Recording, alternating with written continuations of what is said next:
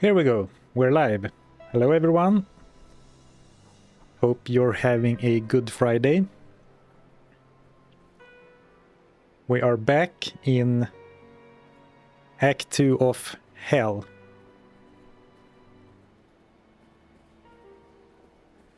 Last stream was kind of a... how to say? It was a complete failure if based on what I set out to do last stream. We didn't make any meaningful progress. We didn't get any meaningful gear upgrades. We did get a bunch of levels though, which of course does help. I think we gained something like 6 or 8 levels. That should definitely help. The suffering continues. Hopefully this is where the tide turns. Hello everyone. Hello, hello. So I have been doing some grinding off stream. Lower Kurast runs in a Nightmare and Gem Shrine runs. So that we can finally craft some good weapons, hopefully. But regardless of that, how that goes, we will push on through hell. I don't want to go back to Nightmare again. So this is the time, or this is the stream where we take on hell. Shit show is proper English for last stream. Yeah, it was something else. I think I had a plan of what we were supposed to do last stream. Then that didn't work at all. And then it was so hard for me to think on the fly and just change up the plan. So we ran all over the place, doing like one Travincal run, one tower run or stuff. And just, it was a mess. But this time I am laser focused on progress. And if we don't get any good weapons, we will try and just go anyway. And today either Duriel dies or I die. Hello everyone. Hi, welcome to the stream.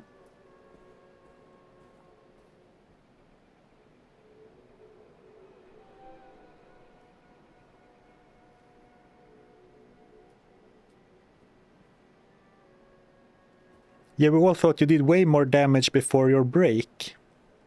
Don't die. Thank you for the tip. Yeah. Why offline? Want to watch the whole stuff since I tried the same challenge for myself. Why I grinded offline is just because I don't think lower Kurast farming is that much fun at all to stream. I know some of you might disagree and maybe it is a good idea, but that's what I did this time. But to give more people a chance to join before we start the crafting session, I want to try and grab a few more elite axes. So then I guess we need to unequip a charm. So I will try and buy 2 more winged axes. And then give people a little bit more time to join in. And then I will show you, I will go through what I did off stream and then craft 8 weapons as advertised in the video title or stream title. I've been binging your videos lately. Oh, nice, Uber officer. Hello, Nuclear Rabbit. Hi, hope you're well. Hello, hello. To you. Good morning, Zero Cool.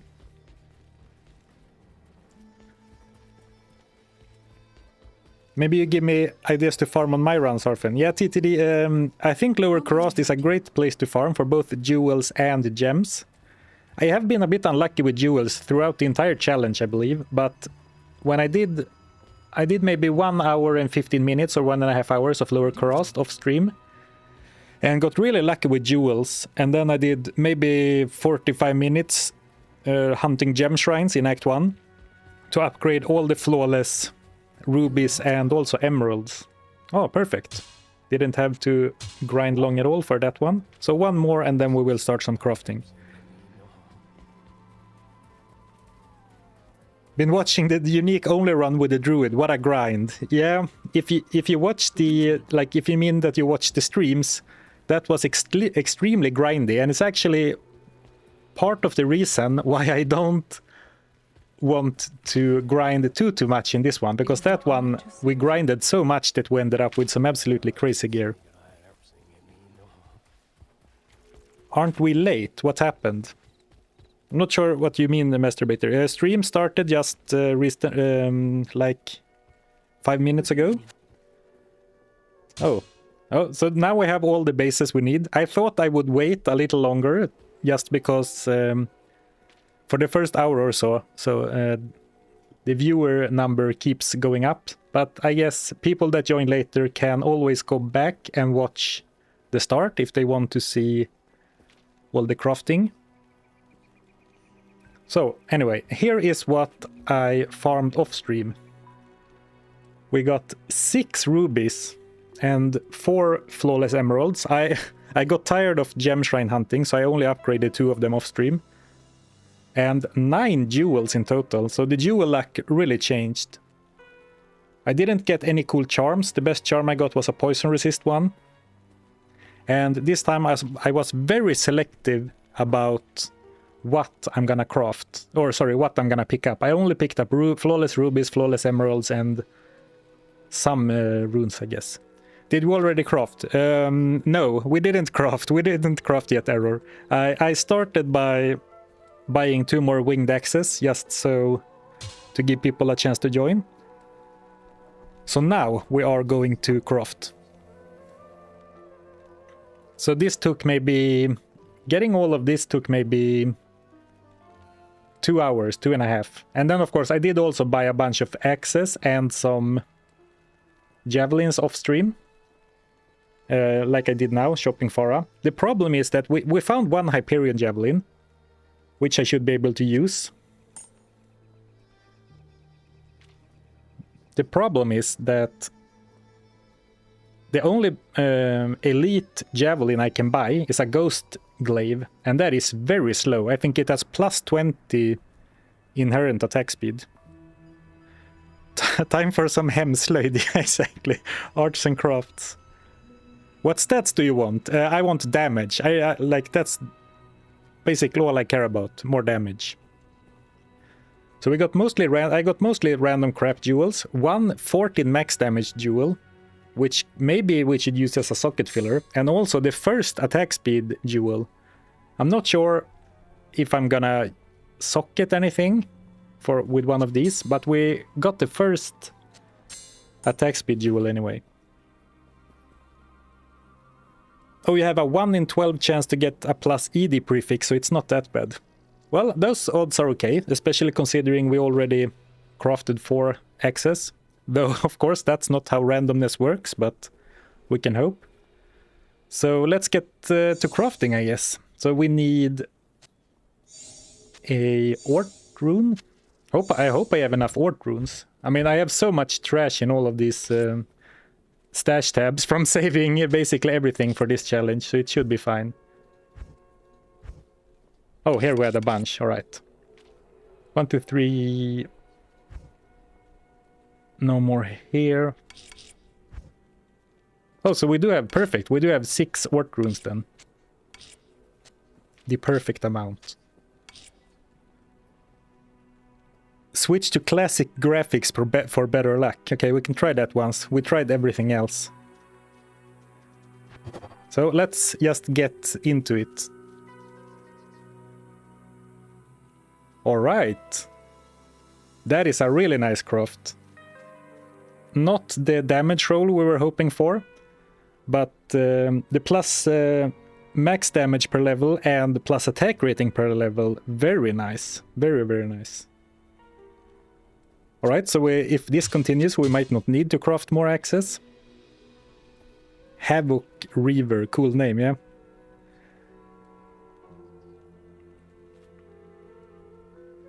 I think it's the Fool's mod, right? So, classic graphics for the win. So I guess we might as well craft all of them first, and then see which ones are the best. Or I guess if we get really good ones, we might want to use the rest of the resources for something else. Not too bad. Some attack speed, but this is probably not it, right? I feel so spoiled just adding new stuff to the cube and just crafting. You know, without having to work for it. Another dual leech, some elemental damage, but nothing too crazy.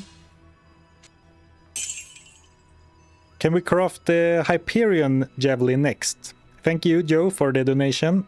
Well, if you bribe me with money, of course. Right. I guess I don't need to identify it, really. But this one is for you, Joe. Hope it turns out well. Soul Rune.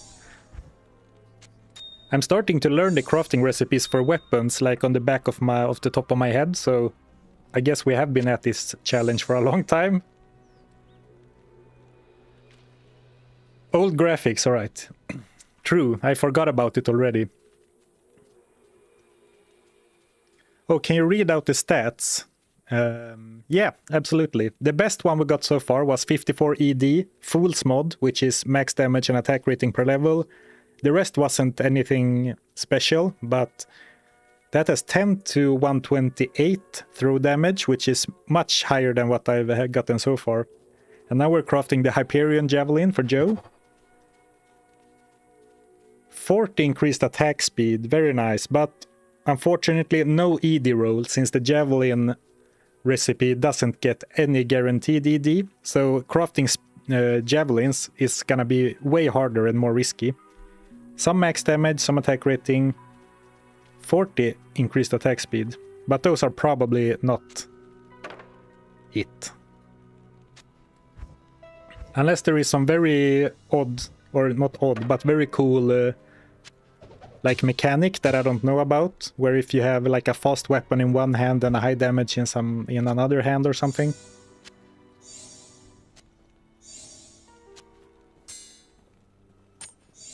No ED. Yeah, that's the big downside of crafting javelins. You get enhanced defense roll as a fixed stat instead of enhanced damage.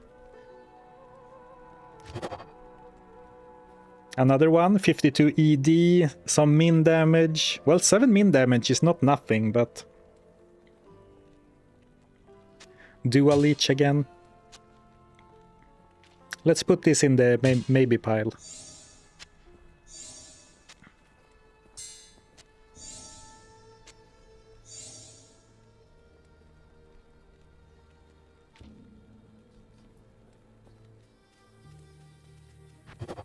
I can already nice. tell that I'll be your best Finally. friend in this forsaken camp.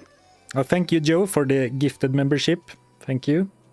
So now we finally got ED roll on top of the fixed ED roll. 116 enhanced damage on a winged axe, 116 attack rating, 1 to 337 lightning damage.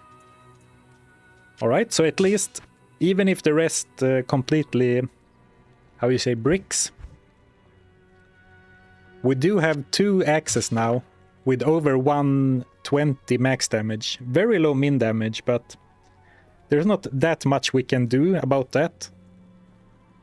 But both of these look pretty solid. Both have attack rating too. Nice.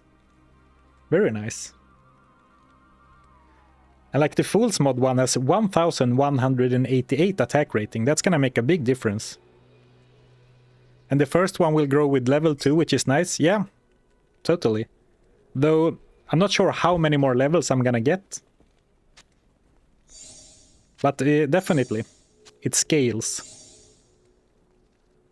And that's a decent duel too. Min damage, attack rating, but we are all about the crafts, right?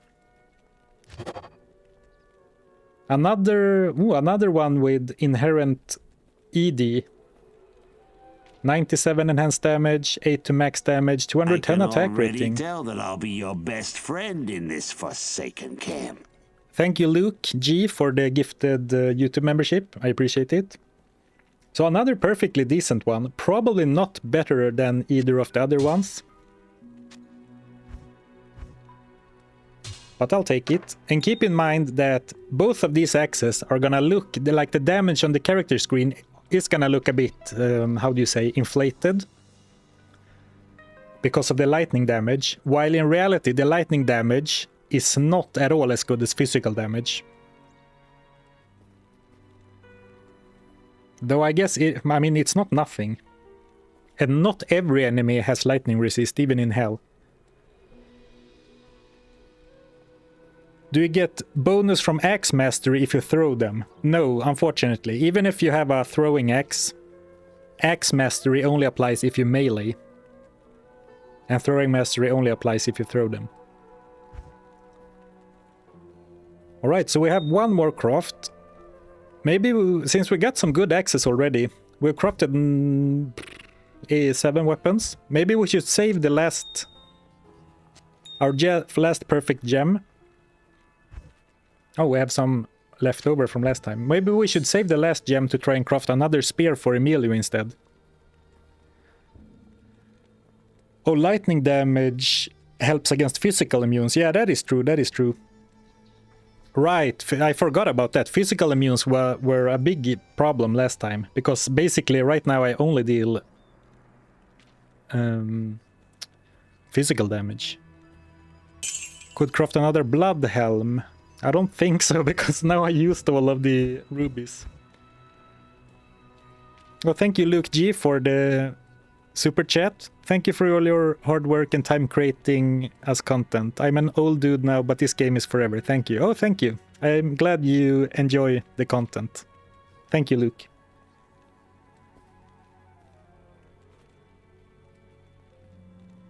Elemental access on second slot. Alright, so let's look at all of our beautiful new weapons. So I think these 3 are what we have to choose from. The one with the Fool's mod, 10 to 128 max damage, but 1188 attack rating. Standing in town, my attack rating right now is 6050. So getting 1000 extra is gonna make a big difference, especially since that is before... Let me just... because that is also before... sorry, getting distracted. That is before bonuses. So you see, my attack rating with this axe doubles. Like this has 6750 and this has over 1250 or 12,500. So even though this doesn't have lightning damage, I think we need to use this one. I mean, the attack rating is just crazy. 1188 before percentage-based bonuses. And then 116 enhanced damage, 116 attack rating, and 12337 lightning damage. Good one. Or the other one, 97 enhanced damage, more attack rating, 210, and less lightning damage.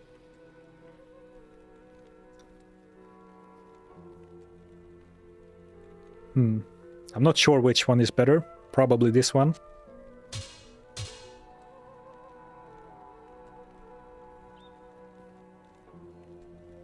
The first one has more lifesteal.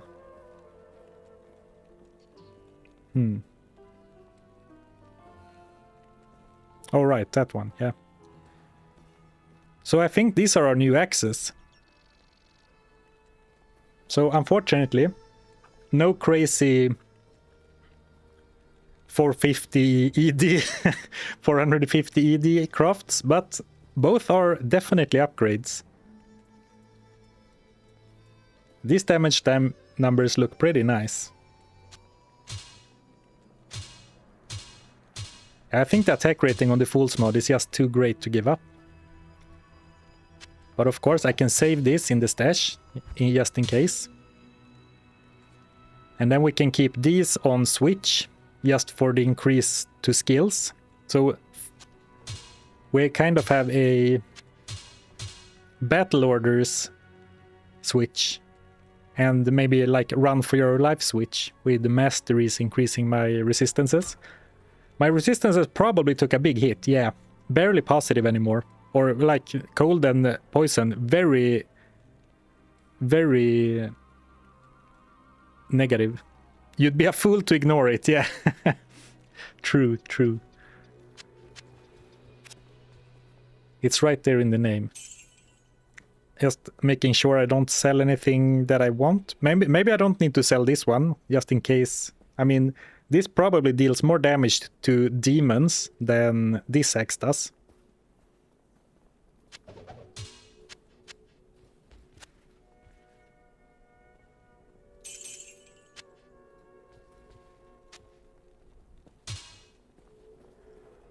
Alright, and this we can also sell.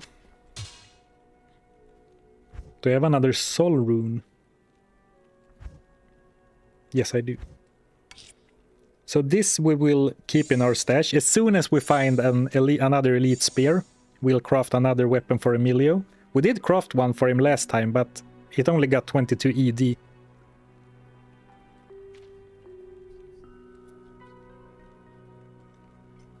Keep previous weapons as bow sticks. Yeah, the previous weapons are on my Switch. I guess masteries don't increase your battle orders, but +2 barb skills definitely does. Though I guess it's gonna be tricky to keep track of which switch is which. That was difficult to say, tongue twister. Which switch is which? Which switch is which? And thank you again, Luke G. This time for becoming a member yourself. Welcome to the Goblin Gang.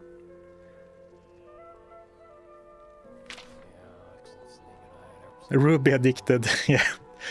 Out of rubies again, and I can't stop thinking about that time I cubed 3 flawless rubies to 1 perfect one to squeeze in 1 more craft at the end of a stream, and it seems like I'm living to regret that. I should have just went with gun and like farm the shrine instead. I mean, this damage, just by the looks of it, is so much better, right? We finally do something.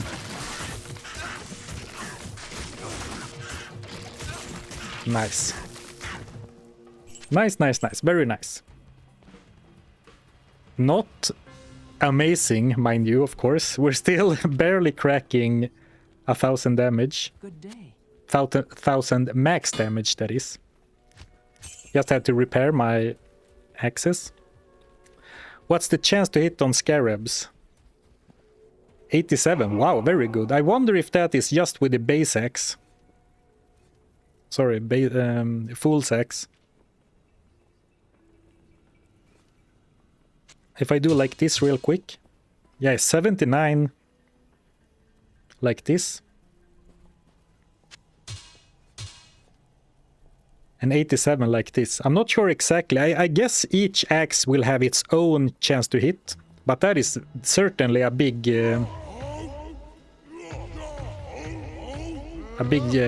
difference. Alright, so now phase 2. Now let's just finish Act 2 real quick. Should be no problems, right?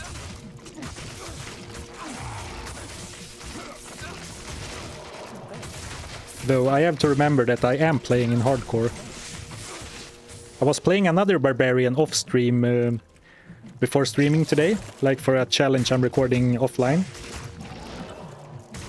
in softcore. So I have to remind myself.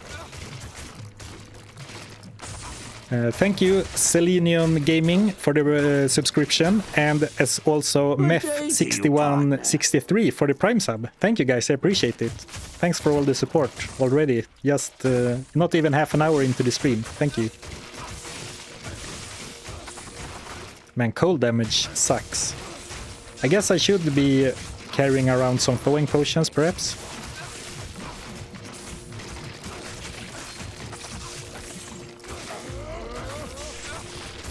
And if this was softcore,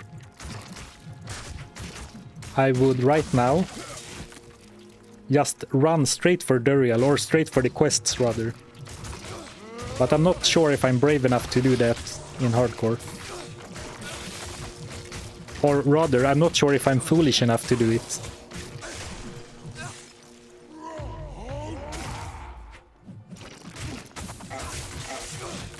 Wow, this feels so good. I can't... I'm not gonna pretend it doesn't. It did not look good last stream, but this feels so much better.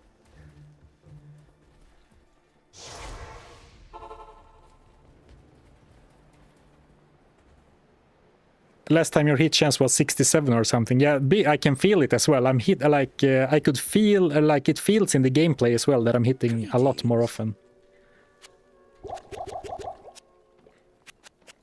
Maybe this is a bit too many potions, but rather too many than too few. Does higher cold resist reduce the time you're frozen or the odds of being frozen? Not the odds of being frozen, but I'm told it reduces the time you're frozen. But the main reason I brought them is that if an enemy dies and I get hit with like the holy freeze aura, I can take it off myself, because otherwise it's gonna stay for such a long time.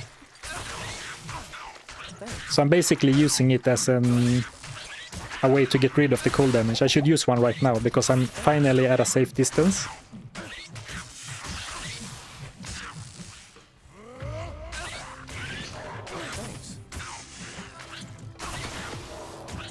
Now for the next conundrum. It is certainly nice that Emilio boosts our damage as much as he does. I can't carry anymore.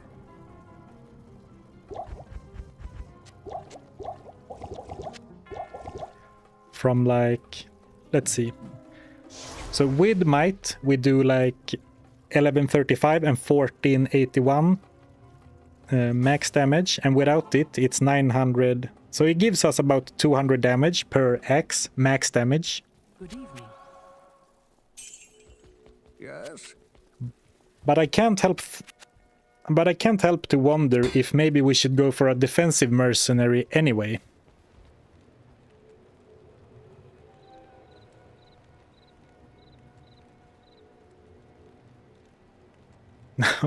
Now imagine a 400 ED Fortias amp damage ethereal 2-socket fools mod. Yeah, that would be something, though technically not possible since you can't get sockets on throwing weapons, not to be a party pooper.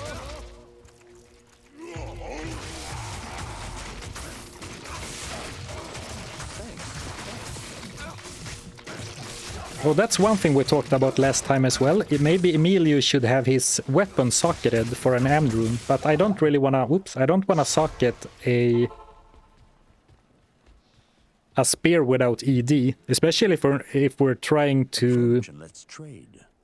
Especially not if we are aiming to craft him another spear. Not here. But right now, Emilio definitely feels like Emilio's defenses definitely feels like the limiting factor.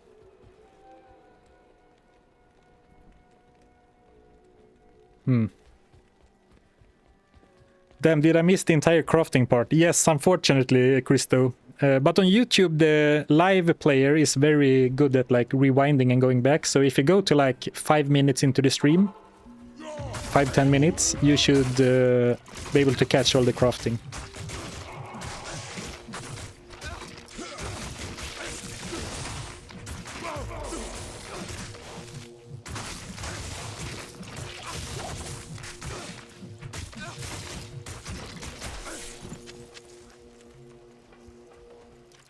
Hello Zarfen, craft anything new today? Yes, we certainly did. Actually, now that I'm thinking about it, I should save and exit the game and rejoin it, because I don't think the Diablo.run extension updates unless you quit from the game and enter a new one. So let me just finish off this pack and then I will restart the game, or like rejoin the game. I can't carry anymore. Just so that the items are updated. How many runs did you farm off stream? I didn't count the runs, but I would say maybe 1 hour and 15 minutes or maybe 1.5 hours in Lower Crossed, and then another 45 minutes gem shrine hunting. I also shopped some bases from Farah. But I don't know how long I did that. So right now we are wearing one of our new axes, very nice. Another one of our new axes, also nice. I didn't do a full gear check, so let's do that real quick. The helm is not very good, but it is decent. It has good stats, but low rolls. And it feels a bit tricky to get a better one. The amulet is perfectly fine. 1 to masteries, 25 lightning resist. Armor, still the old 2-socketed one with... It does have half restoration, which is nice, but mostly about a rune carrier. Crushing blow gloves with attack speed. This ring could probably be replaced. Some stats. Right now I can't replace it, because then I can't wear the axe. But this isn't great. Open wounds belt. Not terrible other stats, but mostly about the open wounds to stop monster regeneration. Pretty nice mana ring. I'm not sure how mana hungry I am still, but it also has good resistances, so this is probably gonna stay. And finally the boots. Finally some faster run walk boots. Other than that, they don't offer much. Other than 7 MF to make me feel better about myself. Charms, I can just hover over quickly. This is of course the highlight. Found a combat skiller on a run for the right character. Though of course combat skills aren't that good for the barbarian, like they are for some other classes, but still nice. Good day to This you, is probably the best charm, 92 attack rating. And some strength and resist charms. Thank you Uber Diablo for the subscription on Twitch. Sip some coffee and let's try and run for... Let's be a bit daring and run. Not without battle cries, I guess. Whew, this is gonna be the end of me. If I keep doing stuff like that.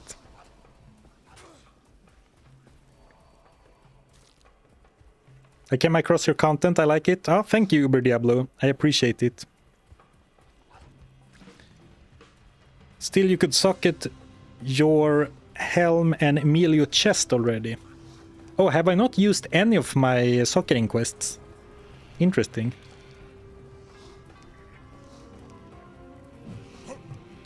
What about putting that increased attack speed jewel in my helm? Go all in on damage, neglect my defenses.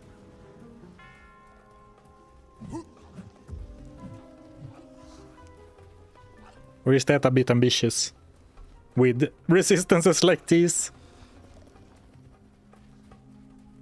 Coffee, not tea, what's happening? Well, I have some leftover coffee, but rest assured that it is not hot. It is not even lukewarm, it is cold, because I forgot about it on my desk.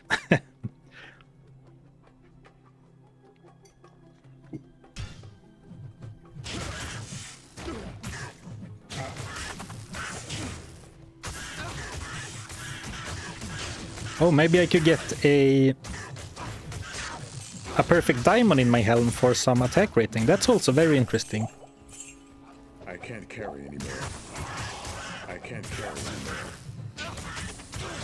Wow, look how quickly that elite just evaporated from the earth. Or from Sanctuary, I guess. I'm not even gonna identify those. It can only lead to field beds.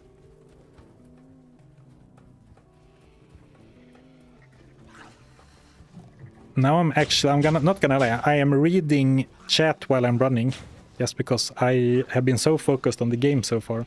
But that I should probably not do.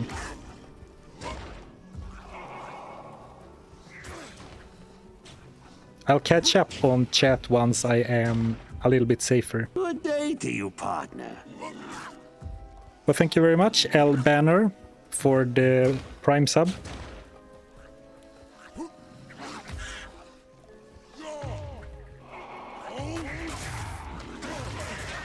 Oh, wow, now my howl is actually scaring enemies away as well. Very cool. It haven't been doing that for a long time since we've been so under-leveled.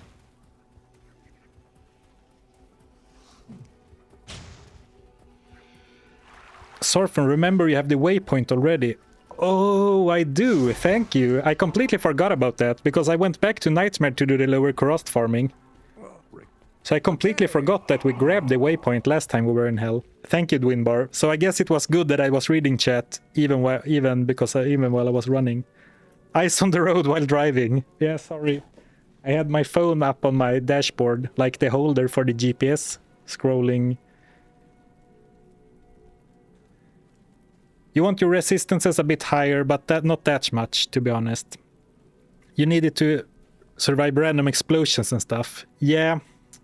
I mean, we do have a high life pool, definitely. But I do think that 23 fire resist and negative cold resist is a bit sketchy, to say the least. But it's also hard to like not socket a 14 max damage or 15 attack speed. And probably a lifesteal rune in Emilio's weapon, but probably not this weapon. If I can help it. But of course, it's gonna be very... We're gonna need to get lucky to get a better spear than this.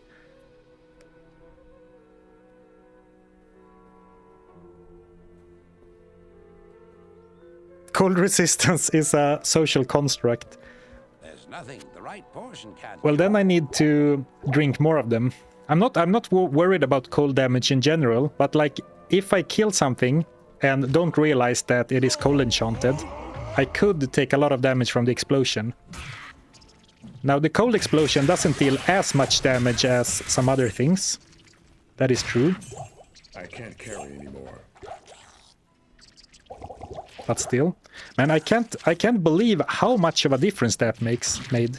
It feels like I'm dealing so much damage now. Okay, not to the maggot, but to everything else. And I think actually, of course, the damage is a big part of it, but I think the like my chance to hit going up is making a big difference too.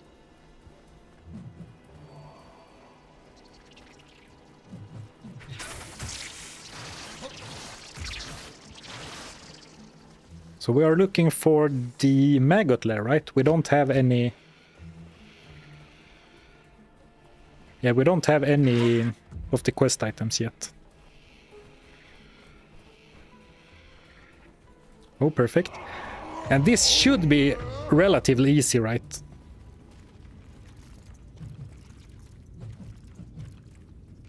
Since they are all coming at me in a straight line. And that is basically the perfect situation for me.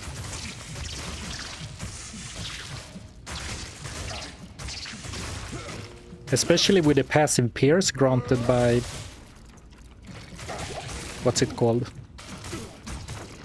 Throw mastery.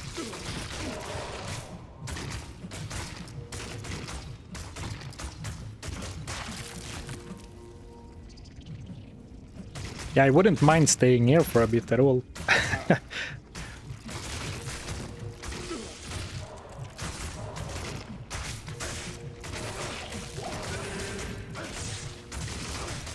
Fool's mod kind of OP, yeah.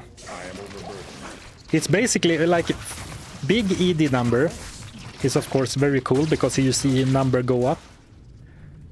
But Fool's mod is so great for the huge attack rating boost while also boosting damage. So I mean, basically any challenge run where you play an attacking character will absolutely love Fool's mod. Thanks.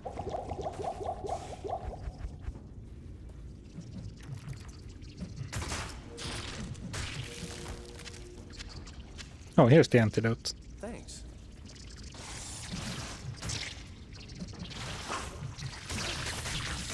Also, I should go back to town more often. Like, it's very quick to go back through a town portal and just visit Atma real quick to heal off the curse. So that is a little bit lazy on my part, for sure.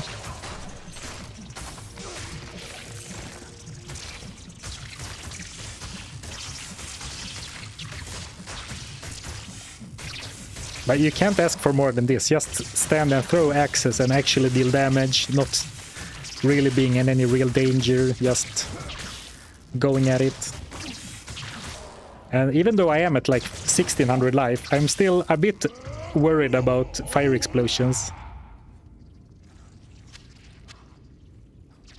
Player setting 1, yes. Do you play D3 or Hero Siege or any other hack and slash? Not really, since I started doing YouTube. I have one video where I play Diablo 3. But it's hard for me to just... since my runs take such a long time to do, as you can see from this live stream challenge, it is kind of hard to justify playing another ARPG, because a lot of them takes a lot of time, right? But I do like Diablo 3. I have played some other games in the past, but right now it's only Diablo 2. I am pretty excited about Path of Exile 2, and I talked about perhaps doing a video on that soonish. But I learned recently that the update that is coming soon will not come with the new acts, or like with more acts. And then I personally feel like it kind of feels like doing a challenge run in a half a game, basically, since there are only 3 acts in Path of Exile 2 right now. But back to your original question, I haven't played Hero Siege, but I do really like Diablo 3. It doesn't scratch the same itch as Diablo 2 with the grinding and the loot and stuff, but it is a very fun action game in my opinion.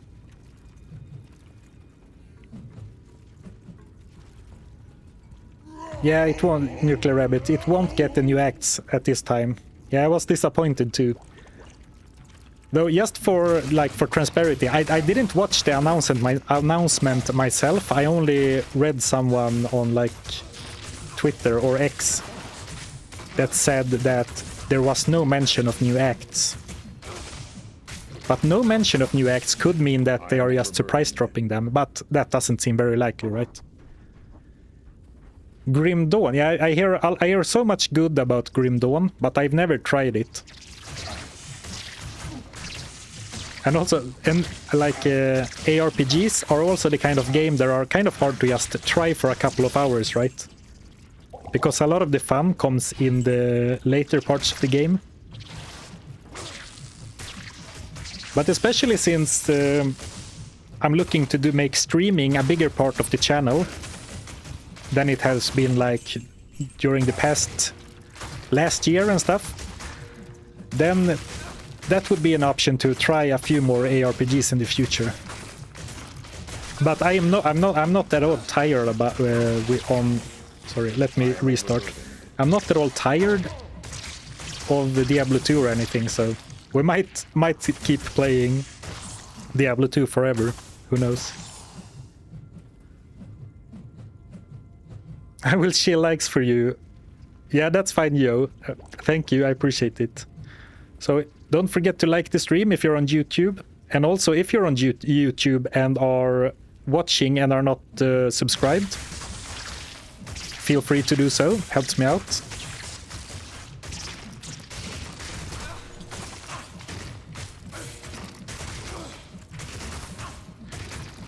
Well, we have a problem. Physical immune and lightning immune.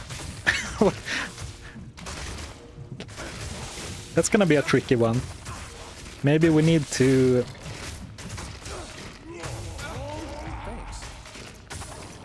Maybe we need to do a tactical maneuver. And bring out the old hoo, ha, hoo, ha, hoo. Now I just need to find a safe spot to... Well, that's about as safe as I will find. L Elite, yeah, for sure. It's like when we finally get a plan, we run into one immune to both. Of course, that can happen, so even if you're like a dual elemental spec, that can still happen. Just going out here to refresh the battle cries before I go back. You can also do Radament for one extra skill. I'm not gonna lie to you, I'm a little bit afraid of Radament. Diablo 3 without any weapon. Yeah, yes, that's the video I did on D3. Was quite a challenge, but also a lot of fun. Oh, I can't scare these guys away with Howl. I guess the area level is too high. Did you consider playing a mod like Project Diablo 2? I played the which one was it? I think I played Project Diablo 2 like a few years ago. It was a lot of fun. But in my mind, since Diablo 2 is not like the biggest game as it is, like the most popular game, I don't think it makes sense for me to start playing mods on the channel. But I know Project Diablo 2, it is fun. I know it's very well liked by the community. And I also hear a lot of good about Path of Diablo, I think it's called, POD. But probably not something you're gonna see on the channel. Did you do Radamant on Nightmare Normal? I believe I did. I hope I did. I'm pretty sure I did. Of course, maybe I neglected it, but I do think so.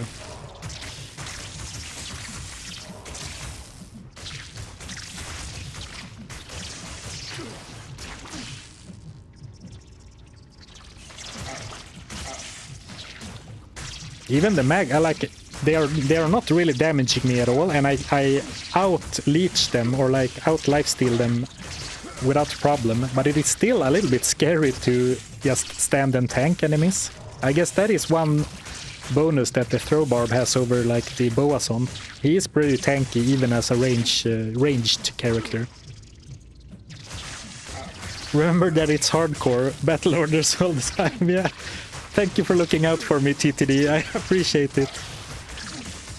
Where can Man-Catcher spear drop his magic? I'm not sure, but I believe that we can find Man-Catchers at this point. Though I am also... Well, actually, 134 might be exactly what we need for a Man-Catcher for Emilio. So I will try to... I already forgotten about that we were looking for new gear for Emilio, but I will try to keep an eye out for upgrades. Man-Catchers, Hyperion Spears... What else? War Pikes, but those are so slow. I would prefer to not go that route. Diablo 4 was a huge disappointment. Yeah, I haven't beaten Diablo 4 yet, so I'm not gonna... I prefer to not like have too strong of an opinion. But it does say something that I played it in the beta, had a lot of fun, but I bought the game. But when the full game came out, I beat the first act, and then just I had no urge or no will to continue. And I guess that says something about how I feel about the game, without actually saying anything. But on the other hand, you could make the case that I haven't really given Diablo 4 an honest try. So maybe we'll do that. Looking forward to Titan Quest 2, it looks amazing. I really like Titan Quest, like the original one. I haven't beaten it ever, but I really like the mythology theme. And the classes seem pretty cool. So I am kind of looking forward to Titan Quest 2. Whenever that's coming out. I think it's coming out sometime this year, right? Tell us how you feel about druids again. I would, but I don't want to offend any druid enthusiasts. I mean, they have it. Druid, like players who like druids, have it hard enough as it is. They already decided to like be fans of the worst class, so I don't need to rub it in, I think. Yeah, the leech is very good. I am surprised how well the leech is keeping my life like full at all times. Very nice. How much leech do we have anyway? 7%. Pretty decent. And I haven't had to use a mana pot in a while as well. Titan Quest 2 is coming out on early access this year. All right. Blue treasure. Yeah, unfortunately you can't craft treasures since it's a polearm. Yeah.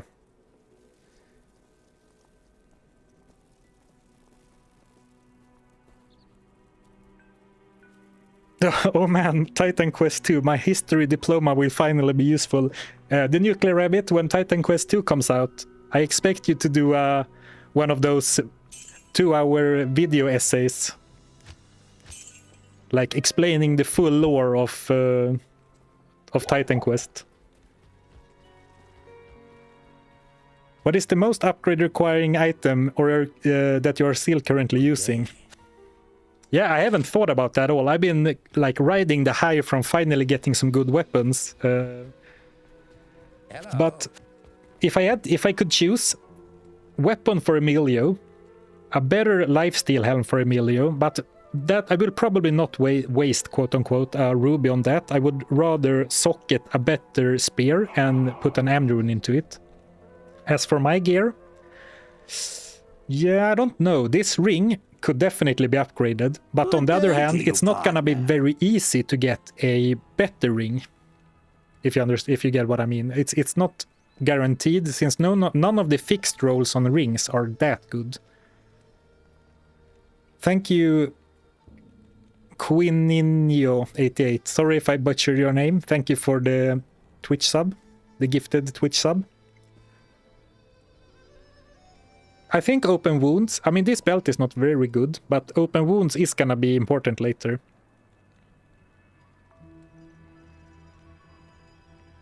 Probably a ring, or maybe try, like a ring for me, maybe try for a better helm, but it's gonna be very hard to get a better helm, even if the stats are low. This has dual resistances and some damage and magic damage reduction. And both the damage reduction and magic damage reduction are actually top rolls. But I could see myself socketing my helm. But otherwise it's probably gear for Emilio. Yeah. And this is pretty good as it is. So a helm and a spear maybe. Good day because it's a Friday. Great day because it's also Loot Goblin Day. Oh, thank you, JPEG.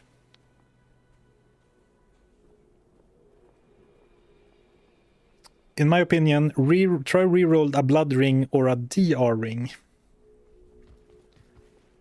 Yeah, the problem with a DR ring, I guess you mean a safety ring, is that it also requires a flawless emerald. And the only gems I have right now are for safety or caster. I have 2 crap jewels. And then 2 good jewels. Oh, wait a minute. I have too much inventory space. We removed a bunch of charms when we went to Nightmare, but I should have some lightning resist. I should have some good charms somewhere. I'm running around in hell with a 6 to all resistance charm in my stash. Hello? Cold resist, cold resist.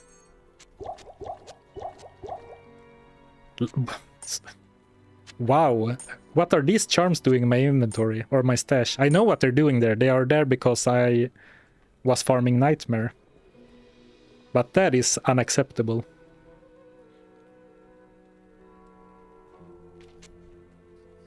Though it does for sure suck to run around with just 4, like 2x4 stash space, but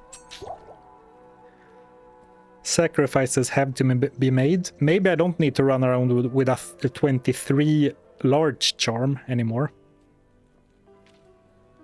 That can probably go. I'd rather have 7 fire resist, I believe. I think.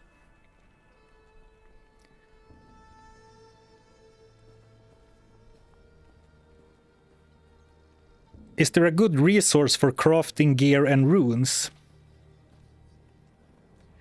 Yeah, maybe someone else can help you out, because I still use the Ariat Summit, very old website, and it's not a, I mean, it is an accurate resource, but it's not very intuitive or like user friendly. But there is a, I don't have the link for you right now, but there is something called a Diablo 2 cheat sheet that has a lot of resources.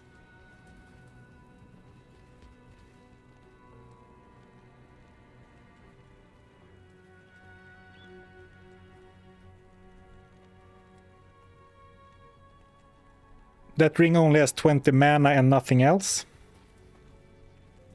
It has 11 life, 5 strength, 1 life steal. I think those are the most important ones, not the mana. But I mean, we could craft...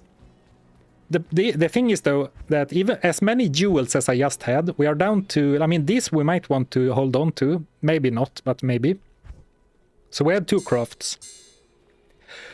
We could go for a hit power craft ring right now. And just hope to get lucky. But the fixed stats on that is not very good, right? And I guess I will need to level up then to be able to wear my gear, yeah. So in 1 level we can give that a try. But man, this is beautiful. Max lightning resist, 50 fire resist. This looks much better than what it did just a while ago. For sure. It looks a lot better. And that is even without... without battle command, so my natural resistance will be a little bit higher as well. So maybe I could get rid of 1 lightning resist charm. But I don't think there's a small charm I would really want to use. Well, hello, 5 magic find. But on this run, magic find is not that great. Poison resistance maybe. Nah. Well, let's not stand around in town. Keep your eyes peeled for Hyperion spears. Oh. Yeah, feel free to type in all caps in chat if I miss a spear base, because every time someone types it in chat, I remember it for 2 minutes. Then it's gone from my mind again. Elite spears, elite spears, elite spears. Cold damage for the slow. We can try it, but I do think that...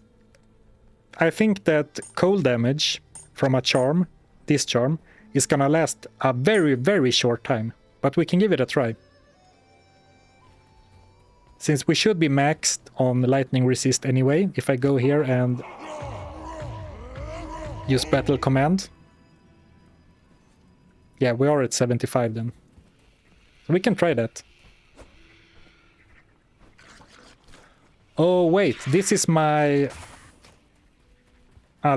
battle switch. So I was fooling myself. This is my +2 skills weapon switch. I guess we can swap to that if we're in a very dangerous area, like against souls. Because this is my damage switch, and then it's only 3156. Whoops. Can't they sell elite spears now? The only Lasse, the only thing we can buy right now, at least in Act 2, is war pikes, and they are so slow that I would prefer to not use them.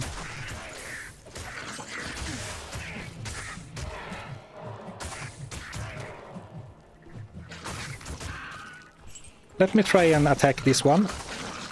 But you see how short the cold duration is from that charm, right? It barely... I mean, it barely turns blue. I guess against bosses or single targets it could be quite strong. So it might be worth it, but probably not over 5 lightning resist then, if my lightning resist isn't maxed on my fighting switch. I think.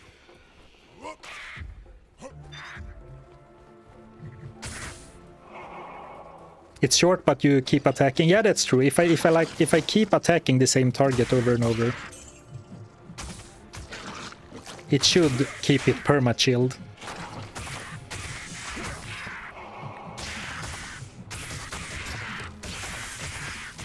Does Emilio have any cold damage? Yeah, it does, a little bit. Better than nothing. It is better than nothing, but we just replaced a 5 lightning resist small charm to get that.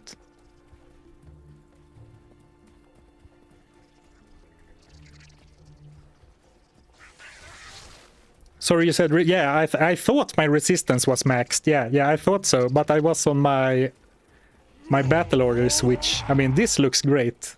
But this is the reality. I was honestly, I was a bit surprised that my resistances were so high. And I didn't really understand why or question it. But there we have the reason, I guess. So maybe our next few points should go into natural resistance.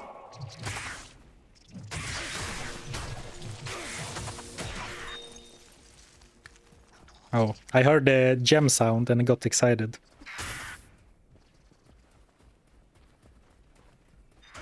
First time here. I watched all your recordings for this challenge so far. Watching has gotten me playing D2R again. Oh, nice. Hey, Rob. Hey, Rob6. Hope you are having a good time in good old D2.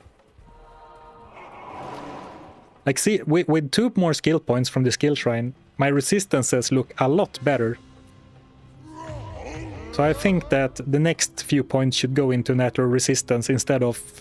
what am I currently doing? Yeah, I'm currently maxing out battle orders. I guess I'm only 1 point off from maxing it, but... some more natural resistance is gonna be my priority if we get another level up.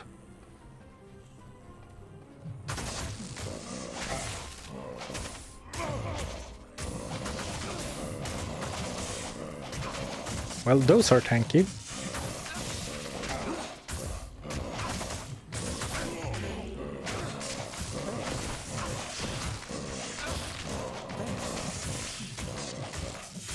Let's leave that guy. Immune to physical. Super tanky.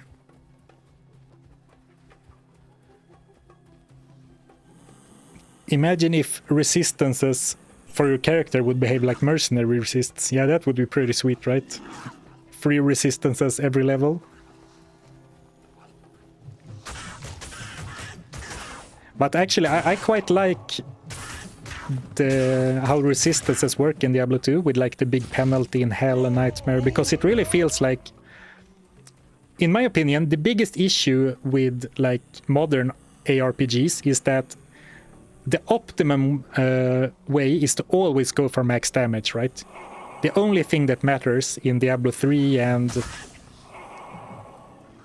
a lot of other games is your damage. Like, not the only thing that matters, but by far the most important one. Or maybe that's a bit unfair, but at least in my opinion, my impression of it. So I think it's fun that it feels more impactful in Diablo 2. Thank you for the gifted membership, Joe. Thank you, thank you. 7 a.m. where you are, Tam. Well, hope you're enjoying some breakfast.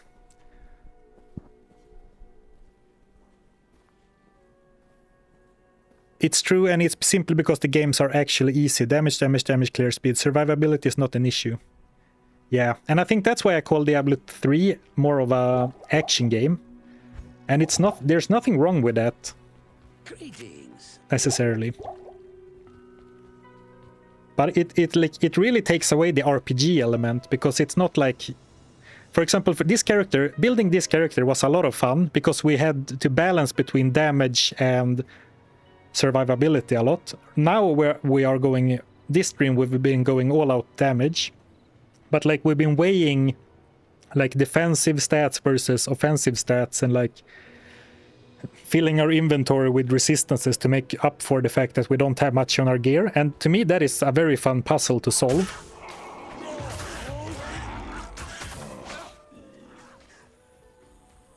So I'm not sure where I was going with it, but...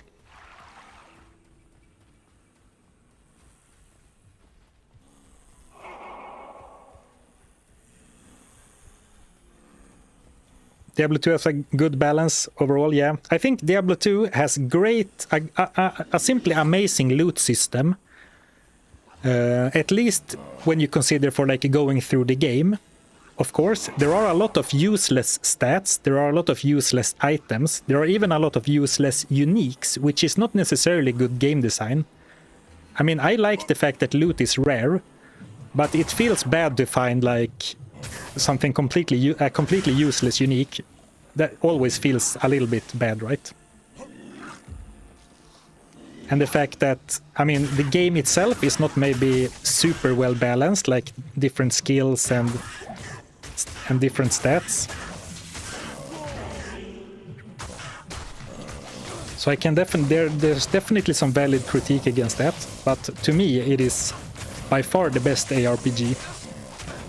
Though before any Path of Exile maximalists start fighting me, I have not really played enough Path of Exile 1 or 2 to have a strong opinion. Oh, I saw spear, but it's a war spear. And I think that's exceptional.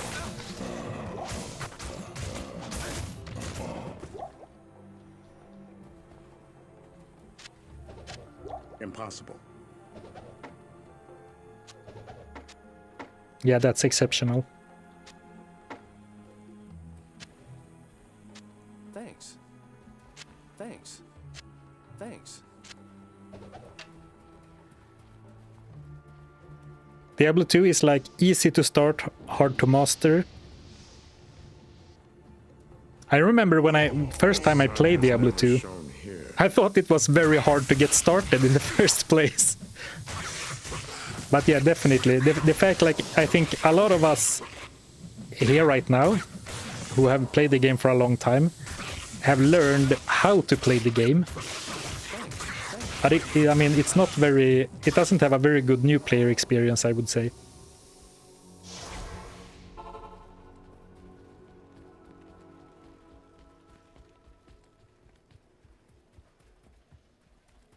What I think you were trying to say is Diablo 2 is better than Diablo 3 plus 4. Yeah, let's not... I don't need to complicate it more than that, right?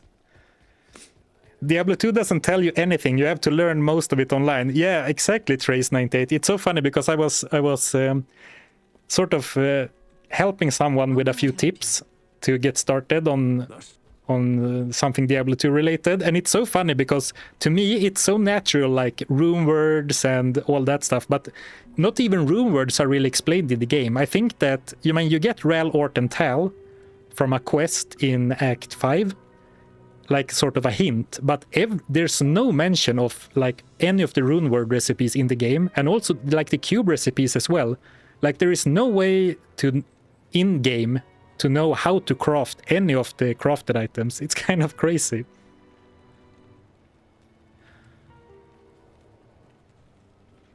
All right, so much activity in the chat today, which is super awesome. I'm so glad you're all here. It's kind of hard to keep up, so apologies if you addressed me with something and I didn't reply. I will go slay snakes, but feel free to... If there's something urgent, no, not urgent, but feel free to tag me if there's something you really wanted to say about the run. But don't tag me if you want to defend the druids, because that will fall on deaf ears.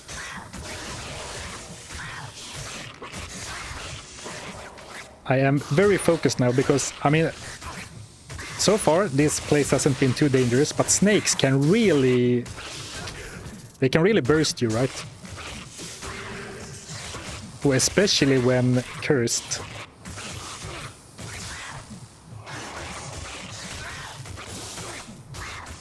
Yeah, this is very scary. Like if Emilio falls and I'm next in line, I could get bursted really quickly.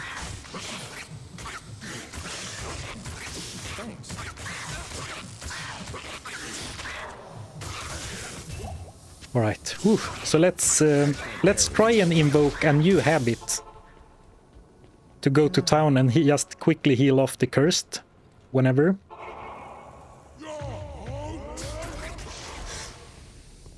Oh, the first time I opened a hardcore safety portal in a long time, but here we go.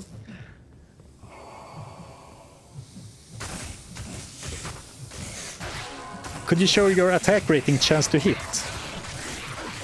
Absolutely. I will do it after this pack. I think my attack rating and chance to hit is very good, like compared to what it used to be. But I think that it only shows, since I have two weapons and they have different attack ratings and different chance to hit, I think it only shows my best one. So we have to consider that not every axe is gonna hit as often as it shows here. Like 84%, I believe that is for my best weapon. So my other axe probably have more like a 75% chance, like this has. But 84 is... Oh, sorry, Emilio. 84 is a lot higher than what I've been having so far in Hell. Good evening.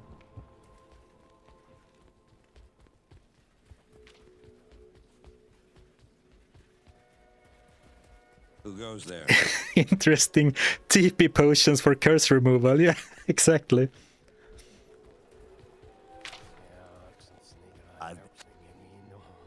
And I am glad you guys convinced me to don't carry around the books for more charm space, but it does take some getting used to, because it's very weird to only have 4 town portal scrolls and having them in your belt. You might have noticed that even though I have them on my quick bar, I still cast them from G, because that is so ingrained in my, how do you say, it's so ingrained in my muscle memory.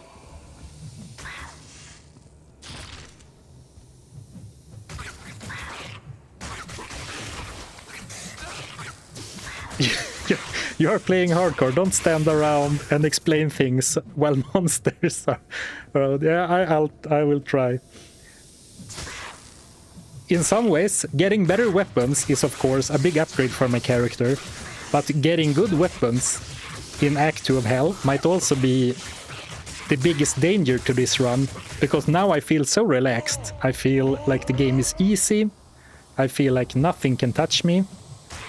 I feel like I've already beaten the challenge in my mind. Now we are just going through the motions. Something overconfidence from Darkest Dungeon.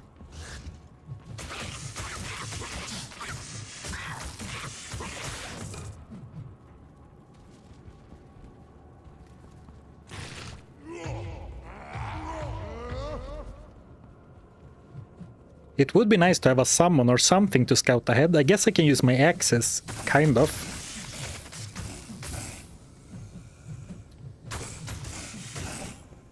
But they are not guaranteed to hit. But I guess I would be very surprised if anything can one-shot me with 1700 max health.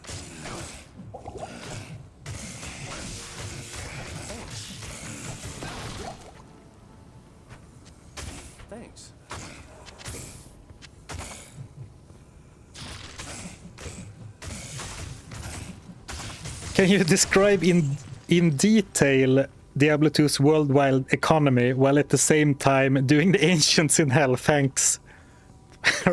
Requests are welcome, but not guaranteed to be entertained. Don't get too easy. I'm scared of dolls in Act 3. Yeah, I mean, I haven't really thought that far ahead, but holy crap, dolls are gonna be scary. Mancatcher. I can't carry anymore. See, I noticed it, but of course this one is not usable, unfortunately.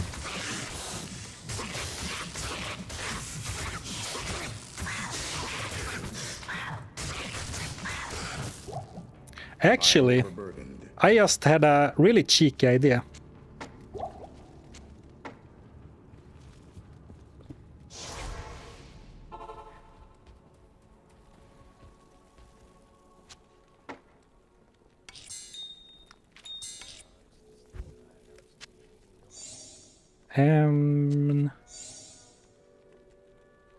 Any rail runes?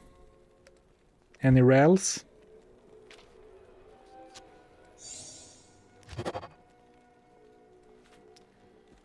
And then is it normal gems?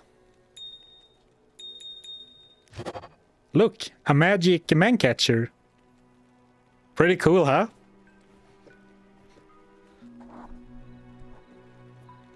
Now we can craft with it.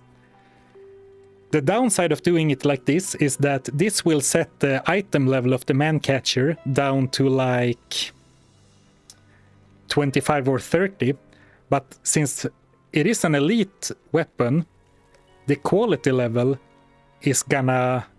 How to explain it? The quality level is gonna override item level. So we are not actually being punished for using this recipe.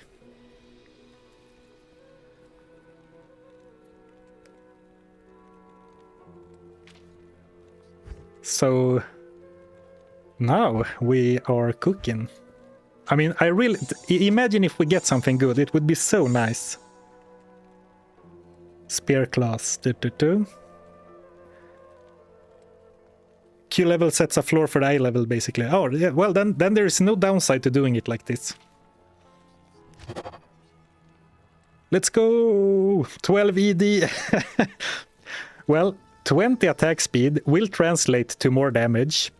12 ED. I would have preferred if it rolled with no ED, because this is just a slap in the face. 12 enhanced damage. Come on.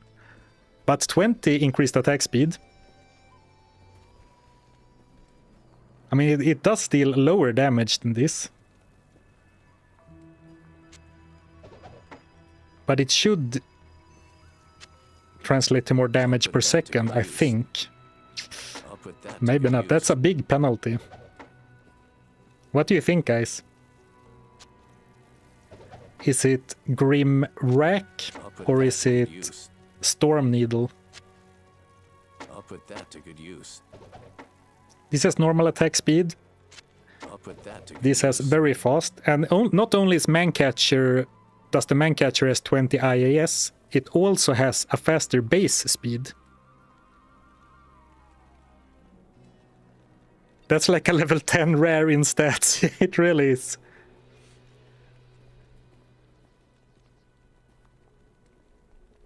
Oh, thank you for boosting my ego with the the cube place. This Mancatcher doesn't deserve Emilio. Yeah. We don't have, yeah, good point. We can try it. I don't need to sell it, the spear we're not using. So we can give it a whirl. Though now we are out of perfect emeralds if we find another one.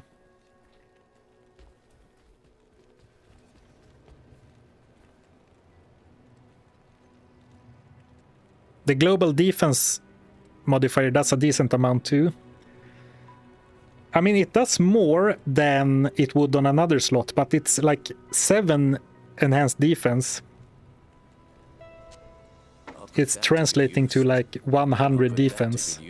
I mean, we're not having that much defense to begin with, to be fair, but...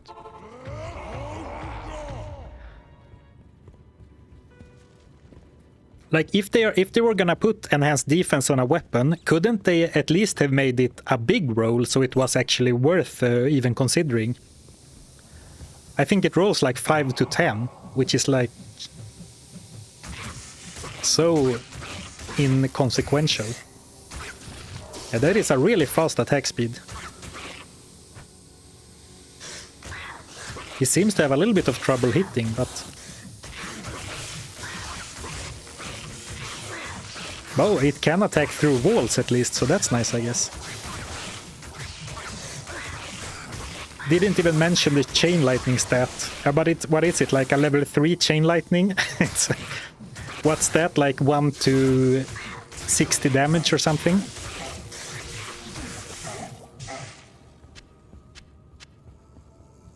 Maiden Spear. Unfortunately, he can't use Javelin Spears.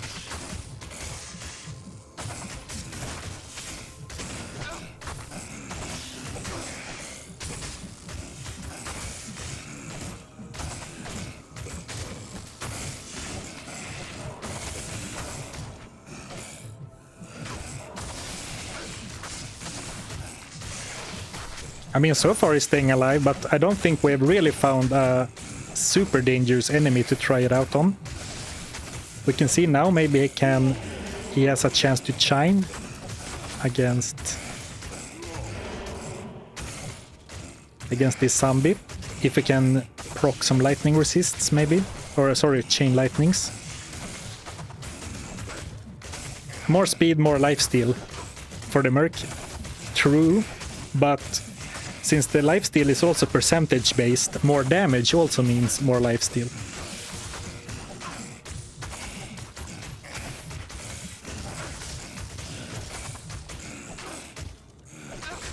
Oh, I was attacking on the wrong switch. Not that it really matters, right? Actually, let's do it like this. Oh, I don't have that other lightning axe with me.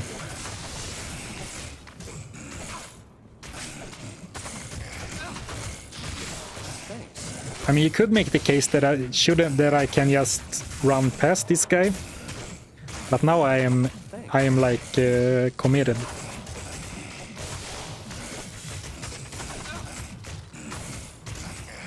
Right, see you later, Nuclear Rabbit. Enjoy dinner.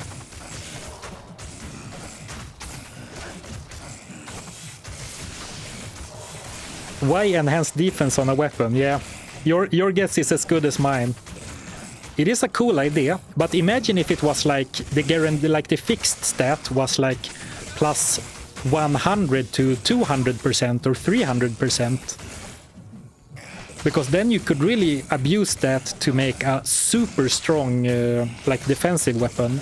And with how bad defense is in Diablo 2 already, I really don't see that being a problem. Another physical immune. Alright. And Emilio switches target.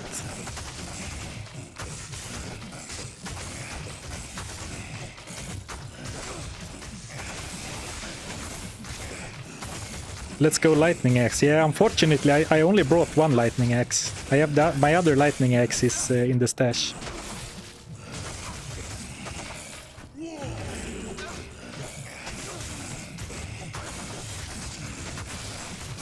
Big loot incoming from these guys. I imagine if we find a... He just left, but I think Nuclear Rabbit, or maybe someone else said it last time, he can't wait for the ethereal lacerator to drop on this run. That would really sting. 5 hours later. Intense gameplay. I mean, and that's the thing, you wouldn't get a fight like this in a modern RPG. Which is, I guess, both good and bad. And he's magic resistant too, which I guess is why he takes so little damage from the lightning.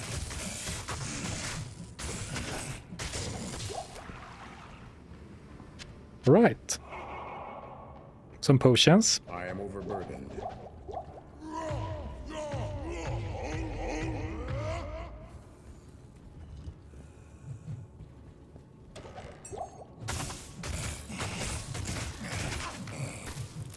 Emilio! Indeed.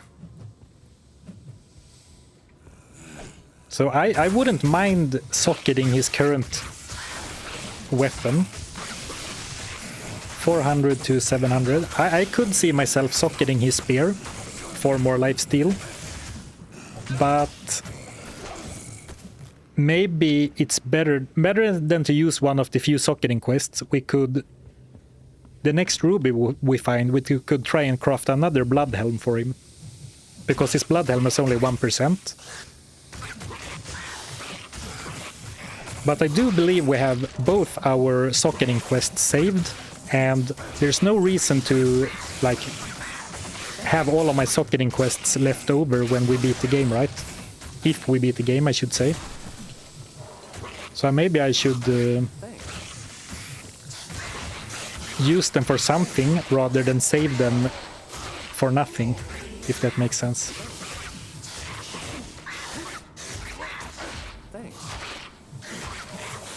And also I have so many full rejuvenation potions in my stash that I should really not let Emilio die if I have full rejuvenations on me.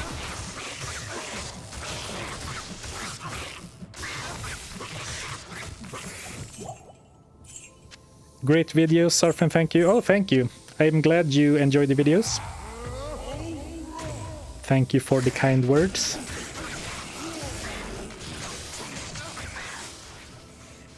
Let's try and pull Emilio back to the Grim Ward.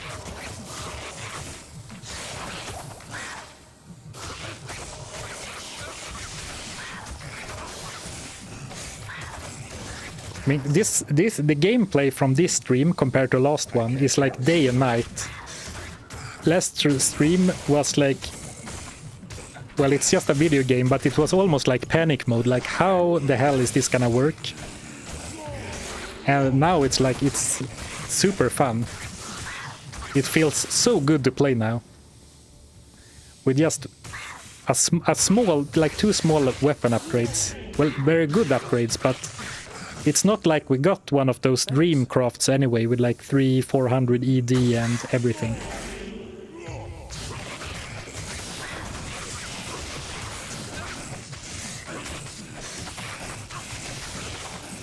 Could wait for the next spear, and then once we craft one more, you could socket it then, pick the best one. Thanks. Yeah, I could do that as well. I'm not opposed to that. There's no trouble a mug can't cure. Because, to be fair, it's not like Emilio is dying right now, like insta-dying. So there's no rush in trying to give him more leech. Hello. So for now we can just hold off and wait. I like that idea.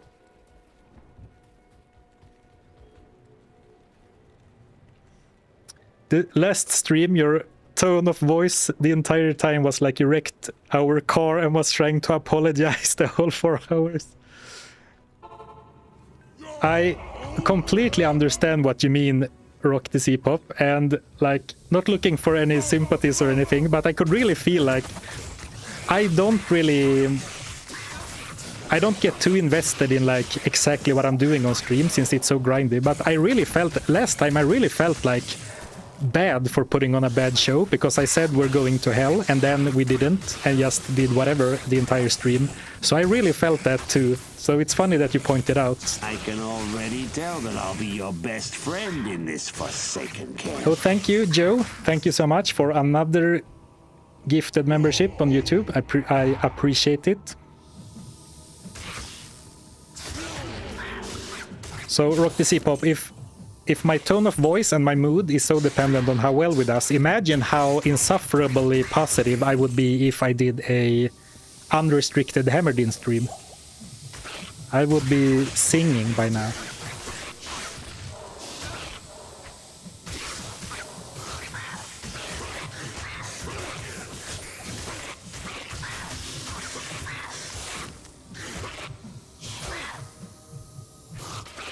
Hope you can enjoy a mid-strength beer.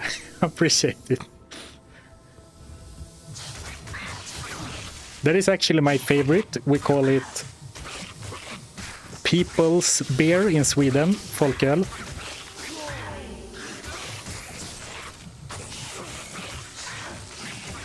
It is hardcore, so prepare with some grinding.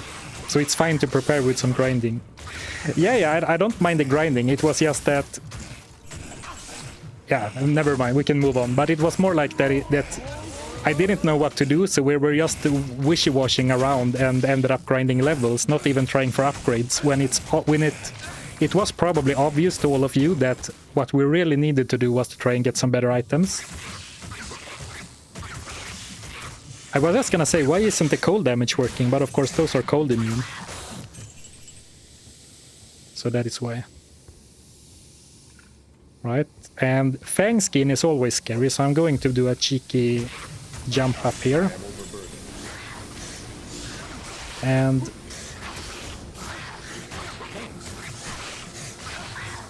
might even just run away. Because there is no space to, like, kite to. Oh wait, here we go, now we can put up a green ward. Oh, perfect. Did I say Fang skin was dangerous?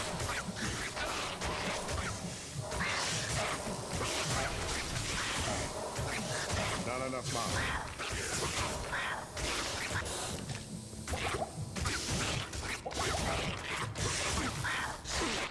Not enough mana. Alright, a little bit too close for comfort.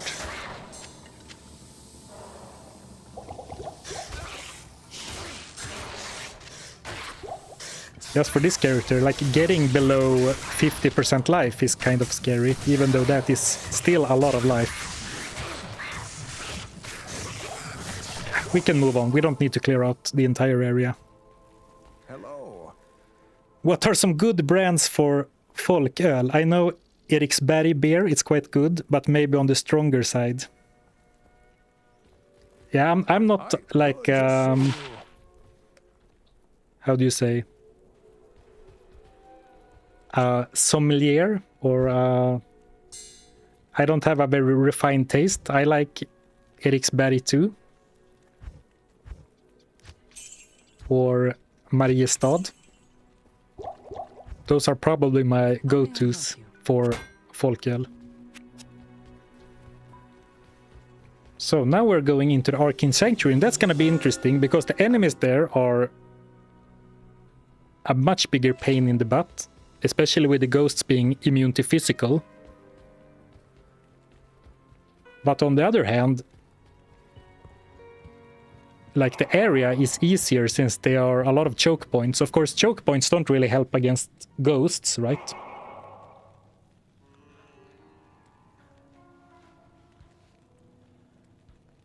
Connoisseur, yeah, connoisseur was the word I was looking for. Just get Prips Blå 2.8 for okay taste and low cost. I don't like once you go under 3 like percent on beer, I think you lose a lot of the taste and only like get the taste from like I don't know the English words, but like the taste from like the byproduct. So then if we go like below folköl strength, I personally I did not think before going through there. I don't even have all of my battle orders and battle cries up. Stop distracting me with beer, guys. But if you go below 3, in my opinion, I would rather drink soda like cola or something. Pepsi. For taste.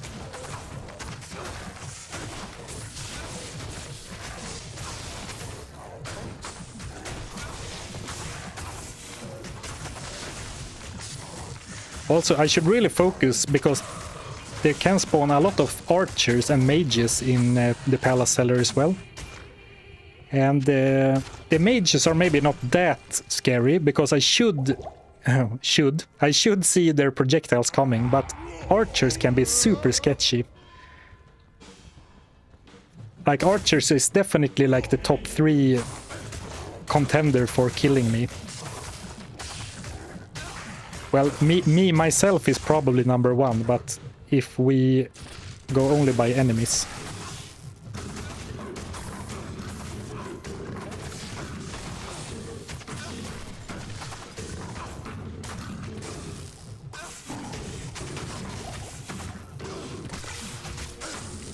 I think I said this exact sentence already, but I don't really understand how big of a difference the axes made, because it's not like the axes were like, how do you say, a magnitude better. It's not like the axes were even 2 or 3 times better than the old ones. They are like 30, 40, 50% better. I guess the attack rating is really what makes the difference.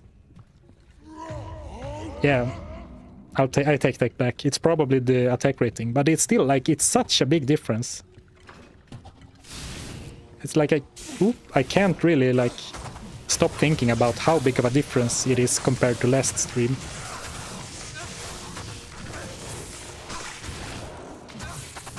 Thanks. And I know I've been really bad at using battle cry, but I'm trying to not go into melee range too much. I guess now a lot of them are dead. Well, Emilio too.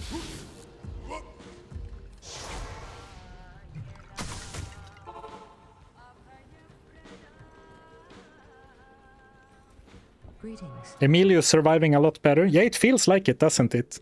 Though, of course, skeletons are unleachable. Hey. So those are probably not...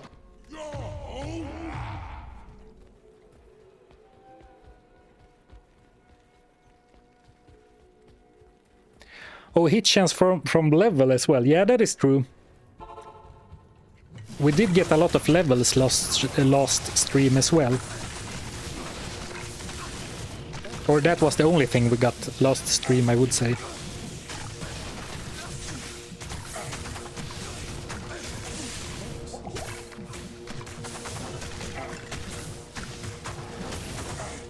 Oh, here comes Fire Eye. Alright, he was almost dead.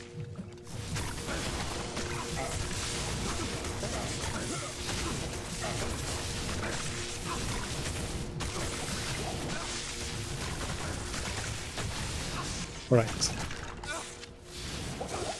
Ooh. I am overburdened. This challenge is really getting intense. I know I go between saying it is easy and intense back and forth. I do realize that myself as well.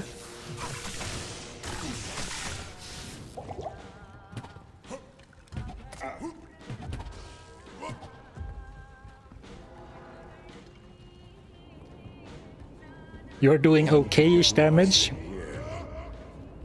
I can't. I think I do great damage, but of course, yeah, I understand what you mean compared to an actual good character.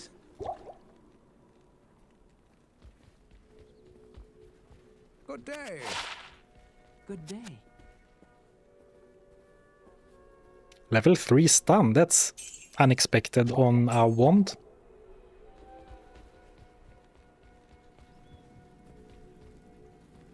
Are we going for declone too if that happens? Well, this is in single player. But if we find a Stone of Jordan, I promise you that we will get... Or we will give a Diablo clone a try. You have my word. Only druids drink Pepsi. Wow, you're way out of line, man. No, I am a Pepsi enjoyer myself, actually. I prefer it to Coke. Right, specters. This isn't gonna be very much fun, is it? I mean, this is not the worst, but these are also only 3 normal specters. Not an elite and not a big group. I wonder if I can scare them away with Howl. Oh, I guess I didn't get to try.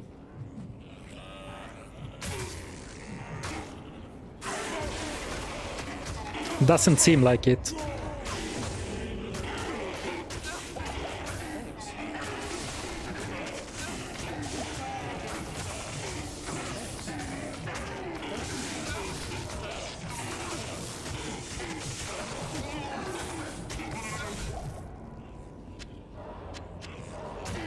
I mean, it is hard to battle cursed, but it's also hard to avoid, right? If you fight a pack that is cursed, I mean, it doesn't really help to go to town because you will just be recursed immediately.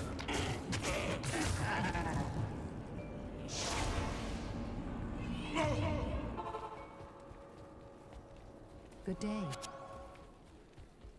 Don't go melee when amped. Yeah, my brain only has room for one thought at a time. So when my brain decides you need to go for Grimward, it forgets everything else that's going on around me. So you are right, but it's gonna be hard to make happen.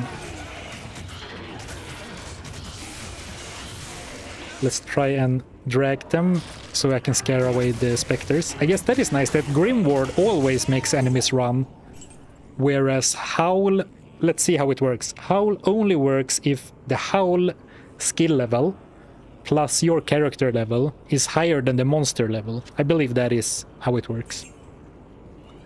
Which is why I can't scare any enemies away right now, with Howl, that is.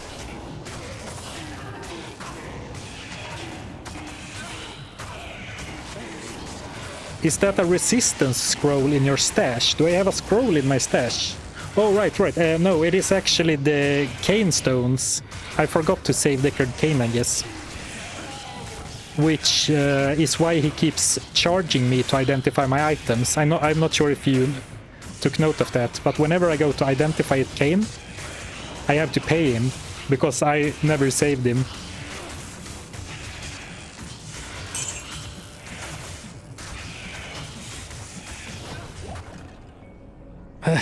Thank you, Joe, for the the super chat. How many Joes are there in here? Well, there should be at least one. Beyond that, I can't really tell you.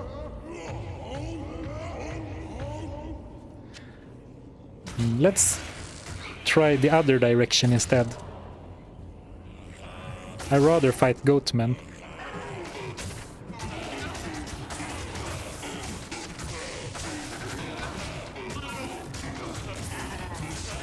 How's hell going? Well, it's going great. Not to jinx it, but right now it feels very good.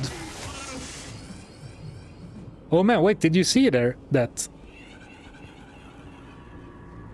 when I Grimward him away, he loses the physical immunity. And maybe this was obvious, but then that means that the extra damage taken is resistance removal. That is very interesting. I didn't know it worked like that. Though I guess how else would it work? Joe the Human, here's for a bit of Pepsi. Hilsen von Danmark. Sorry for the Danish, that's the best I could do. Thank you, Joe the Human, for the Pepsi donation. I will make sure it goes to the right cause. I am overburdened. But unfortunately, I don't have any Pepsi or Folköl with me today. I only have a bottle of water, but I guess I should start drinking since we are slowly approaching the 2-hour mark, where I usually feel my voice start to wear out a little bit.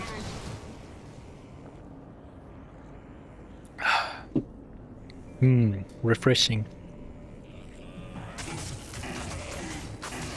It would be nice if we could finally get a first way Arcane Sanctuary. That would be nice. Or maybe we did get that in Nightmare. By the way, all of the cold damage charm believers, this here it was really good. Maybe now they're occupied by Emilio, but when it's a narrow corridor and you keep slowing down the first one, it was very nice. Like for example here, if I slow the first one down, it slows everyone down. So in this specific place it was very nice.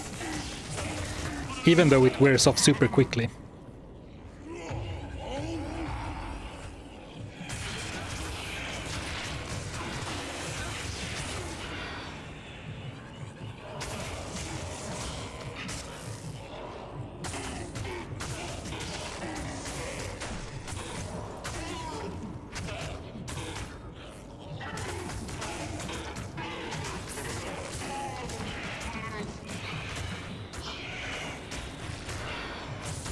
Hello, my good man. I hope you're having a good day. Great day. Oh, thank you, Skiav17. I do. I have a great day. Hope you have as well. And everyone else in chat. Having a nice Friday. I can't carry Let's try and just run. Ghosts are such an annoyance to fight. I could have been doing this from the start, I guess. Though it is a little bit sketchy.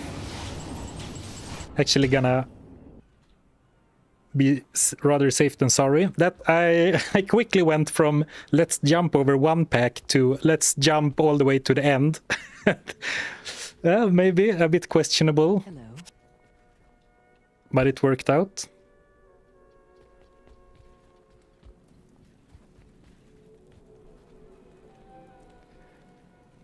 A little bit of a upper body stretch before we go back. There was something else I was going to do, but I forgot about it. lost in here. So even though I only streamed for 2 hours, I definitely have a sort of Friday brain. Can we see the gear so far? In the pinned comment, should be on the top of the chat, you can find a link to see all my current gear. It unfortunately doesn't show you like the total damage numbers or like my stats, but you can check those real quick here. But that should be updated to my most current gear.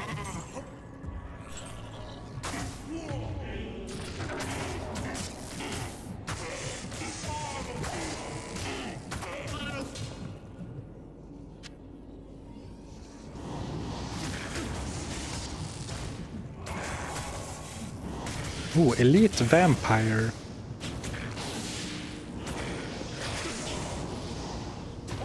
Those are usually pretty tanky, but they are also not immune, which means I'm not going to complain too much.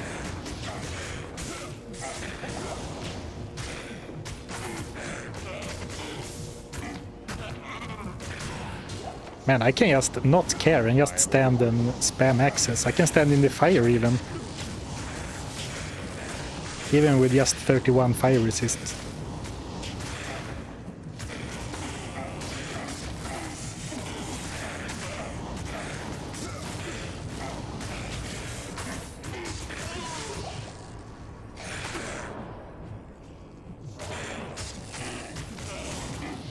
Emilio is dancing, yeah, I guess. I mean, it is very cheap to just use a town portal to resummon him. But I figured he would be teleported to me sooner than he's being. Right, so here we have ghosts. In that case, let's drop a Grimward.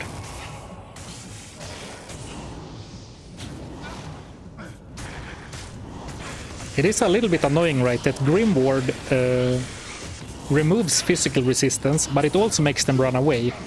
So it's like, it's kind of a conflict in the skill design, right? It makes monsters run away while also taking more damage. I guess it is in some ways the perfect skills for a throw barb. But it's also like you can't utilize the the damage increase while they run.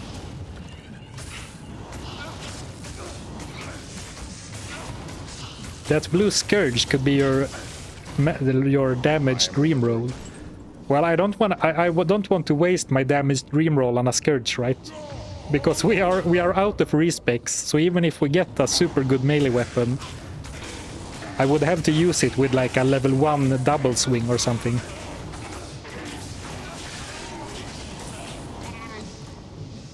Grimward gives plus 50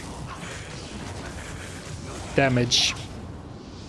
No, plus 25, sorry. I read your message, was going to say, like, correct it, but then I repeated the number instead. The Grimward does plus 25% damage taken. I can't carry anymore. And seeing how it interacts with specters, it seems like what it really does is decrease monster resistance by 25%. And if that's true, it doesn't really mean a 25% damage increase, right? Since monsters can have different base resistances.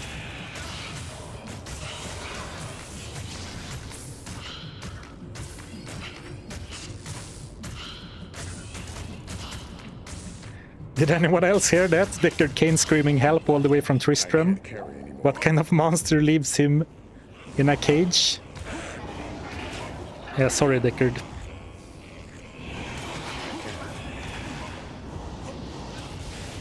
My restlessness is getting the best of me right now.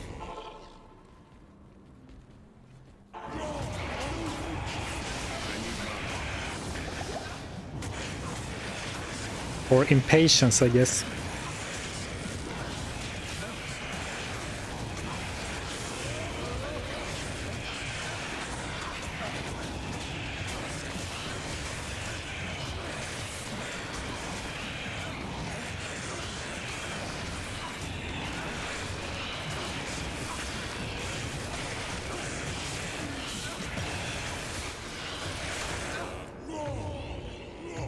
Ooh, level, nice. So before we forget, let's grab a few points in that natural resistance that we talked about.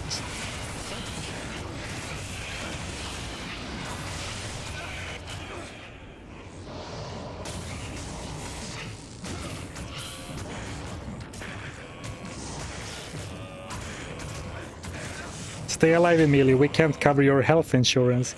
Yeah, I actually don't know how much gold I have left. I think it feels like we've been using a lot of gold. But thanks to all of the farming we've done, I also have a lot of gold to, like, waste, I guess, for a lack of a better word.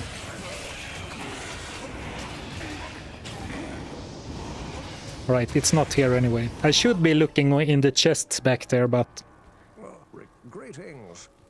I can't be bothered.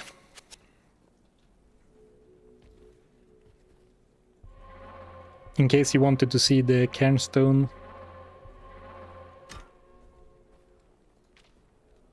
Cairnstone, right, not cane stones. Good day. How dare you say money wasted, money spent on Emilia is wasted. True, I should not say that. Oh, and strength to replace a ring. Thank you, Uber Diablo. Very good reminder. I would not have remembered that on my own, but we should get the strength up so I can replace this ring without not being able to equip my weapons. I guess I didn't need to put 5 points, but it's whatever. It's fine. You see, strength boosts my damage with the double throw on the throwing axes as well, so it's not wasted per se.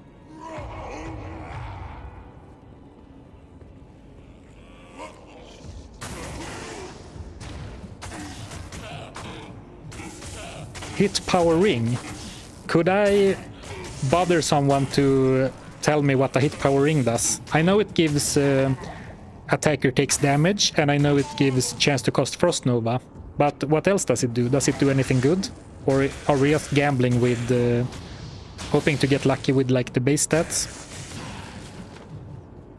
I guess you just want to see another craft. I mean, that's as good of a reason as any, I guess.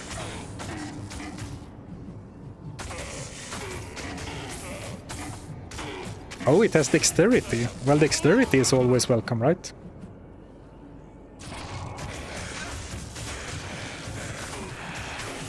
+1 to 5 dexterity. Alright. But, well, we could get lucky, of course. And since we have a few extra jewels, I'm down to do that. Mostly as a fun thing to do for the stream, I guess. Always a fun tension builder and then hype or disappointment.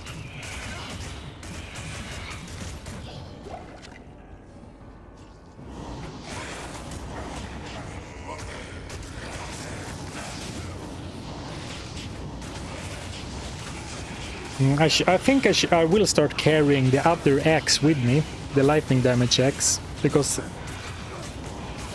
it is quite annoying fighting the specters with so little non-physical damage.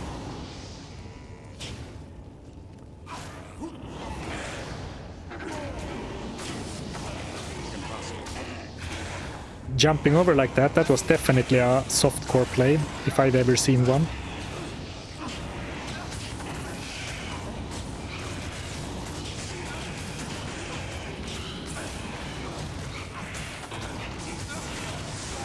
I feel like safety ring would be better. Yeah, a safety ring would be better, but if I find another perfect emerald, I want to save it for another spearcraft rather than a ring. We could also do a caster ring, but I think a caster ring is like mana, mana regen, and mana after each kill, or is it mana and mana regen and mana steel?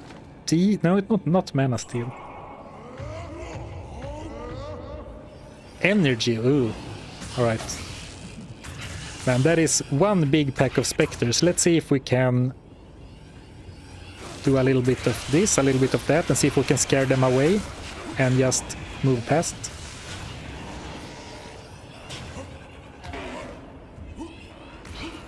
Impossible. And it's the jump length is really impressive. I can't. Alright, this looks like the right place, maybe? Oh, I took a turn too early.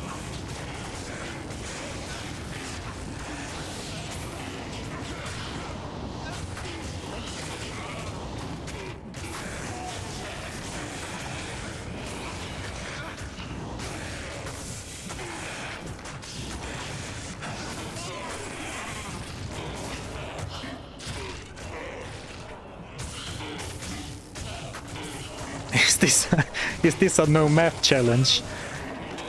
No, it is a no map reading challenge or a blind man challenge.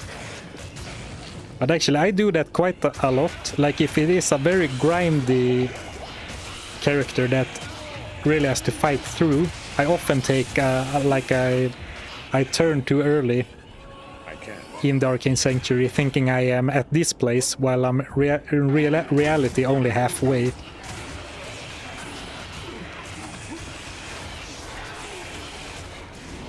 Fourth way. Boo. Unlucky. Good evening. Energy, mana region, mana.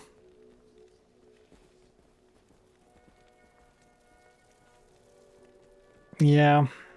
I guess we would do a hit power one. And we can do that just because we can get stuff like all res, stats, attack rating, just by random chance, and it might be worth just giving a try. Because we have so many of these gems, and I think I value the small dexterity more than the small everything else, the small mana stats.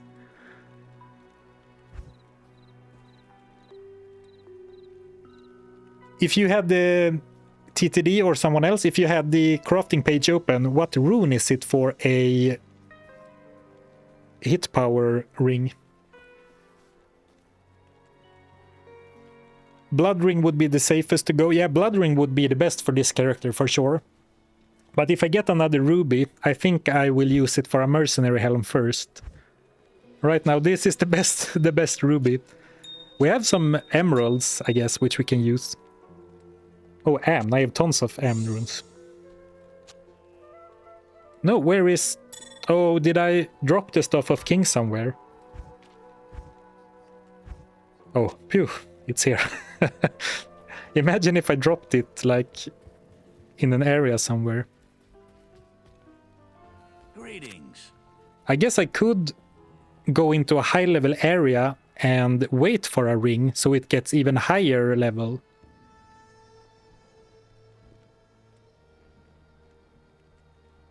Yeah.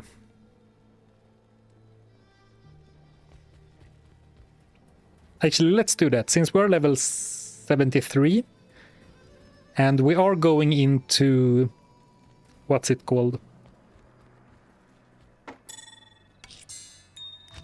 Canyon of the Magi and the Tombs. And if we find one there, it should be item level 85, right? Poison can't cure.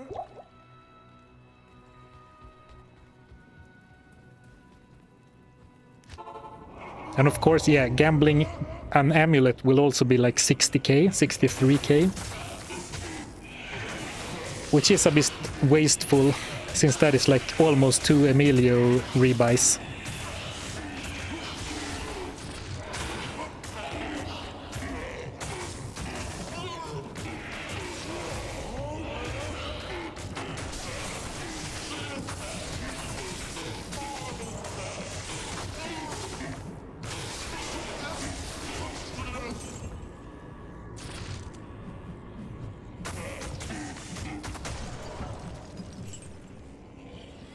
I'm just gonna leap through. I am done with Arcane Sanctuary.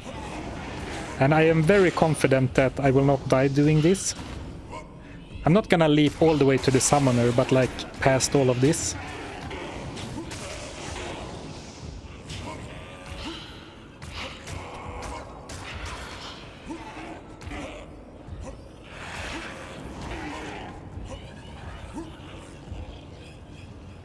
But let's not push too far. I think we can fight the very last part, just so we don't get like spammed by the summoner and a bunch of other stuff at the same time.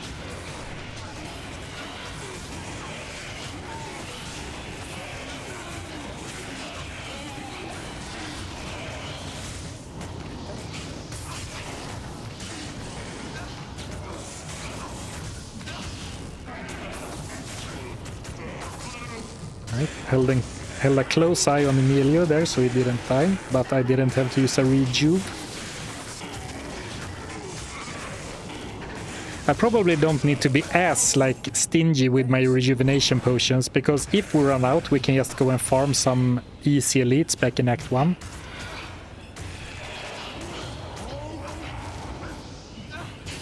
Lots of ghosts, unfortunately. Maybe we can snipe the summoner like this.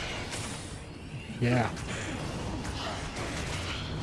I'm not too worried about his firewall, but like his projectile spells can be really hurt. Man, I don't hit anything. Alright.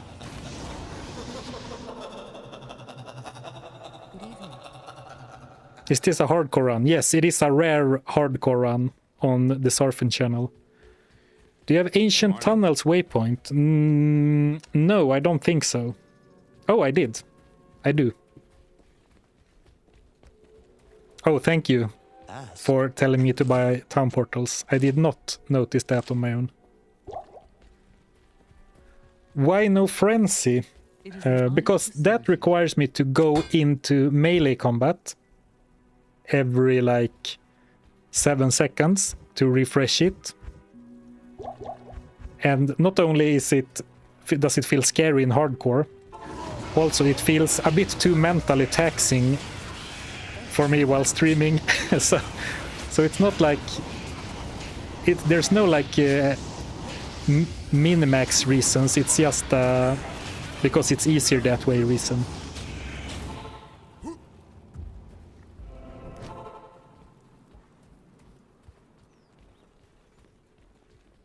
Because as it is, like we even after our last respec, I stopped using. I haven't used find. I don't even have find potion or find item bound to any skill because I just keep forgetting to use it. Oh, did we level up again? Or did I never use my skill point? All right, here we go.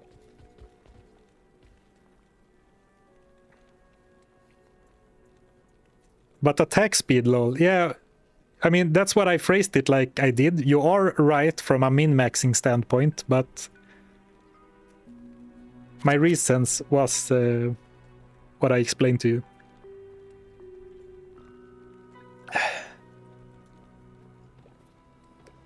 Oh. Hello. Important to keep hydrated. Probably soon time for some microwaved tea as well. Elvo, just woke up to catch your progress. Wow, you didn't sleep for very long, did you? Because I saw your message on the stream like just a few hours before you started it.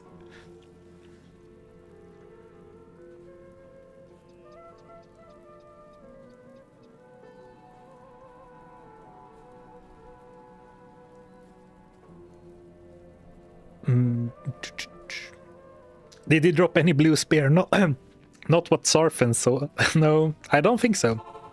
But I haven't really been paying too much attention.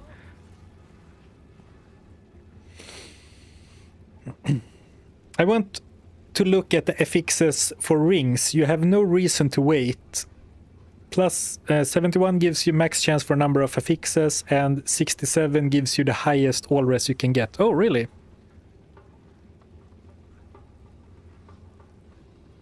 Huh. Alright. But I still would prefer to find a ring rather than gamble it for monetary reasons. Since I foresee that we will need to revive Emilio more in the later difficulties. Or sorry, the later acts. Let's back off so we don't get tagged by the cold explosion.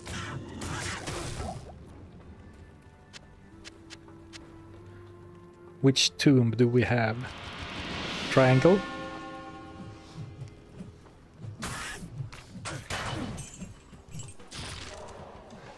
I think that is to the left. But like if we don't find any ring in the tomb, I will buy one before Duriel.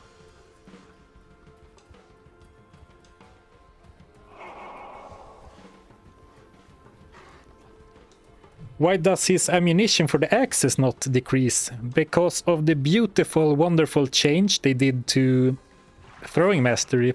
Now there is a level 22 throwing mastery has a 56% chance to not consume a quantity, and with a 30% chance of critical strike, you have a 30% chance to replenish your quantity with every throw. Which is very nice, because in my opinion, before that change, it was completely unusable, like throwing weapons, because you had to repair them so often.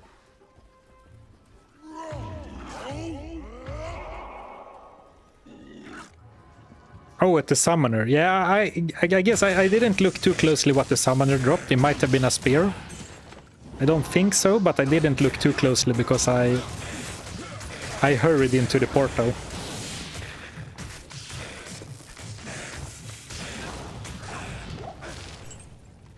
Doll rune? I don't think I can use that in any way, right? Oh wow, that's quite some damage.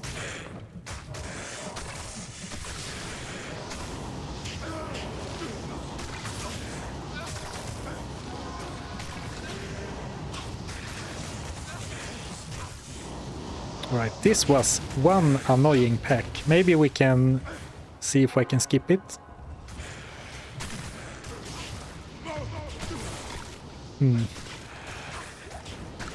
I don't like the position I have found myself in here.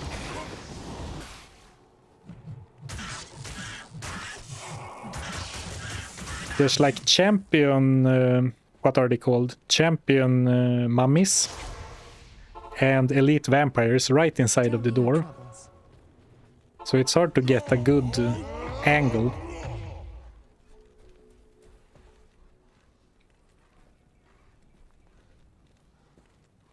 Almost seems like you need another weapon upgrade. If you don't think this damage is good enough, then I think you have a little bit high expectations for a challenge run. If I am honest, it's so chaotic in there. Actually, do you think it's is it against the spirit of the challenge to save and exit the game just to re-roll the enemies that I have in the tomb?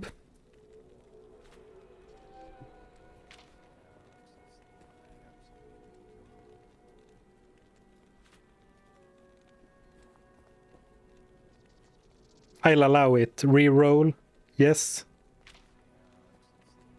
Just re-roll, it's part of the game. Thank you for allowing me. For a lack of a better word.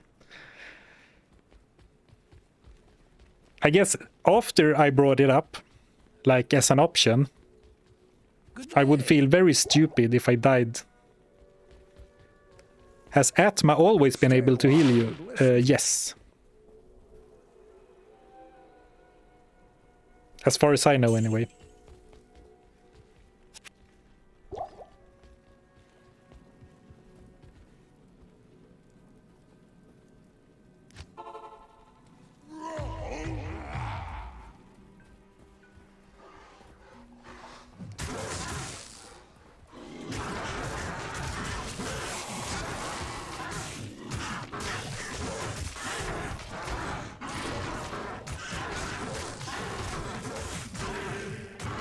I was just gonna say Emilio is doing a really good job of tanking, but I guess being cursed might change that. Physical immune. Let's go into the tomb instead.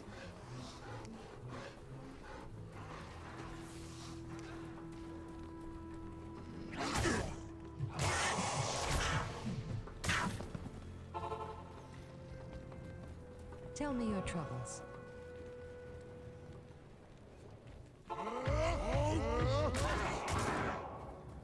Right. Let's hope for less of a swarm. Oh, let's clean up this first. At least this is not elite, so I can taunt him to stop casting spells. Very nice. I think that's what made this area so hard the other time, because they were like champion or fanatic or whatever. So I couldn't taunt them. You can't Grim Ward these bodies, so I guess I should start bringing out some fine potion. Oh, you can't find potion on skeletons either. What can you do with skeletons then? You can find item on skeletons, but not potions or Grim Ward. That's very weird.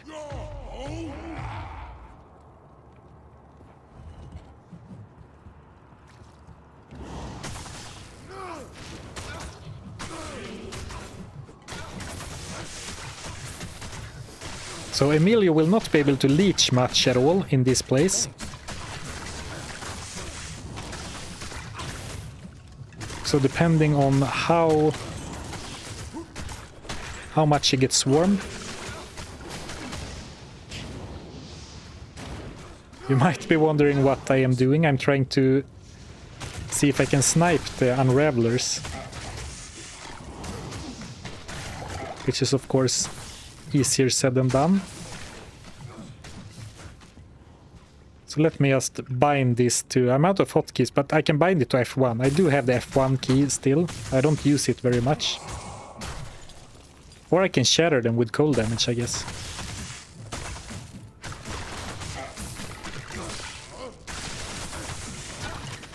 That's because if they keep being resurrected, I don't think I'm ever gonna make it through here.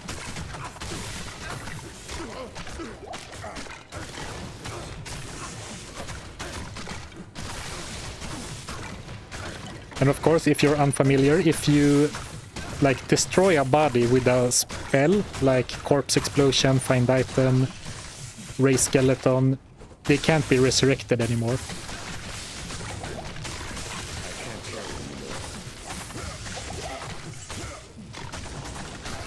Of course, I have to be a bit quick because they might also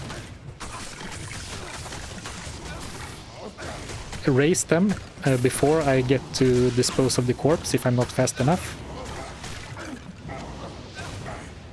And that took a lot of like mental effort just to clear out those. A Stygian pike, that's kind of interesting. We could make that into a socketed.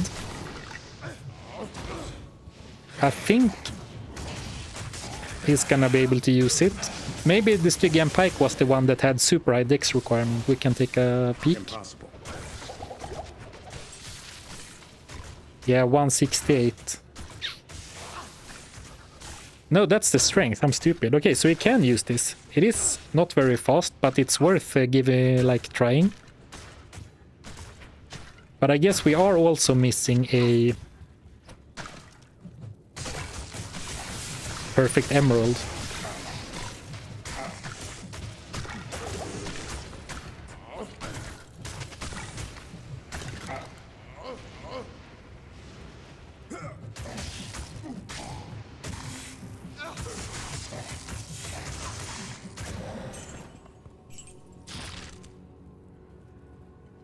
Andy runs for gems or nightmare cows.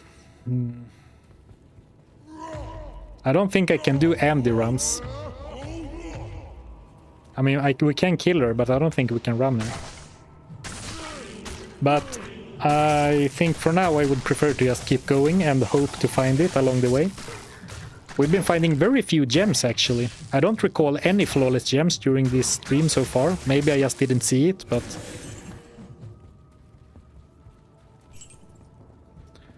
I can't carry Right, bye Joe. Thank you for your generosity today. Hope to see you another time.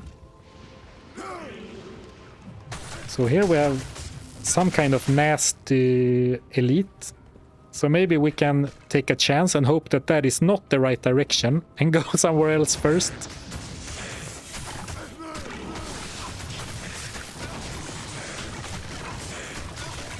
Whenever you see fanaticism, you might be looking at some real tough elite.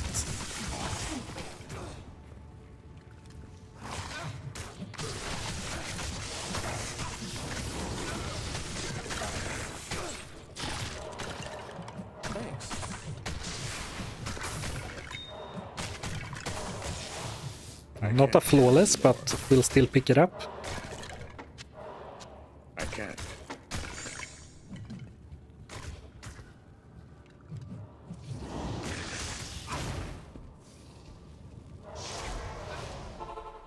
going to town, not only to heal, but also for a short mental break, because I felt a little bit overwhelmed by all of those enemies spawning from everywhere.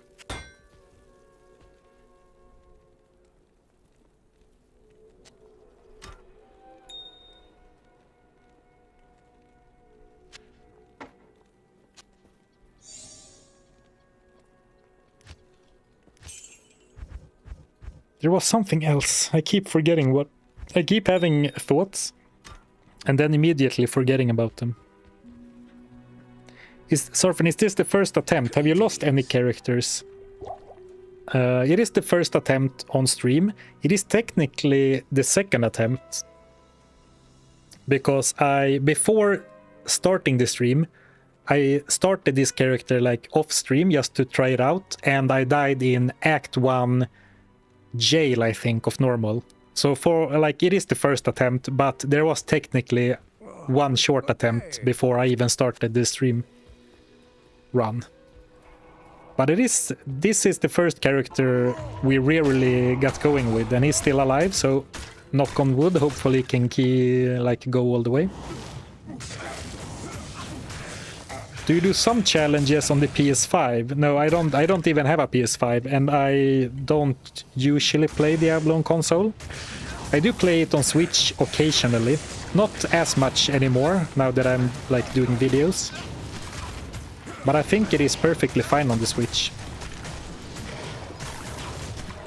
And I know that my fellow Diablo tuber, the Nuclear Rabbit, plays mostly on console.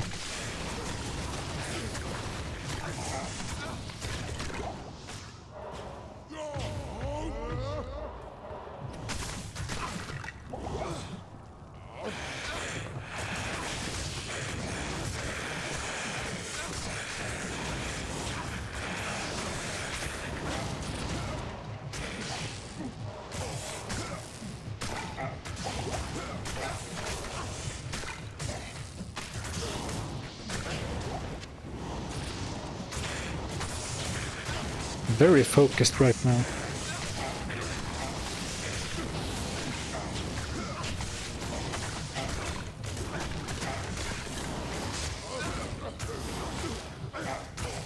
D2 on Switch is the only way you play right now. It runs pretty well, right? I think it's really good on Switch.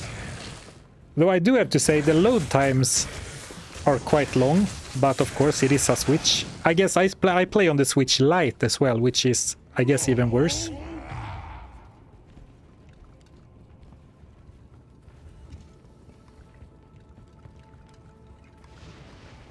Right, let's just do a quick scouting run, just to see if it is...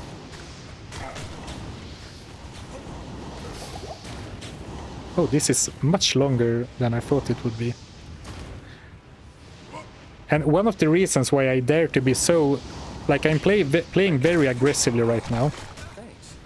But part of that is because it's like only vampires and mummies and skeletons. They don't really burst you, right? I wouldn't do this if we were facing Uridars or whatever, the Mauler guys that can like stun lock you and kill you very quickly. I wouldn't play like that if we only face those guys. Good evening. But like these guys are very like resilient, but they don't really burst you down.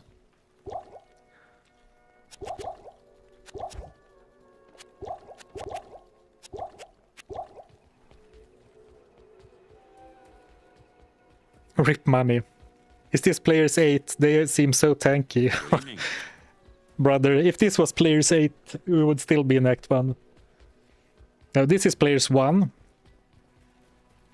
We are kind of weak though. Where am I going? Right, we're going to gamble an amulet. But I mean, even an unrestricted... I was like, am I out of gold? But I was out of space. Even an unrestricted barbarian will have a very hard time in hell on anything higher than players 8. Anything higher than players 1, I believe. Because the barbarian does kind of struggle, right? So we are about to take on the big worm once again. Should be fine, I hope. Hello. Not in town. That was where I was supposed to go. I'm so confused.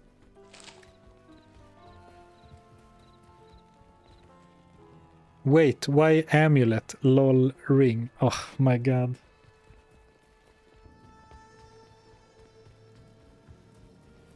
Why did I buy a ring? Or why did I buy an amulet? Holy crap. And we talked before about how unnecessarily expensive it is. And now I just spent 63 extra gold for no reason. Damn. Whoops.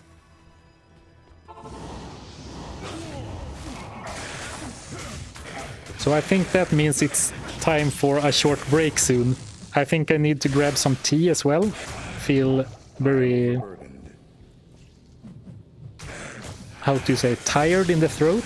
Do you say like that? Is there like coarse, maybe? In English? Strained, maybe. Alright. Oh, nice safety safety portal.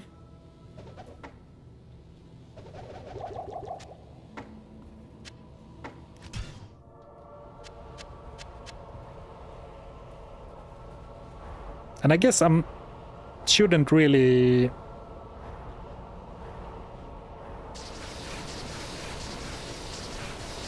I guess I shouldn't really stand in town. Or stand in outside. I was just gonna say that I will take a super quick break just to go and get some tea and drink a little bit of water. When we come back, we will craft a ring, drink potions, and slay Duriel. Parched. Yeah, isn't parched more like thirsty?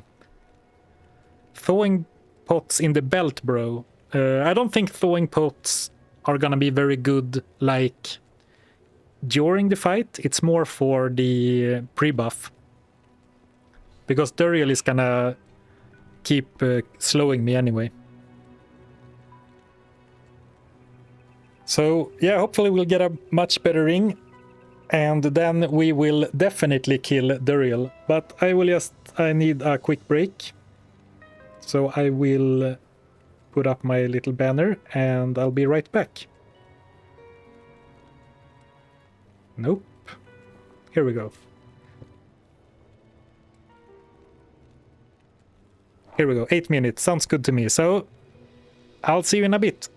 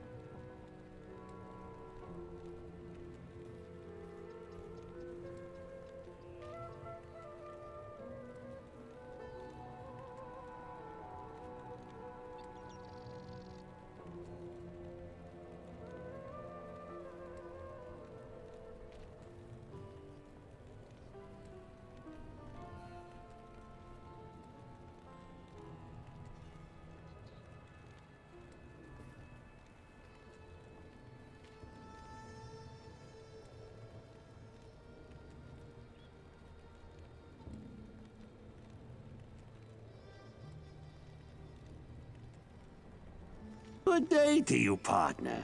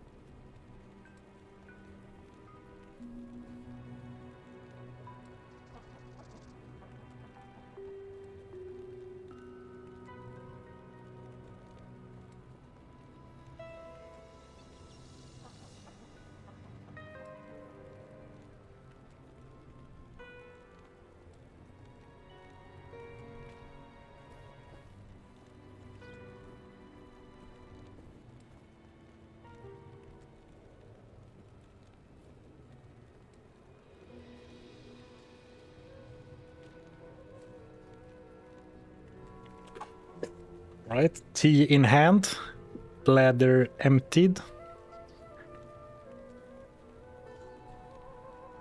In my element, calm, relaxed.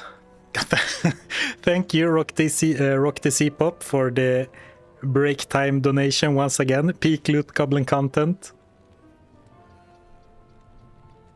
I hope you're not saying that the best part is when I'm away. And thank you also, MineC.W, for the Prime sub. I appreciate it.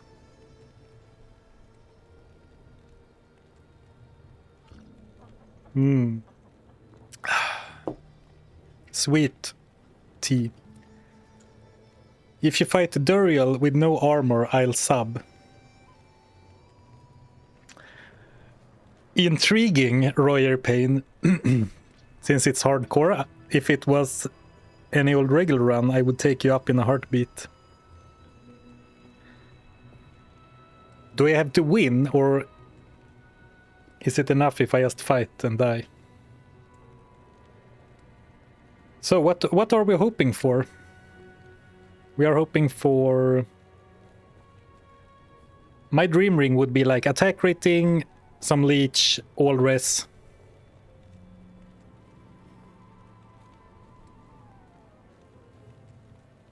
$15 all res, yeah, that would be cool. Right, let's do it. Well, that is about as good as you can expect, I guess. Minimum damage, very nice, didn't even consider that. 88 attack rating, 7 dex, and fire resist. That's a lot better. Nice. Nice. Well, it's not amazing by any means, but you know. Greetings. Those are the kinds of things you get excited for on these challenges.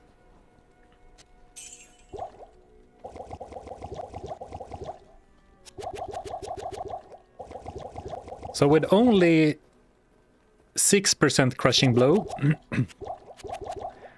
I guess Duriel is really gonna be a tough fight. That might take a long time, so we might as well do a bunch of throwing potions. Hopefully Emilio can survive. He's only level 73, so he's going to be hit a lot.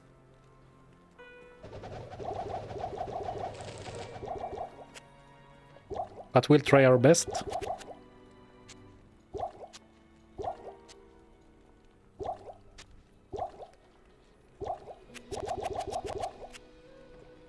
Thanks.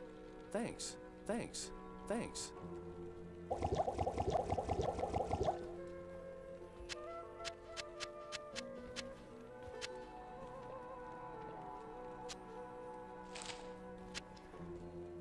And I don't think it would be crazy to do Duriel without armor.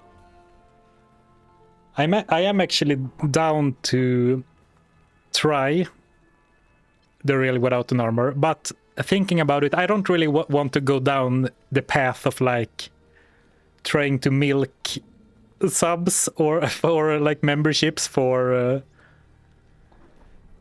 doing stuff. So I'll keep it on, but thank you for the challenge. Like I can do it without the armor, but you don't need to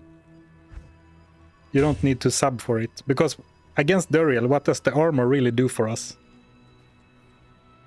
He says, with the armor that has half freeze duration against Duriel. Oh, actually, I'm sorry, but I can't do it without the armor, because that means doing it without one of my axes as well, apparently. +1 to strength. So, never mind. Good luck against Duriel. Thank you. Alright, here we go. Oh, softcore safety portal. So, if Emilio can tank Duriel, we are kind of out of luck, right? I'm actually gonna open a portal right away, because if we need to run away, it'll be much safer. Thanks. It doesn't look too bad. I should keep away so I don't get slowed.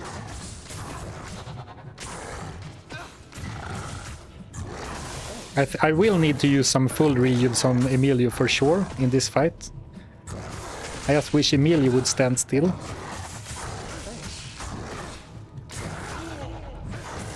I wonder if it's worth going into battle cry him, or if it's better to just stand back and throw axes as often as possible. 78% chance to hit, not terrible, not terrible.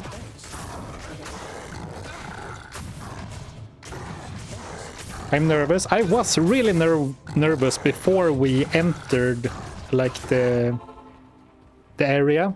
But now I am kind of relaxed, because if Emilio can stay alive that long, even if Emilio dies, it seems very unlikely that I'm gonna die, because I think I will have enough time to run away. Famous last words, perhaps, but that's what it feels like anyway. Oh, I shouldn't have forgot about potions. Portals, I mean. Keeping one eye on Duriel, keeping one eye on Emilio's portrait. Split vision. Actually, I don't think I'm gonna go in for battle cry. I think it's better to just keep spamming. No, that's actually, I should battle cry, because that both helps Emilio to tank and helps me to hit.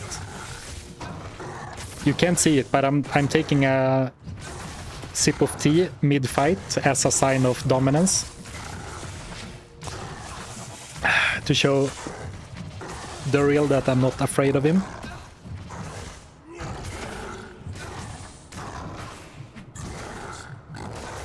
So it looks like I need to go back to town once more, perhaps, to refill potions.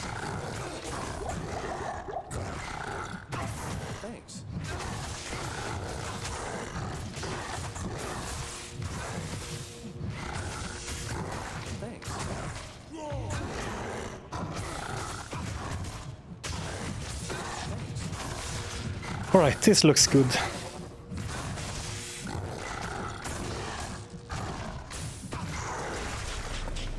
Whoa! Man. This stupid ass challenge and all the good drops it gives. Well, I shouldn't complain. Ooh. That was not as bad as I thought it would be. But of course, it is kind of like, against Duriel, either it is totally manageable or it doesn't work at all. Because if Emilio can't tank in that instance, I am completely out of luck. Oh, no, never mind. Okay, this is still good, but I thought this was Andariel's visage. Whoops. Okay, that is not... it's not that bad then.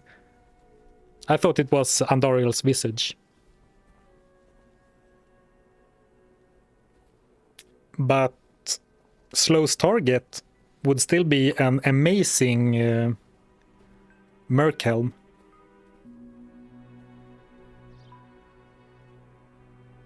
Yeah, Andariel's is Demonel, right? Okay. It is an honor to serve. Not that it matters, since we can't use it anyway, but Slow's target would be really nice on the Mercenary as well. Prevent monster heal doesn't actually work on Mercenaries. Or well, actually, if I could use this, that would be an awesome helm. Lightning absorb, lightning resist.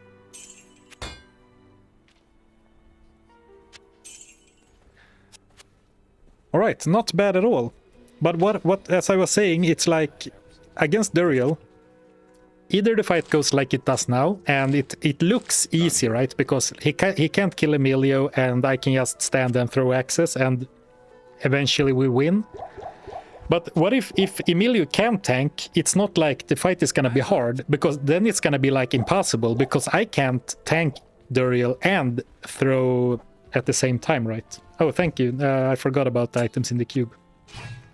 So Duriel especially is very much like either you win or you don't. That, in hindsight, sounds stupid, because of course you either win or you don't, but it's like very either or. It looks easy or it looks impossible. Okay, let's move on from that. I'm just talking in circles. Greet Jared. Hello. Progress! A new act. Greetings. Amr's waiter. There should be a pinned message with my gear. There is no bot comments or anything, but a pinned message on the top.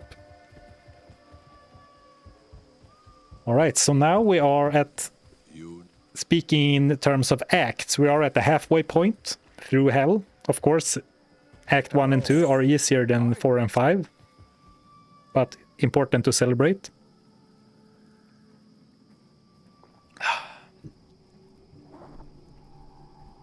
It's always 50-50, even on lotteries. Either you win or you don't. Yeah, that's true.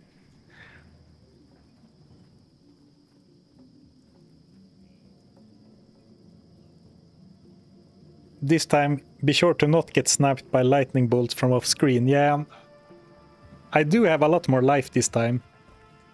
And good lightning resist, but definitely if we have to go through the Great Marsh, we really need to be careful about the souls for sure. I hate Act 3. Well, I used to hate Act 3. Act 3 used to be by far my least favorite act. And I don't like to admit this as a long-time hater. I don't want to admit it, but Act 3 is actually growing on me. It is not my least favorite act anymore. I'm not sure if it is because I'm starting to learn how to read the map better, or if it's just that...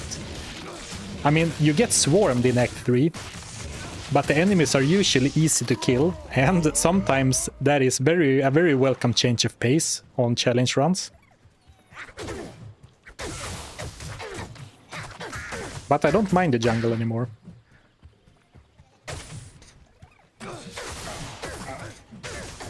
Oh, I should probably go for Radament for the skill. Ooh, yeah.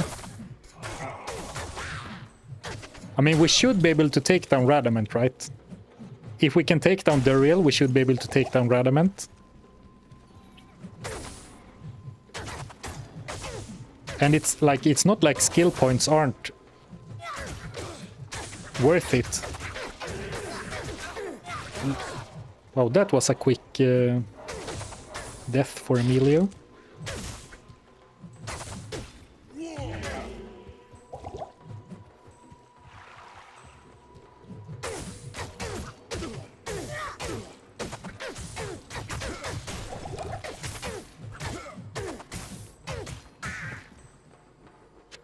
So I think maybe we can look for the next waypoint, or the first waypoint rather, and then I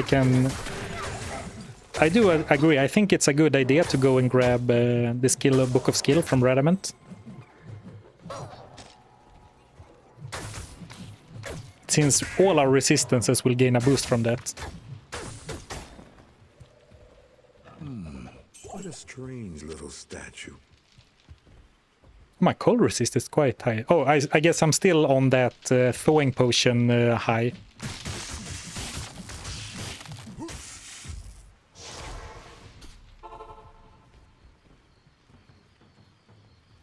Back. Good day.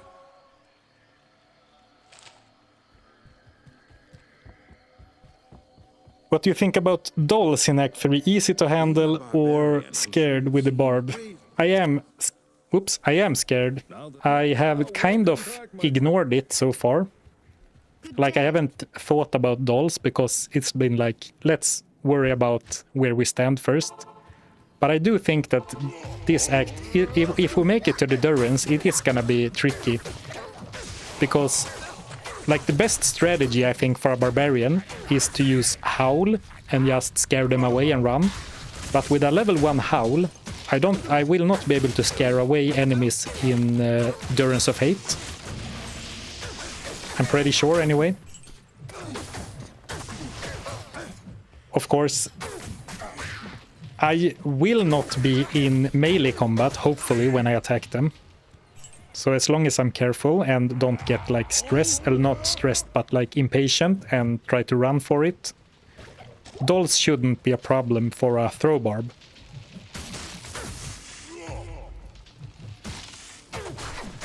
But we'll see. Like, I am playing another Barbarian offline, like a challenge for a video on the channel. Gluteus Maximus, as some of you have asked about on my starting screen. And he had a really tough time against dolls. Oh, Saigon's shield. Not that I can use it.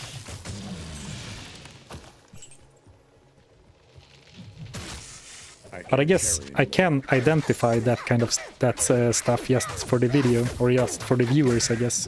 Because I guess not everyone knows most items off the back of their hand.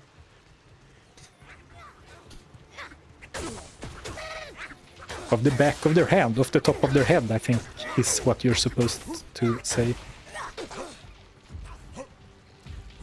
So there were a few more elites here than I anticipated, and I think, I mean, it's not very difficult unless it's a nasty elite, so I think I should fight them, just for the experience.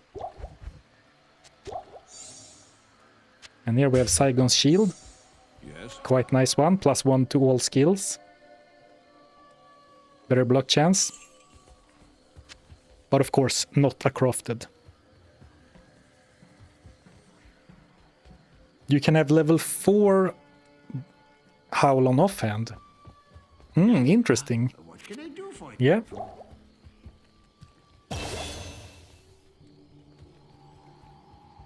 Are you avoiding shrines as a part of this challenge too? No.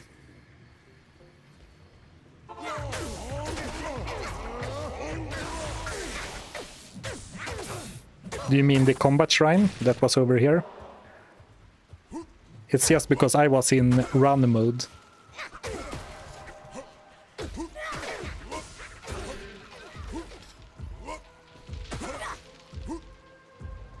Even with 35 and 40,000 attack rating, we don't have 95% chance to hit. If I have one piece of critique of Diablo 2, it is that I think that level carries a slightly too big importance to your chance to hit. Because even with 40,000 attack rating, I don't have a 95% chance like the max to hit. Which feels a little bit overtuned towards levels to me.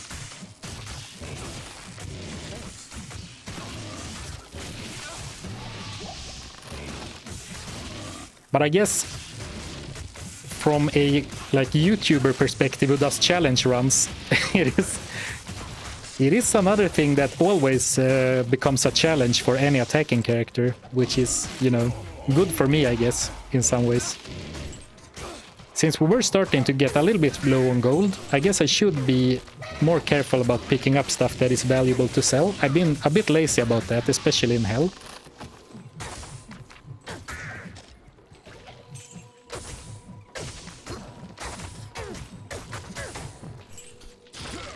Where is the... Oh, here he is, the elite. I think he's cursed, so I would like to not get tagged by him, so I lose my shrine. Oh, this is the cursed guy. Oh, man.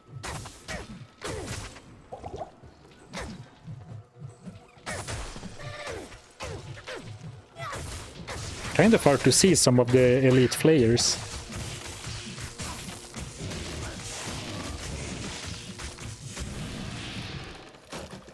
I can't carry anymore.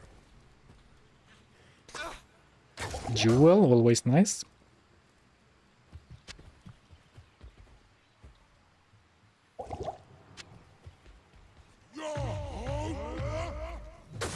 I should go to town and heal off amplify damage, but I'm not gonna.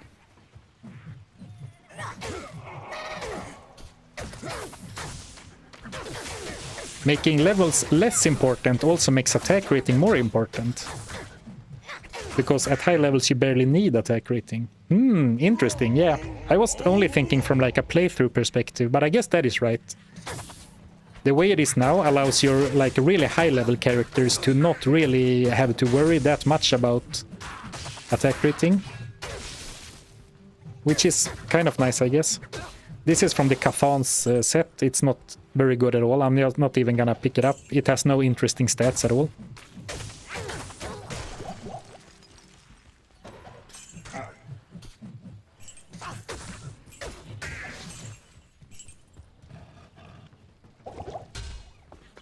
Oh, Flare Jungle, perfect. So it looks like we don't have to go through the Great Marsh for once. That's gonna be nice. Dodge some souls, perhaps.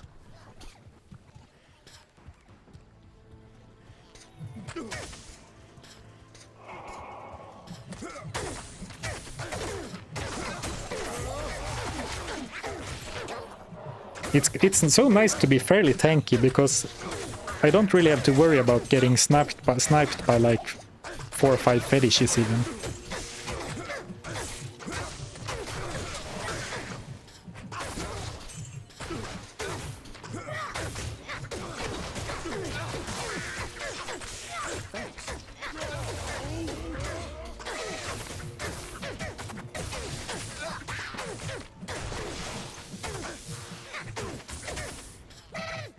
But I guess progress is kind of grindy. I mean, I talked about it a little bit in Act 2 as well. But if this was not in hardcore, I would probably run past a lot of these areas. Just to, you know, get to the interesting points quicker, like difficult battles, quest items and stuff. But I feel very compelled to clear my way through. Well, to survive, basically.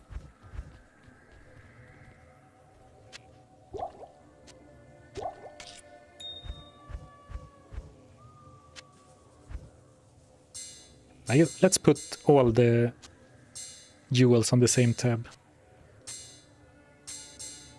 Stay a while and listen.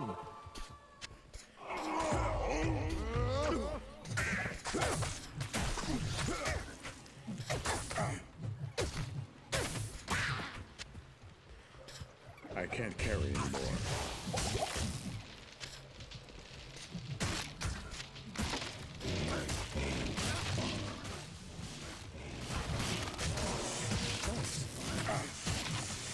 Let's try and pull Emilio back. Looks like he might be surrounded. Okay, no, here we go. Surviving sounds like a good plan. Yeah, it does, doesn't it? And I'm not gonna lie, I'm actually quite, you know, how to phrase it, like proud or like surprised or happy that we are still alive, since this is basically my first hardcore run ever.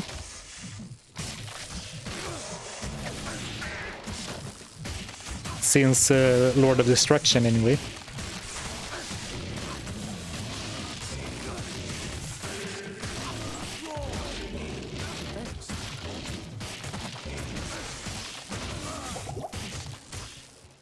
Sorry, Emilio.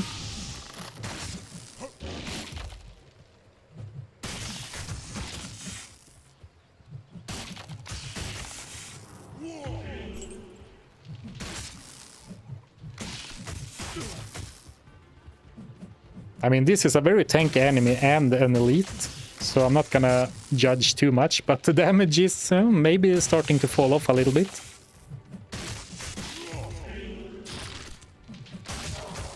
Oh, he's also stone skin, never mind. Which is physical resistance.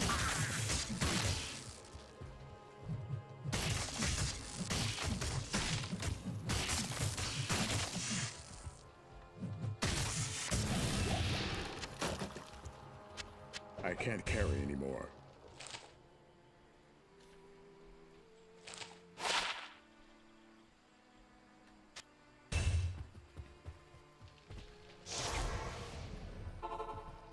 At least the chance to hit is decent, yeah.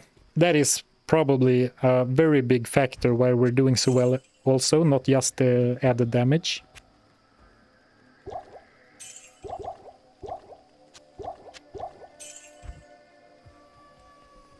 But I do believe that the 82% is for the higher number. The Axes have individual attack ratings.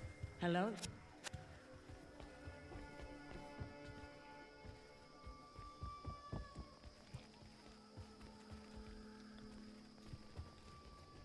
Good to see you.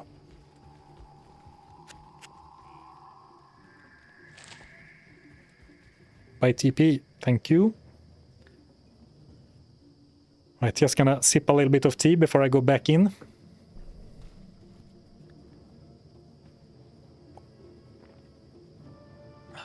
Buy a new mercenary, Emilio's a chump. No Emilio slander in this chat.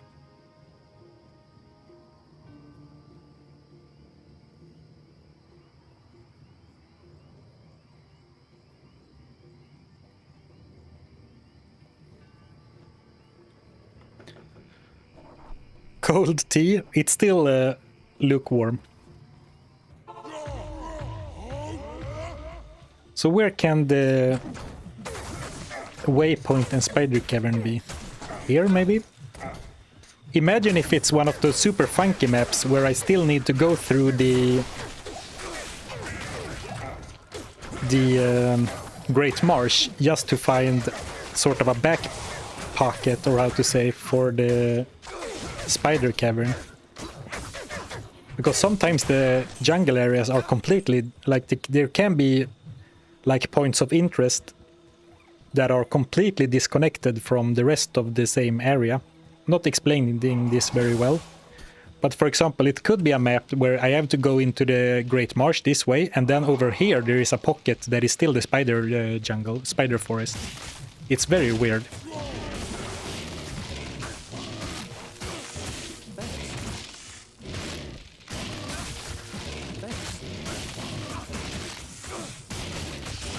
No throwing potions.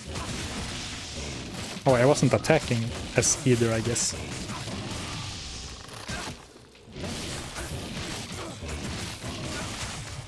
Good day to you, partner.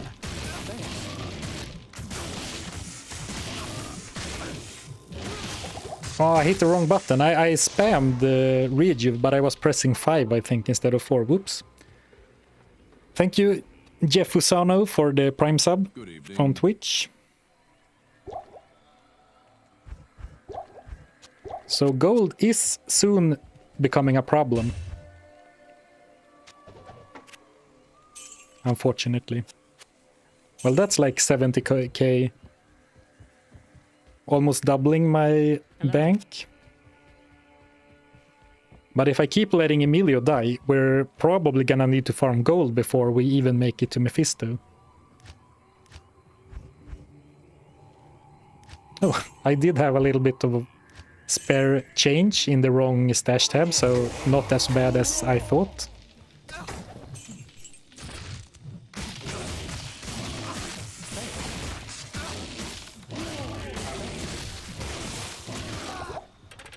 Too late again. Okay, that was my bad.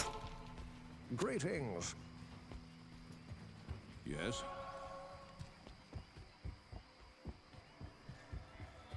What can I do? I guess we're in lower Karast soon, so we could craft, or we could farm lower Karast chests. Though, if I can help it, I don't want to run around in... Like, the best way to do lower Karast farming is to do it on players 7 or 8. And I would prefer to not even, you know, never increase the player setting. Even if we're not gonna fight anything, there will be enemies in lower Karast. And doing like players 1 chests doesn't sound that great. Thanks. Though maybe it's still worth it. Because what else are we gonna do? Like go around, kill random enemies in Act 1? It's not like we're gonna speedrun Act 1 even now with this more new damage.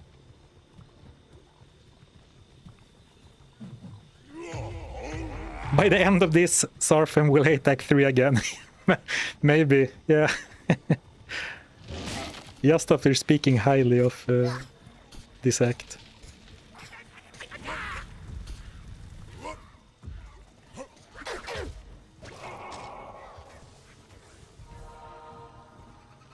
So here we have the waypoint. So it actually kind of does look like we need to take some weird path to reach the... Or can it be like here? Because it feels like the spider forest was very small this time. I can't. Because over here is the flare jungle, right?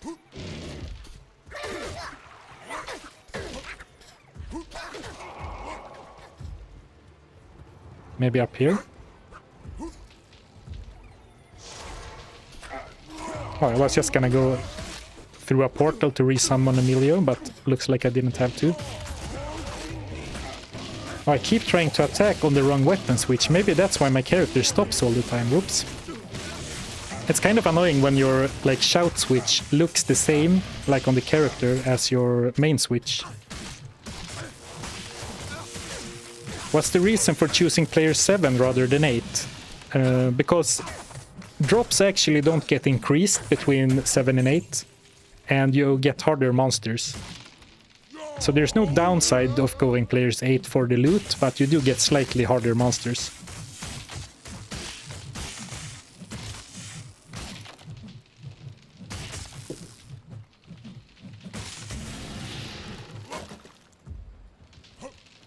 Maybe if we... Oh, it could continue up here, alright. It was starting to look like the spider forest was all explored. Can you do players -8? Yeah, that would be nice for some of these grindy challenges, not gonna lie. I've seen a mod where you can do much higher player settings. But I've never tried it, but that seemed like a silly idea.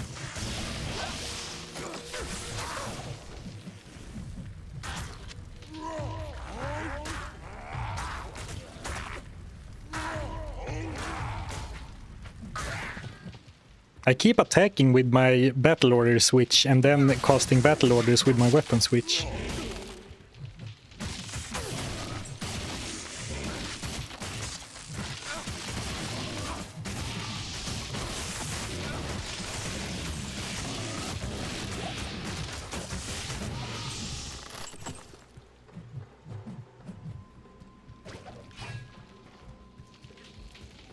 So spider cavern should be here. Of course, the spider cavern is a dangerous area because Sazark the Burning is always cursed. and it deals a lot of damage. And I mean, you can always bring antidotes, but the spiders, the poison spinners, they poison you for such high poison damage. It's crazy. I'm not sure if it's intended like that or if there is some kind of bug, but they can poison you, like their tick damage from the poison is just crazy, and it lasts a long time as well.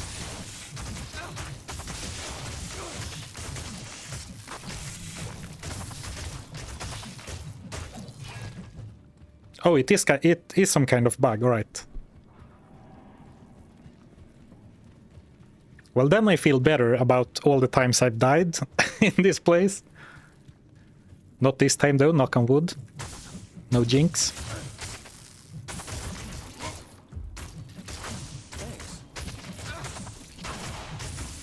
I'm gonna go and grab some antidotes for Emilio.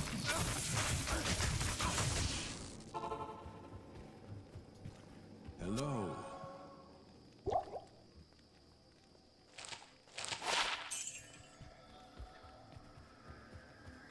Personally, I think it's a giant bug. Spider is a kind of a bug. All right. You got me. All right. I'm too slow today to keep up with the puns. Never mind Thanks. anything I just said. Thanks. Thanks.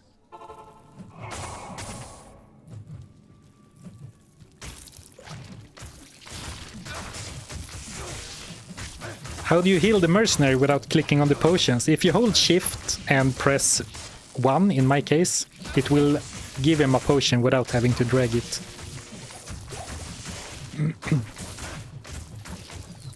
I am overburdened.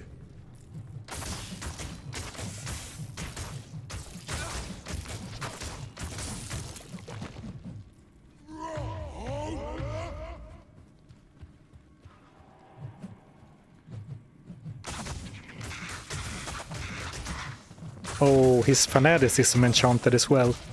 Not good news. But it looks like he's standing kind of far away, so I mean... The quest is not to kill Cesark, the quest is to grab the eye.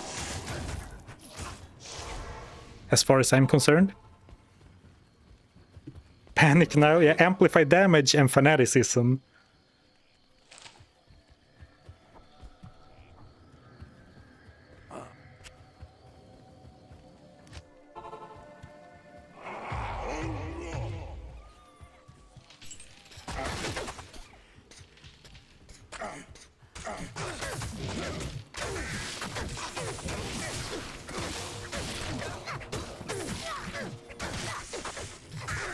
I wonder what the reason is that I feel so much like more focused now in Act 3 compared to what I did in Act 2. Like I feel like I'm on the edge of my seat, like fully locked onto my main monitor, not glancing at chat at all while fighting.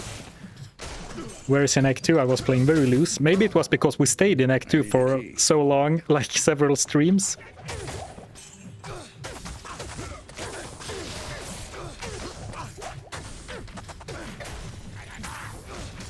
But I do really have... I'm really fighting the urge to just leap through everything. And I think here I could definitely leap past some enemies here.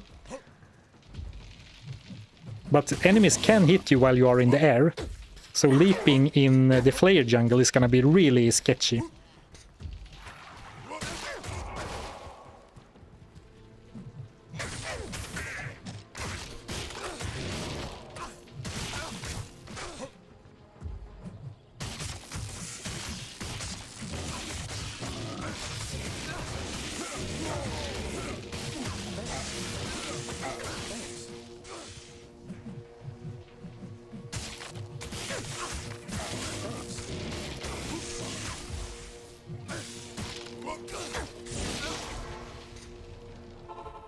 I guess I didn't really clear out enough of the spider forest to be kiting like that.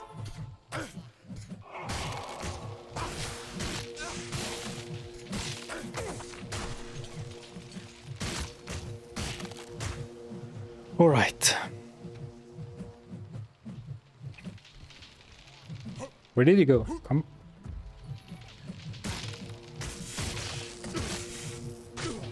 using the terrain to my advantage, like a true tactician.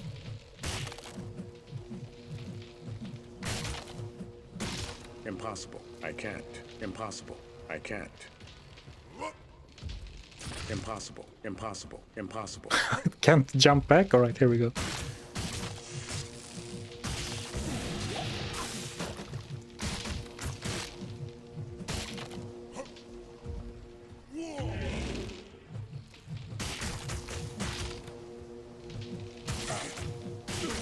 When it's only one of them, I think we should be able to fight this guy head on, as long as Emilio takes over the tanking.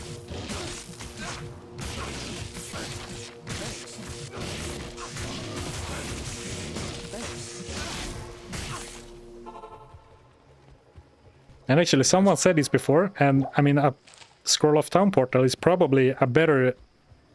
It's better to use a Scroll of Town portal than a full rejuvenation if it's a fight like this, where it's not like... It's not like burst damage, it's just that I can't really out-heal. I am overburdened. Demon Head Gloves. Those are the ones that have like poison resistance... No, poison damage and a little bit of crushing blow, right? Like Venom Grip.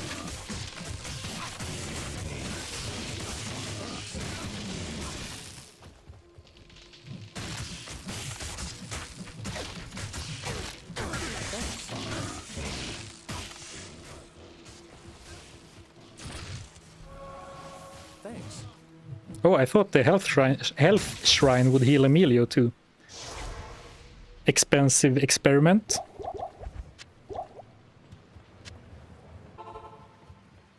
So many good items you can't use, yeah. The life of a blacksmith. Oh, it has lifesteal as well. Only 5% crushing blow, but those would have been nice. Probably, maybe not even better than the ones I have actually.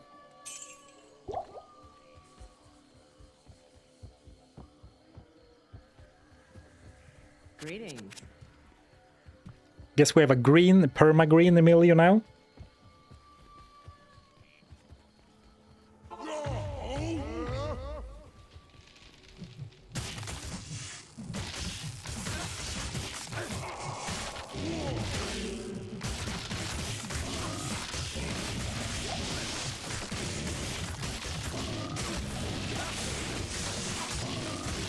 Now Emilio is starting to not be as great of a tank, so it would be really nice to make that other spear we're hoping for, and then socketing an Amrune into his weapon for more lifesteal, for more sustain.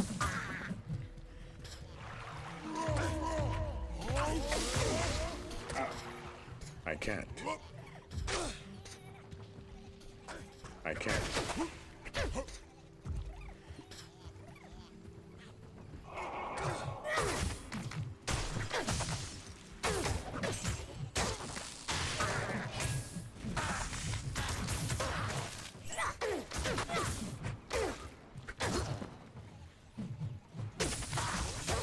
And it's so easy to get rushed and like surrounded really quickly, so especially in the Flayer jungle.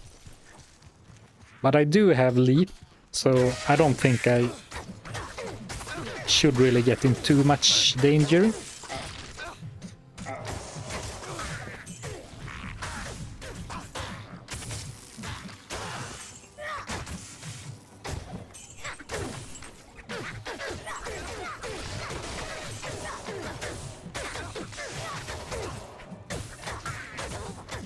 It seems like you rolled super low density. Yeah, I agree actually. I was expecting lots more flayers, but I guess they can still be waiting for me up ahead. So the dream right now would be to find the flayer dungeon here. So we can go and grab the quest item and then basically leave the jungle behind. I can't carry anymore. Hyperion Spear. I can't. I am overburdened. But it's a yellow one. Hello. Impossible.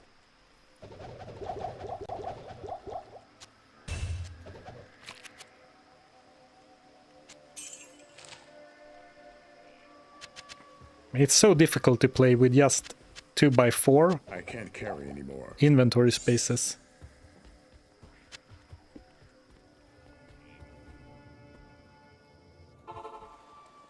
I am overburdened.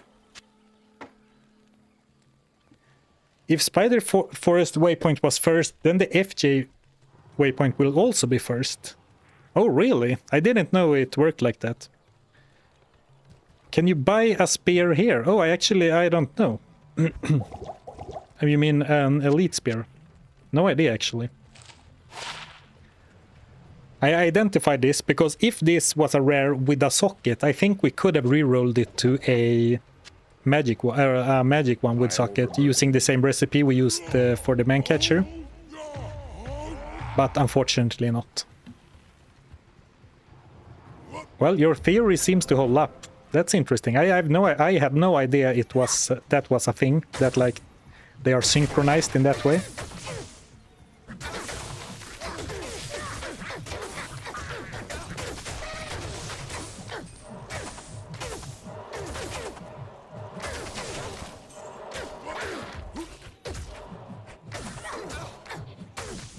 If you drop a stone of yore, then you can add a socket. I should have kept all my perfect skulls, I guess. I think I've sold them all for gold already.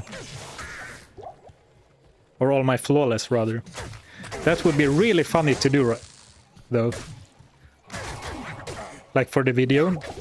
Doing crafting only, so I can't use a stone of Jordan. Using it as a cube ingredient to roll a socket in a rare. To make it into a bad magic with a socket. Just to get one chance of rolling a merc weapon. Though if we do find a Stone of Jordan, I will try Diablo clone instead.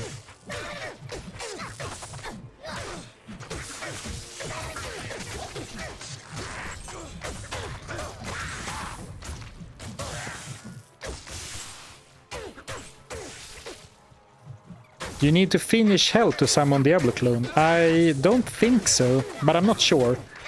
But I would still wait until after we've beaten hell anyway, just because it would feel stupid to do a side quest like declone and then die before finishing the challenge.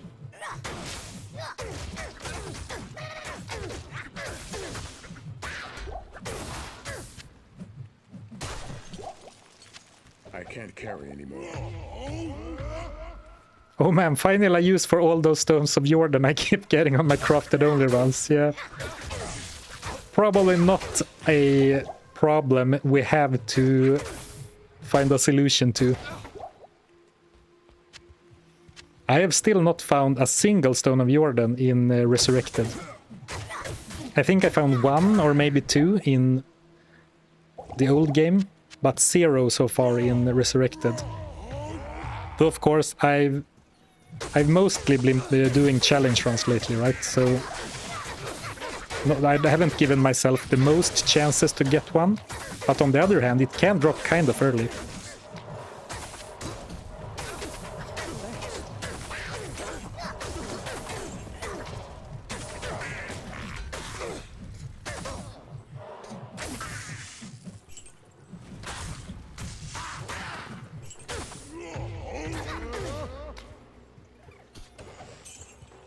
Okay, I've decided that progress is too slow.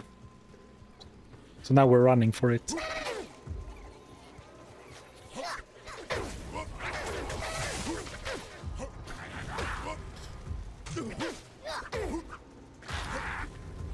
Trying to find a safe spot, of course. When you run past everything, you don't really have any safe place to retreat to.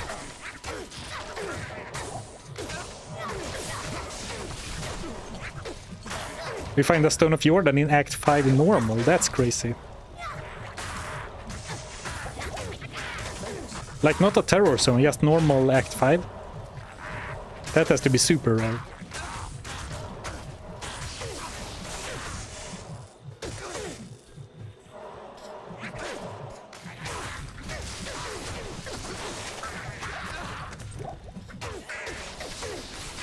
All of these dang stone skin elites.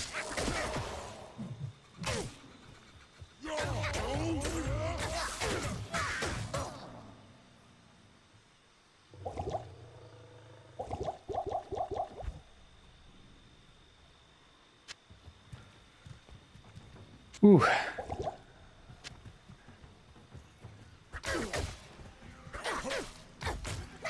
Might need to end the stream early today because I'm feeling I'm so intensely focusing that I'm like feeling like I'm not even sure what to compare it to. Doing something of great importance that requires all attention.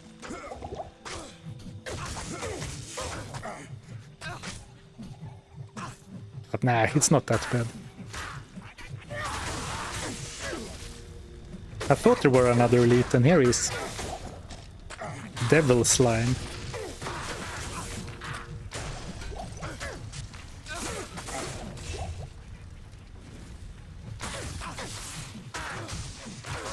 We found a bunch of set items so far. Kind of funny. This is from the Berserker set. I don't have an identification scroll with me, but it's a very low level Barbarian set and not very good at all.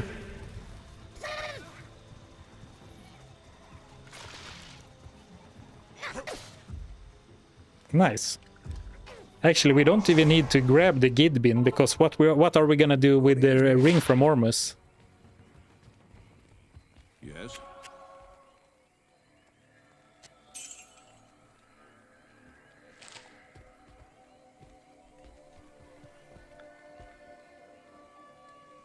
Just hide the chat and act like you're not streaming.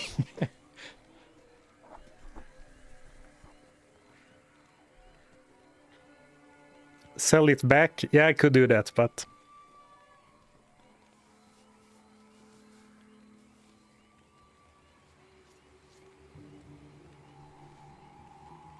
It's probably just gonna be 1,000 gold anyway.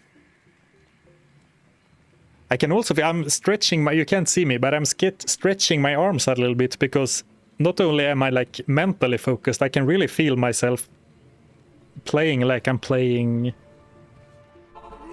some PvP game, super tensed up. And I really hate the Flare dungeon, so this is a place where on any other challenge I would just leap through and hope to survive. But you can get dolls, you can get specters, you can get obviously flares that breathe fire on you, so I don't think it is advisable to do.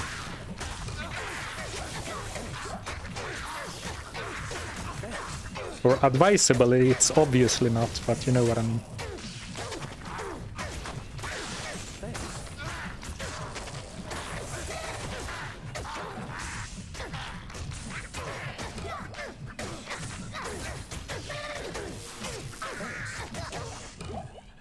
Right, but on the other hand, the map is usually not that big if you know which way you're going.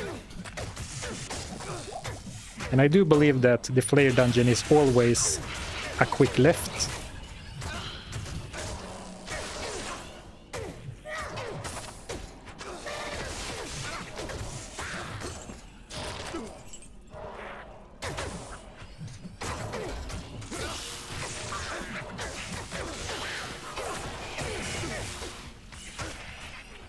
Right, this is not according to the plans.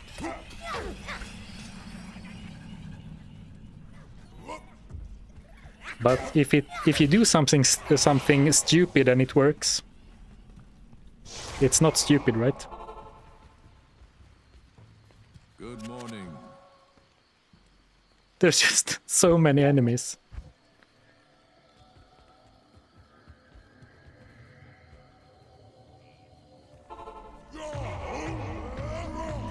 Be careful of tension. It takes a toll on tendons, if I understand. I understand that the other way. Yeah, actually, Trace 98. When I magic find grind, like if I used to do magic find videos, like loot highlights only, and for those it's like the only thing that matters is speed. Like you want to get your run times down as fast as possible. And when I did those, I could really feel like pain in my forearms after a session. I'm not sure why, but it's very hard to relax when I'm doing something that is like timed. I'm trying to go fast or whatever. I guess I like press buttons harder and everything. Not good. not good at all.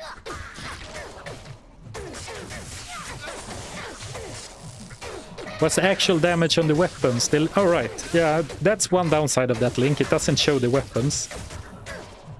So this has 10 to 128, 54 enhanced damage, but with the Fool's mod. Very nice weapon. Very nice attack rating above all. And this has 116 enhanced damage. So these were the two best ones we got. We got another very decent one as well. That I think we still have in the stash. So we finally caught a break with the weapon crafting luck. Another super I potion. can already tell that I'll be your best friend in this forsaken camp. Oh, thank you, Rock the C-Pop, for the gifted membership. I appreciate it.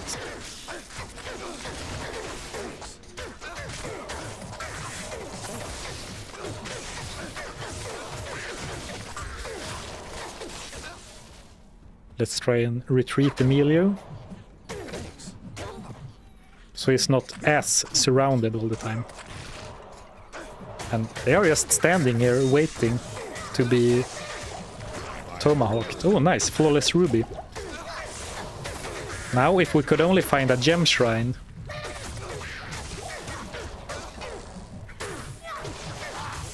But what would I do? Would I do a ring? No, this ring is alright. So I guess we would do another helm for Emilio. Like a blood helm for... and hope for higher leech percentage. Because I think the one he has now has only 1%.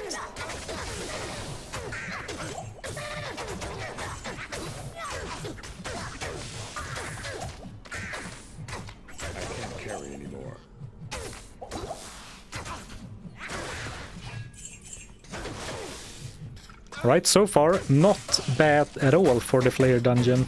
No dolls, no big packs of elite ghosts, or specters rather. Just a bunch of flimsy Flayers, no problem with that at all.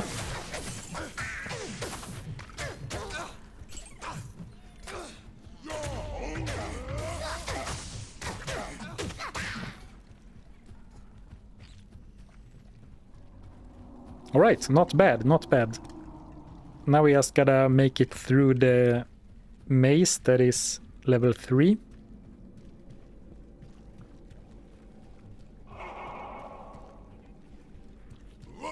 And of course you can jump through steel bars as a barbarian.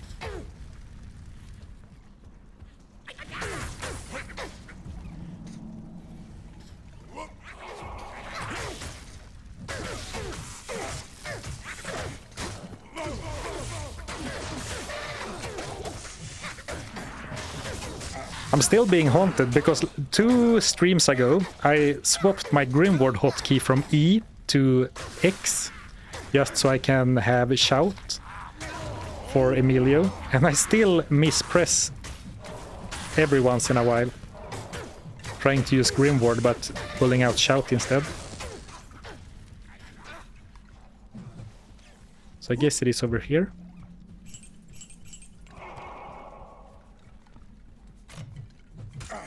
No? Okay. Oh, it's in the middle. I see it already. Whoops.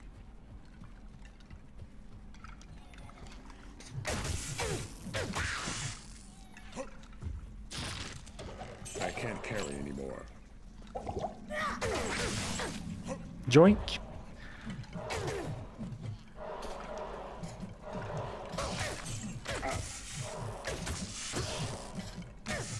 Yes, these are so easy that I should maybe kill the boss for the experience. Oh, the boss didn't spawn here.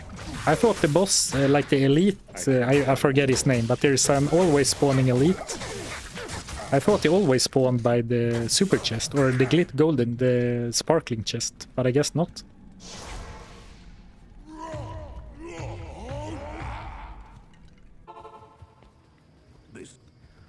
Alright, 2 quest pieces down, 1 to go. Or well, I guess 2 if you count Kalim's flail.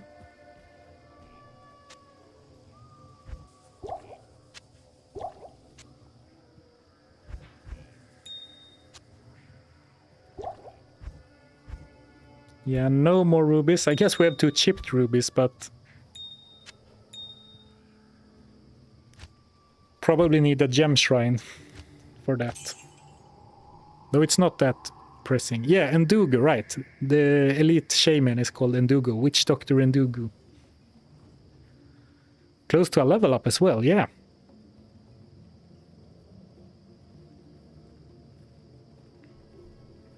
What is the next planned craft? I don't know for certain, but I would like more lifesteal on Emilio. Well, if I could pick anything, another Man-Catcher or Hyperion Spear. But we need to find that base. I guess I didn't check if we can buy them from anyone in this town, but Act 3 is so annoying to Good day.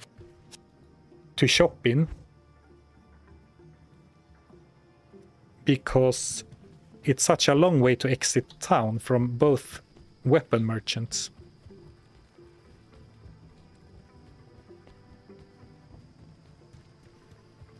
Can you add sockets? Yeah, I could add an Amdrune. But I am kind of hoping for a better craft, because this has only 12 enhanced damage. I guess it does have attack speed, which partially makes up for it.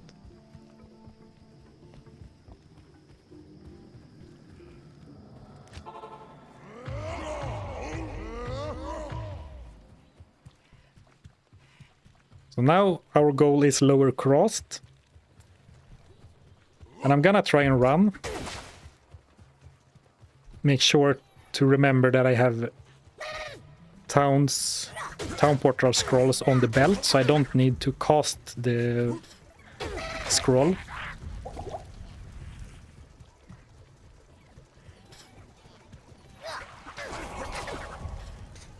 And I don't think I can. Yeah, I can't howl them away. But I can run and jump.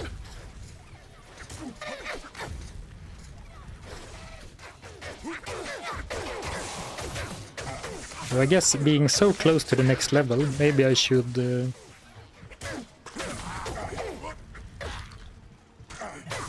fight until I get the next level.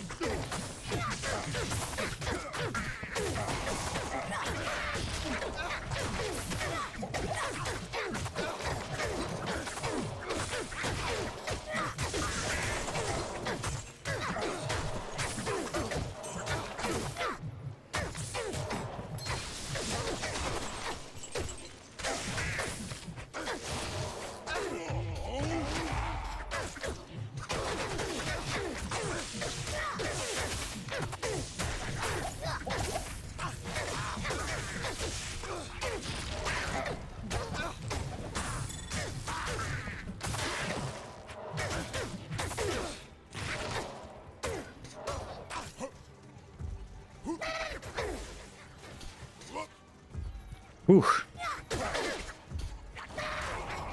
A little dicey there for a second. Or for a minute, maybe. You should be able to cheese Mephisto, right? Yeah, I should be able to do the moat trick. I do think that throwing axes have a shorter range than a lot of other ranged attacks, but it should be enough to moat trick Mephisto.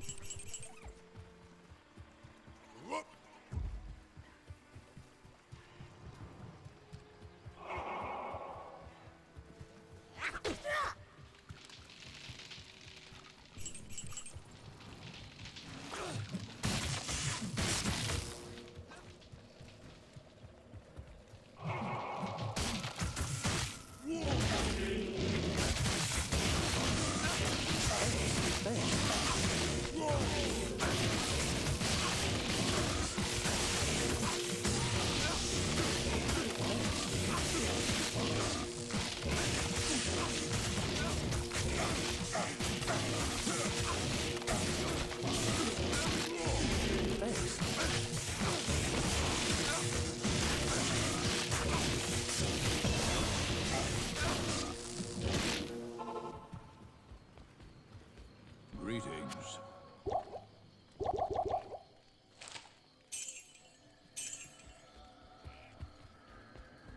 Alright, one more level of Natural resistance. Full reuse inventory still looking good.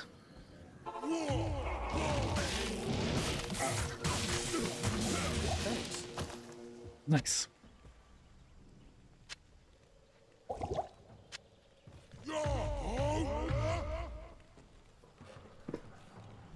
Holy moly, what an axe we have. Yeah, big upgrade compared to last couple of video streams.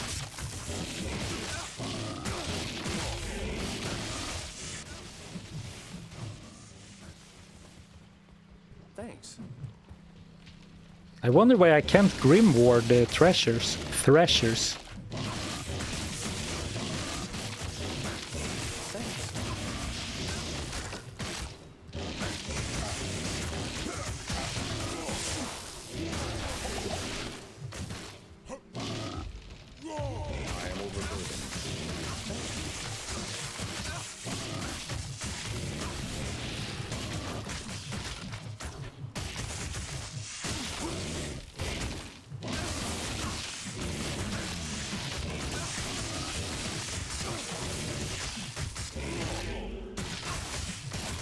All right, there we go.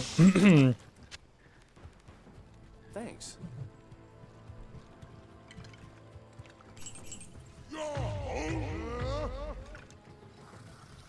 Looks like they burn up when they die. It's locked. It does look like that.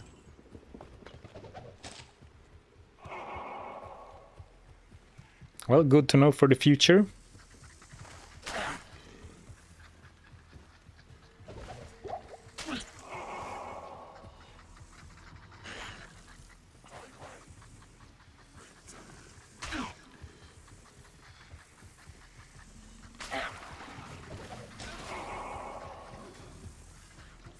I'm probably not gonna do much in Lower Koros right now, but I do want to grab the waypoint, just in case. You make this game look easy, but is it that?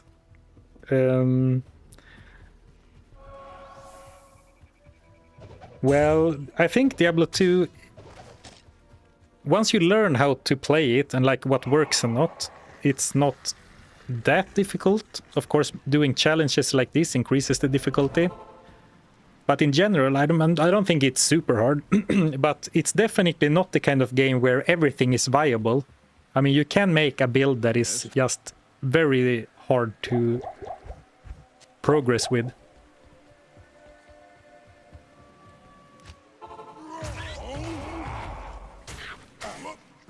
Lower Koros runs will give you tons of jewels and gems.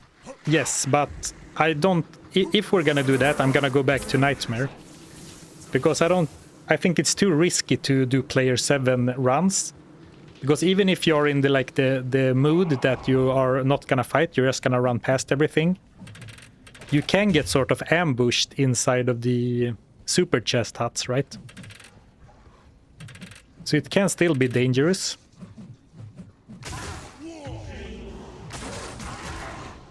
And you know, the last thing I would want is to die while farming for gems. And it's not like the quality, like the area level matters for crafting materials. Thanks.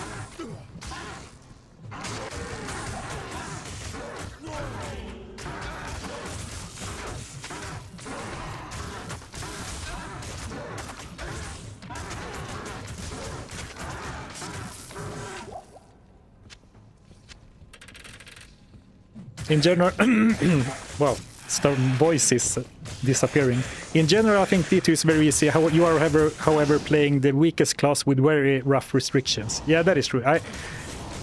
Basically, if you play a barbarian, it's gonna be way harder than if you play a paladin or a necromancer, regardless of your restrictions, right?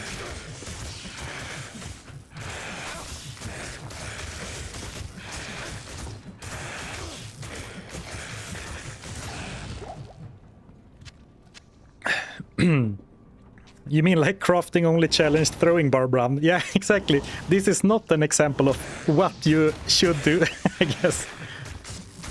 But it is really fun. I like. It's obvious, like my entire channel is right now is dedicated to doing different like self-restricted challenge playthroughs in Diablo 2.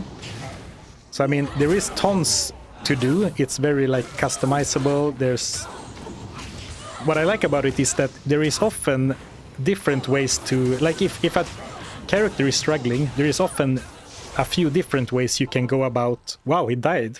Unlucky. There's often a few different ways you can go about like remedying that. Hello. You can grind for levels, you can try make better gear, you can change your build, you can slowly grind through. And all are viable, right?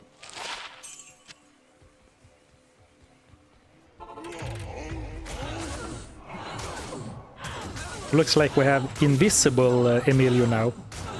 Before we had the green Emilio, now we have invisible Emilio.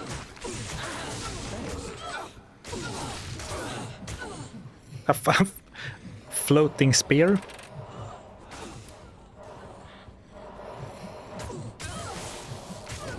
Thanks.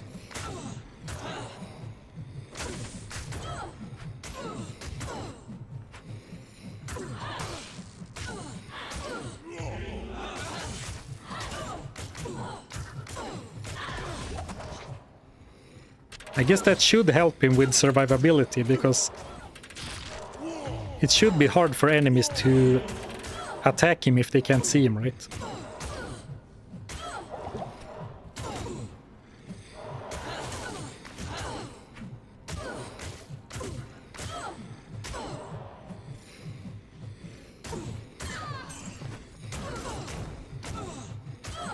How did you start this until you got crafting materials?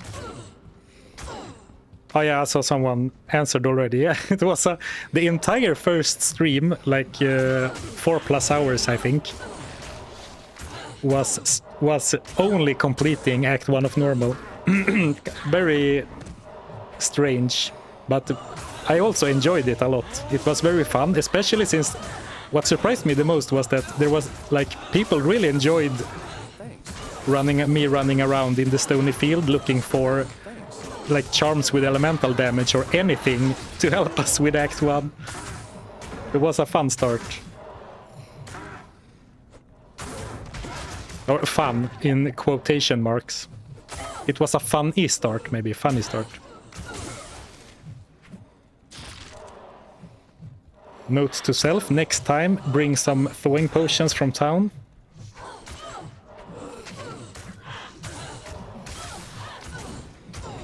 I like it when they run away in fear, but then they like run out of stamina or something, so they just stand there instead.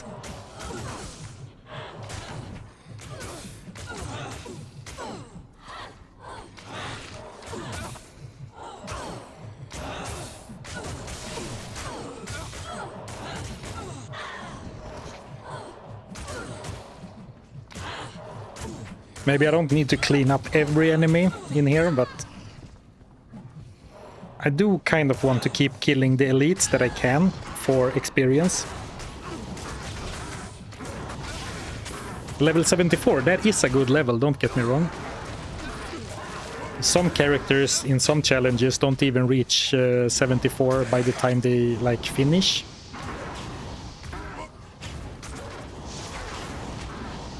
But this character could certainly use more levels very well.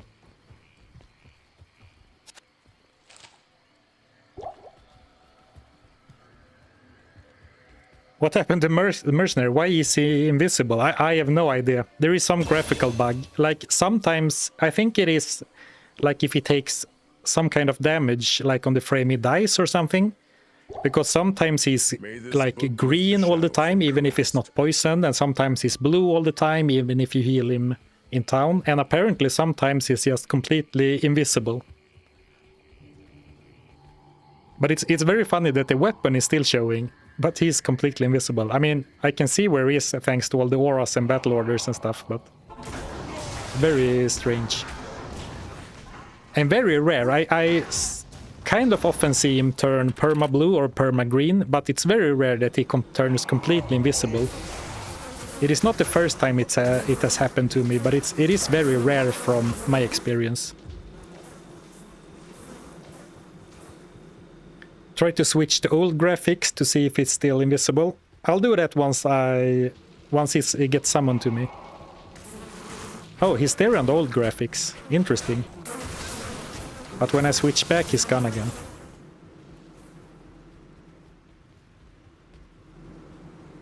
He's ethereal, yeah.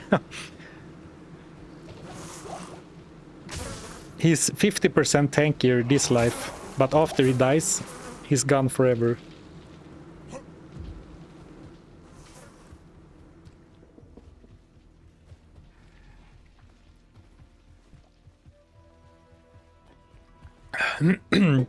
There used to be a... Sorry.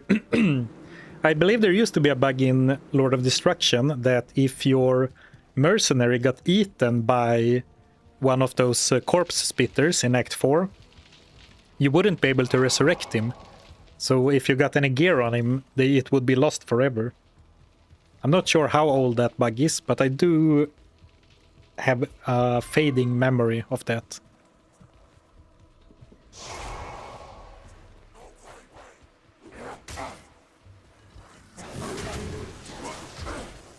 Why does Emilio have fade? He doesn't have fade, it's just some graphical bug. He's not faded, he's completely invisible. But it's just some kind of graphical error. Because he's not using treachery, he's using some random craft.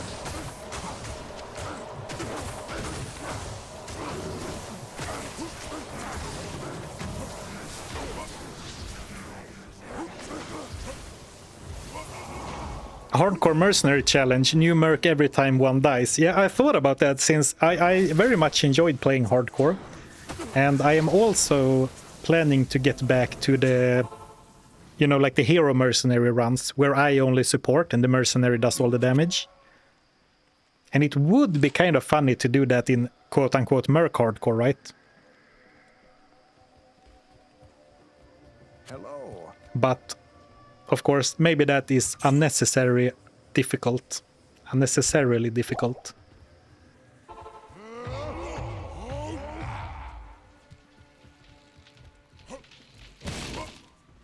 So far, very good progress in Act 3. Haven't really run into anything too difficult, and I have been able to leap past any annoying stuff like all of the like fly swarms. I forget what they are called here.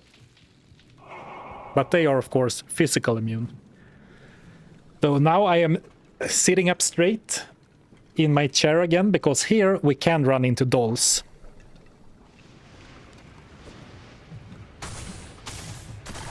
Which will be a problem.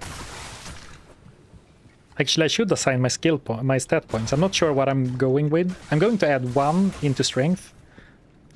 Just because, in case I need to remove my armor for some reason.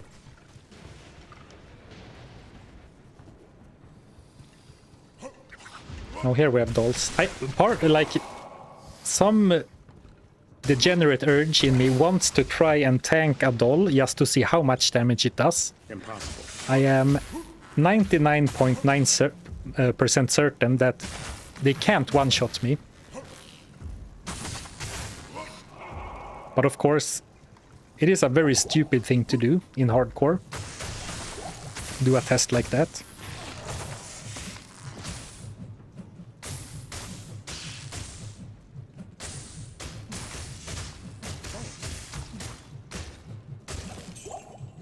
But I mean, with 1800 life, the death explosion should not be able to do anything. Oh, I thought you said dogs, not dolls. No, thankfully no dogs in this game. That is otherwise that's one of those enemies that are also always super annoying in games, right? Like I played a lot of Resident Evil 2 when I was a kid, and the dogs in that game, absolutely terrible enemies.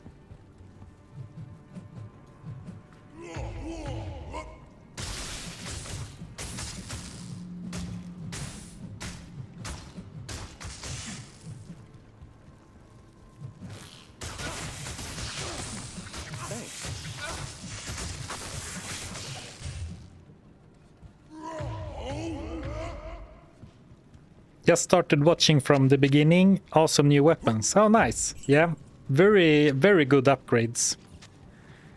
Made a big difference for this guy. For sure.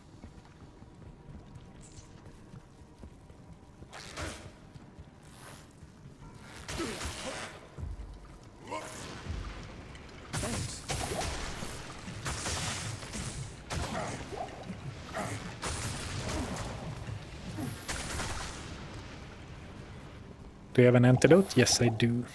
Thanks.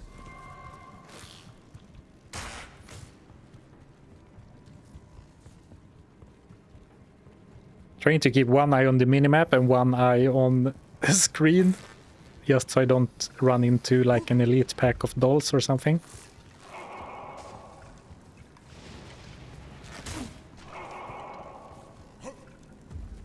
Thanks.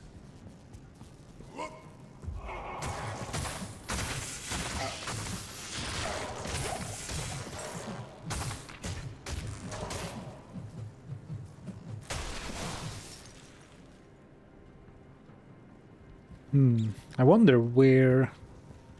It could be in the middle, or it could be... up or we have lots of places we haven't explored. Thanks. And from my, like, just gut feel experience, it feels like it's very rare that it is in the middle. So I guess we can explore the edges first. Should also go back to town and refill potions.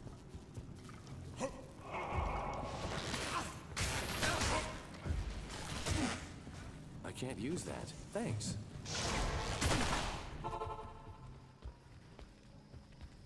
Good day.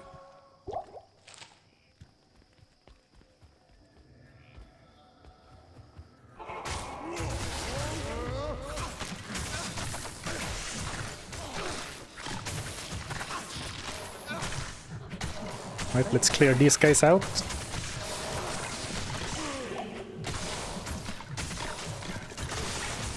Played the original Diablo 2 10 years ago. What would you recommend for a solo self-found starter character? I would pick, between these characters, the one you think looks the most fun. Druid, Thanks. Paladin, or Assassin. In my opinion, Sorceress is super good too. But she's kind of like weak and flimsy, so you can only play the Sorceress solo self-found. Not only, but the best way to play a solo self-found Sorceress is like glass cannon style, avoid all damage. And if you like, and if that sounds fun to you, go for it. But I find that can be kind of intense, or like, not intense, but demanding playstyle. Whereas the other characters can play in many different ways. The Necromancer is my personal favorite. I really like the Summoner Necromancer. I haven't played him in a really long time. So I'm trying to come up with a video idea where I get to play the Summon Necro. The problem is though, right, that the Summon Necromancer is like famously one of the like easiest or at least safest characters for solo self-found play. So it's hard to make a challenge video using a summoner. I like skeleton summons. Of course you can do something crazy like only the golems or stuff like that, but that doesn't seem fun. Seems a bit too grindy even for me. Though I'm not sure how good the fire golem can be if you really like try and maximize him for some AoE to farm and then go on for a big strong iron golem late game maybe.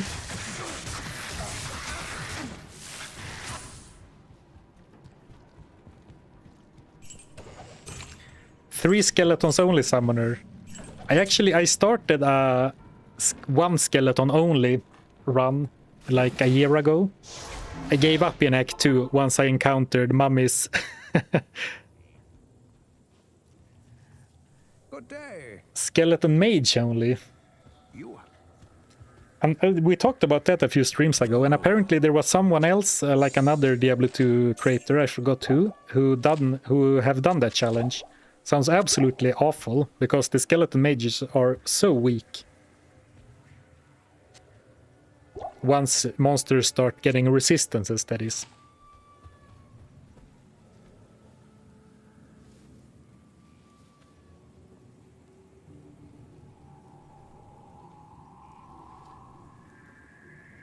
A little bit of a stretch before taking on Travancore. While you were progressing, Emilio was studying the man-catcher. While you were grinding, Emilio was studying the man-catcher. While you were crafting, Emilio was studying the man-catcher. Now Emilio has ascended into becoming the man-catcher. That is very funny, Tagoth. Yeah. He's really honed his skills with the man-catcher.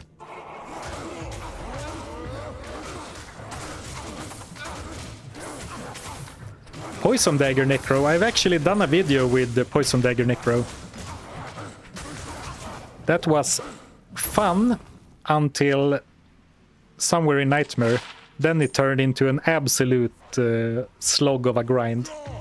I ended up relying more heavily on my Mercenary than I would have liked. But I stuck with Poison Dagger and Curses only.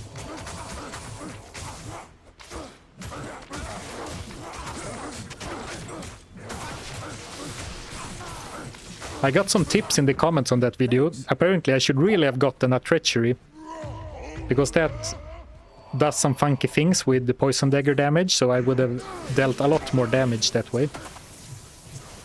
So if I knew that, I could have grinded for a Lem Rune, but I didn't, so I went through as it was. What about a run with only set items? That is coming sometime. I need a key. Not sure exactly how to do it. That might actually be a fun stream challenge, because it would be a lot of grinding, I would assume, which is nice for a stream in the way that then it's easier for me to like talk with you guys and be a little bit more relaxed. But it will also take a long time, right?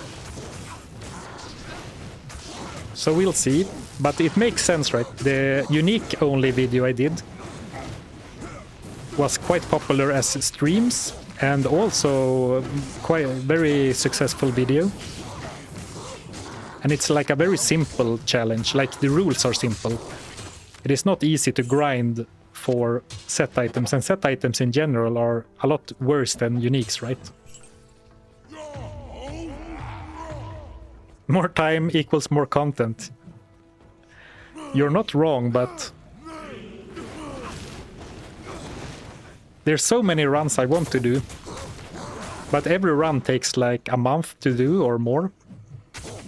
No, not more, but a lot of runs I've done recently have taken like a month.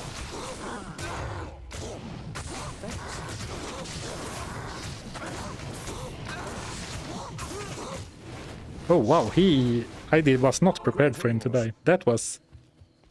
Those guys were harder than I thought they would be. If you did set only, would you allow magic find gear from the start? I did that. That's what I did when I did the unique only run, right? And I did that mostly because it was a stream, so I thought that the start of the unique only challenge would be too slow if I did it without that, so I came up with the magic find exception because it was a stream. And if I did sets only, I don't know, maybe.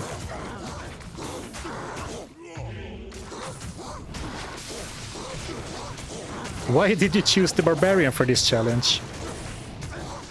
Because he is the most gear-dependent class, right? Or at least one of the most gear-dependent. And since this challenge is all about items, it felt more fun that way. Of course, it is much harder than if I have done it on something like a Paladin or a Sorceress.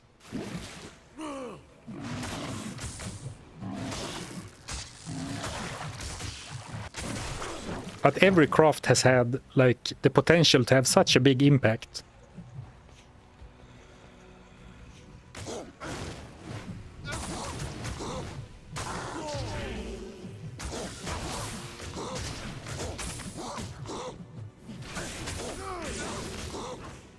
And I have to pull them out like one at a time. They are really tanky.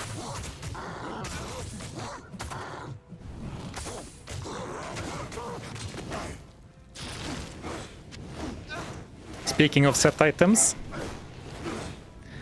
Hussarus belt, I believe. I need a key.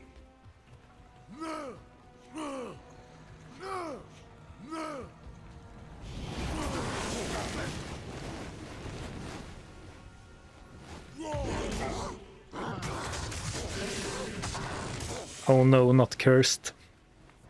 I guess technically I already have the flail. So I don't need to kill the rest. Though of course it's gonna be very sketchy to run in and smash the orb if they are still alive.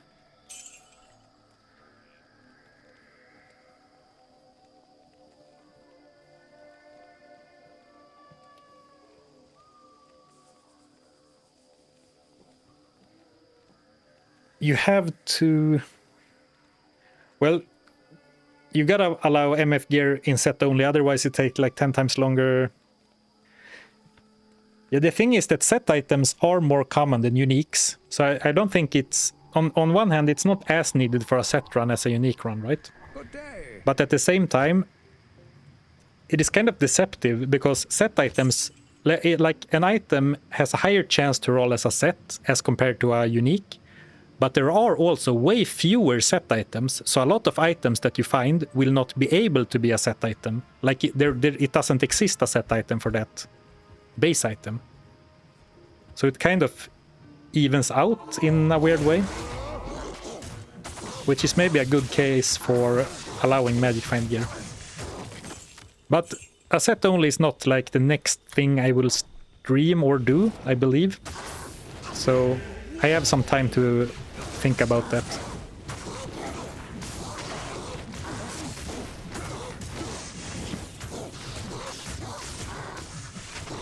We're probably looking at one or two more streams of crafting only, but then I will need to come up with something else.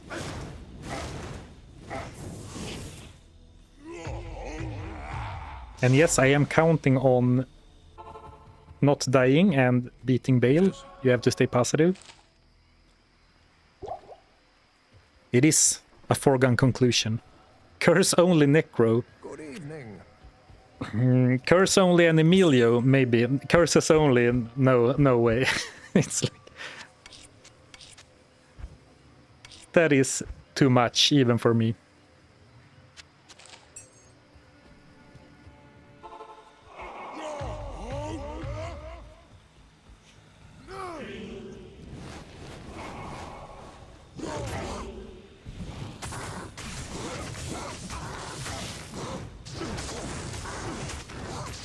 Eight more streams of crafting only. Yeah, I guess I spoke too soon when I said 1 or 2 more streams, because imagine we go to the Chaos Sanctuary, get absolutely hard stuck,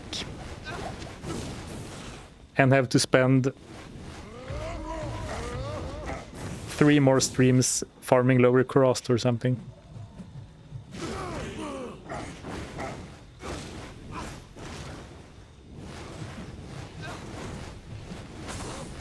You should be able to imbue. In hindsight, yes, I agree. I think getting 1 imbue per difficulty from Charcy would fit the flavor or theme of this run. But early on I decided to only go for orange items, like crafted items. But I think the challenge would have been just as fun and like entertaining if you allowed Charcy, and also maybe allowed any cube items except like upgrade and socketing recipes. I think it would have been as interesting, but more crafts and maybe a little easier.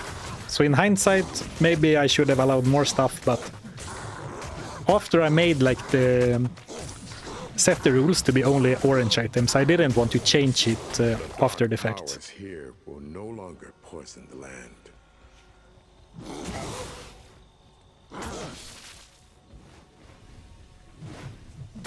I am overburdened. Blue rerolls would have made it easier. Yeah, that is true. Like if you don't go very hard, like orange items only, it's very hard to draw the line, because there are some recipes which is like 3 gems and a sword, and you make a sword with lifesteal, and then it's almost like too easy. Like those items aren't very good necessarily, but or like 3 rings to make an amulet, and 3 amulets to make a ring. Not that those rings are super powerful, because their eye level is capped.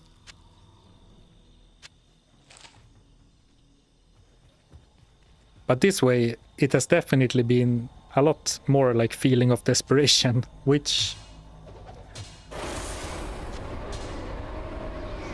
I think has made the challenge more interesting. At least to me. Can one socket a cube? Can one cube a socketed Wurtzleg into magic? Yeah, Uber Diablo. You can do so many weird things with Wurtzleg. Is the flail considered crafted? Yes. No further comments. Actually, I think it was like 3 streams ago, someone had a really funny like lore explanation. Since the flail disappears when you use it, it is obviously a consumable, right? And not a weapon. So it's more like a potion than a piece of gear.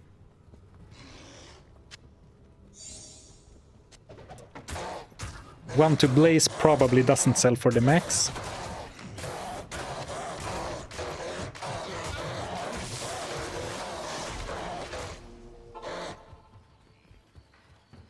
Good morning.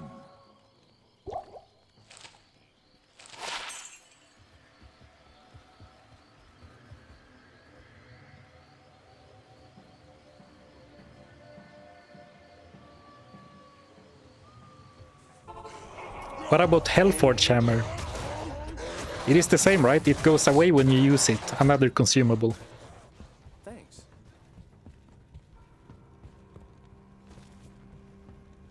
So Emilio is really starting to struggle against some enemies. I guess these are basically among the hardest melee enemies you can face.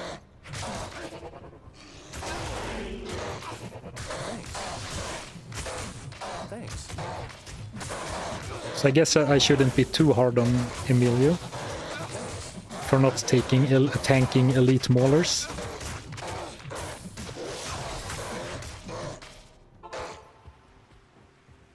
Hello. Not in town.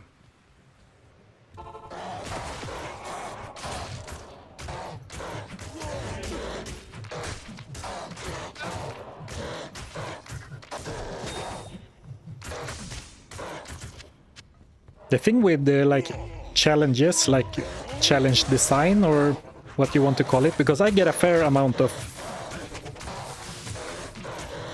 suggestions on comments,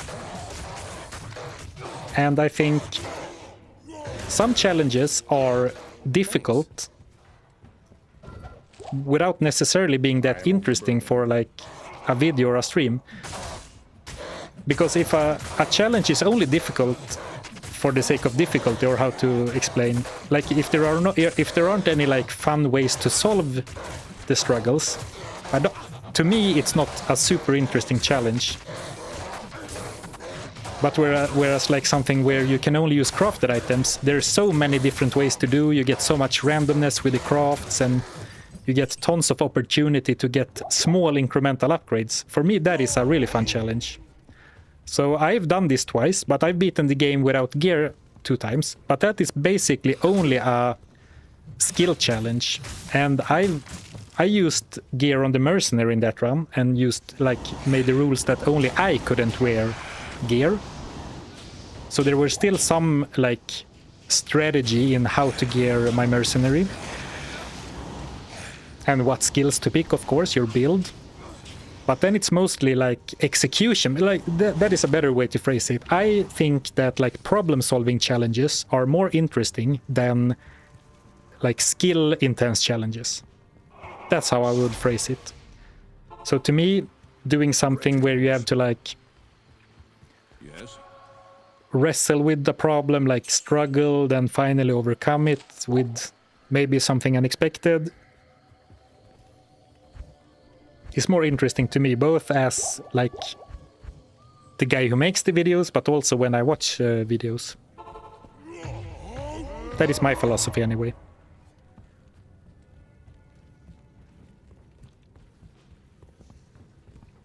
Ah, somebody already done a run with only set items.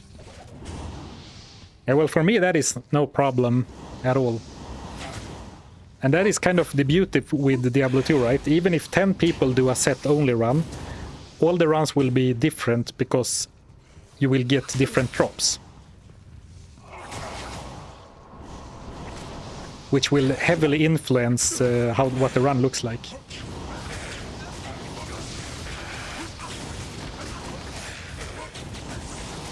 Right. Maybe playing a little bit loose right now. But I feel so tanky, it's kind of surprising to me. It kind of feels like I can do whatever, which is of course a very bad sign to be or like a bad omen to be feeling like that in hardcore.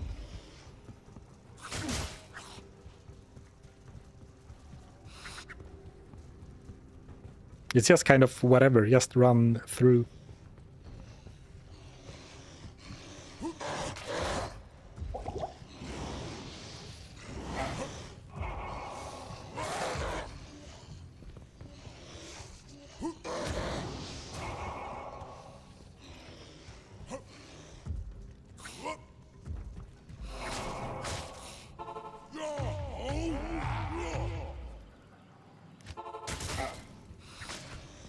Right, then the waypoint should be to the left again, or the level 2 should be to the left. Level 3, I mean.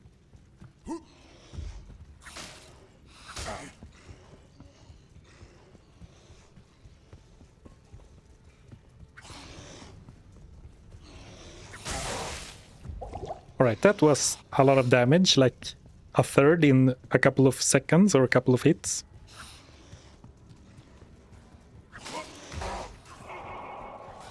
Can it be down here, do you think? Better check it before we go on the world's longest detour. Nope. I can't howl these guys, right? Nope.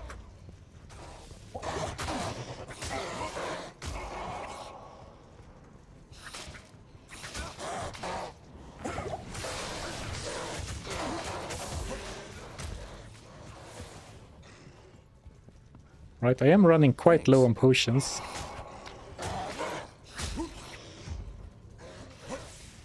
Not here either. Let's go to town just for a refresh, or how do you say, a reset, a mental reset.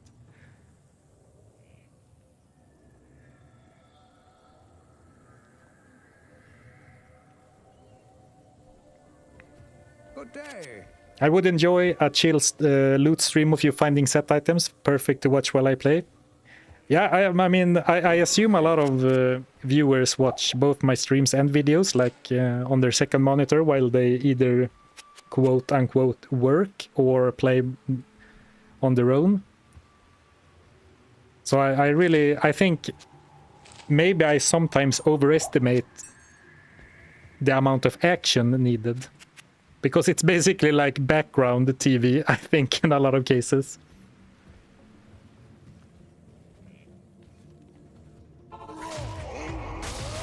But yeah, definitely am not opposed to streaming grinding. It's just that sometimes, like, the reason I have done off-stream grinding on this is mostly because it has been lower cost, and that is just, even to me, kind of boring, so I prefer to grind lower cost. Like basically while I watch something, I put on a YouTube video and just go open chests for an hour. But of course I could just easily have streamed those runs as well.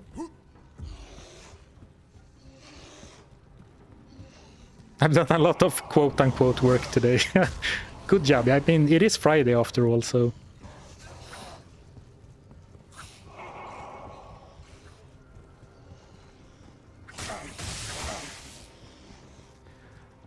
What's this challenge? Why does this challenge go to cross? For gems? Or yeah, for gems, flawless gems, hopefully, and jewels. Because you can open so many chests in a very short amount of time. So it's a very easy and efficient way to grab tons of crafting materials. And I think that it is basically the fastest way, regardless of how you measure it. But also, since this character has never really been in a position where you can just face roll content, right? For example, we tried some Travincal runs, there were some... We did a few cow runs, but it was never super efficient, right? I mean, in theory, both of those can be very efficient for gems and jewels as well. But with how much this character has been struggling to, like, kill elites, mostly, or kill anything for some parts of the challenge, it hasn't been the most efficient. Alright, here we go, finally. Now I gotta refocus again. Yes. So maybe I should just let Emilio die against the council members and then cheese Mephisto over the moat. But I am down to try fighting Mephisto fair and square first, just to see if it's possible.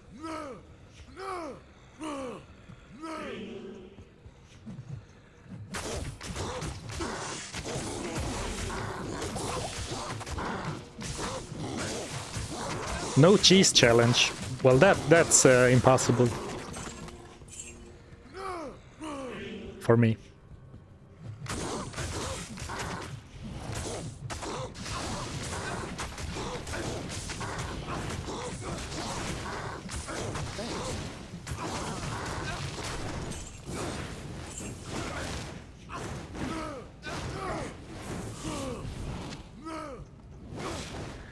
Not gonna lie, at the point of the two-handed maul leap attack, you were the strongest point ever, and it was amazing.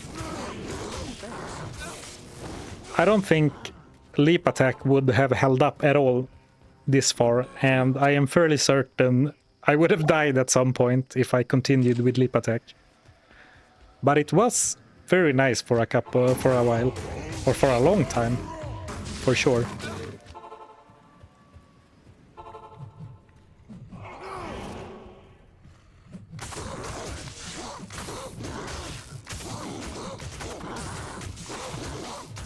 Oh yeah, you meant back before, yeah. Yeah, once we maxed leap attack for the nice area damage, it was very, very strong for a while. And good single target damage too. But like I almost died to the cows at one point. Because I jumped into them instead of next to them. I don't actually remember how close it was, but I just remember it was a close call.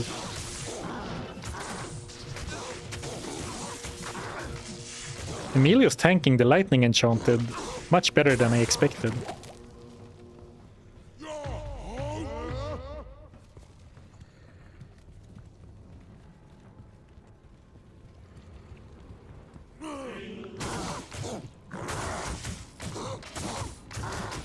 Sod rune only challenge. Can only wear runes with a sod or gear with a sod rune in them.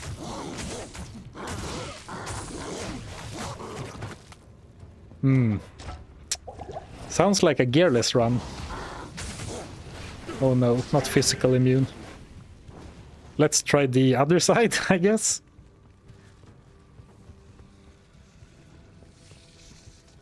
Physical immune. Alright, I guess we have to take one of them because I think I need the space to retreat.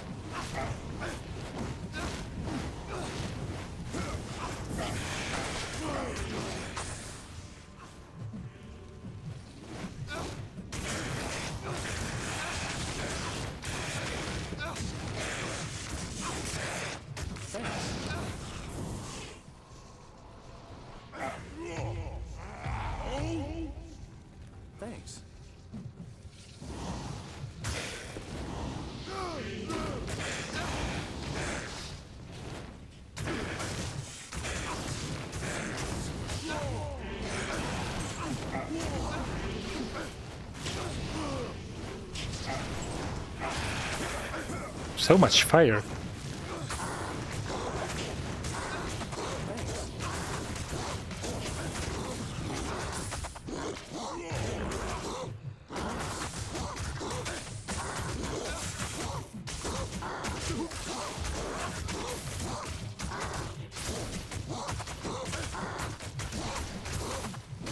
Well, actually, if now he's in the corner, if I go over here right now and go into a portal and back, maybe we can ditch the council member all the way back.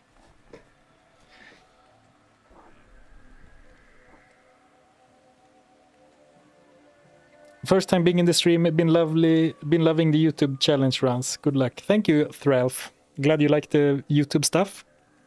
Physical immune, yeah. Oh, he was lightning immune too. Okay, Shannon, Shannon Isul. I didn't even register that, but good call on moving on then. I didn't notice that. So I was dealing 1 to 2 cold damage to him. Yeah.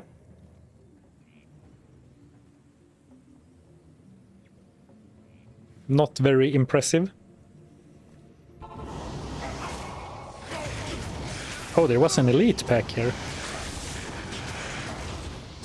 No, out from, how do you say? Out from the ashes and into the fire. Impossible. Let's try the other side then. He was also lightning immune, but let's see if we can get him to follow us.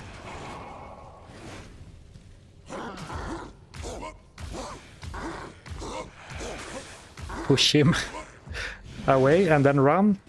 No, he follows me. Where is Emilio? Oh, here we go. If you fight Emilio and I go here.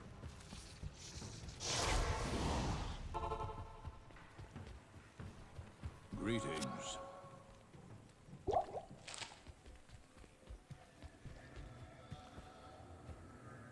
Item names whose only items who start with a vowel.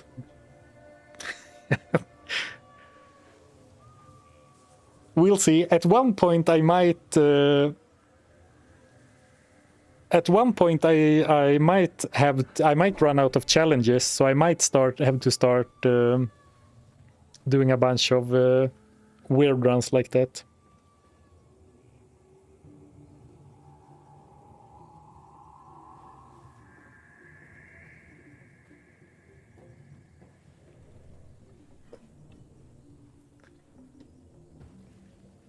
Right. Some water, then we'll go and fight Mephisto.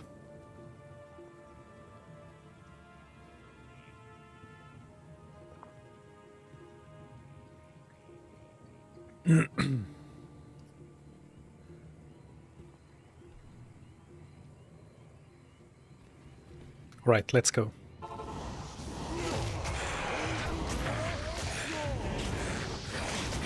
Have to be careful to not run too far to the right, so I bring the... Oh, I have the wrong weapon out. So I don't bring the council member back, now that I've successfully lured him away. Also don't die, preferably. Man, so there are like elite vampires on both sides, and a physical immune council member on both sides.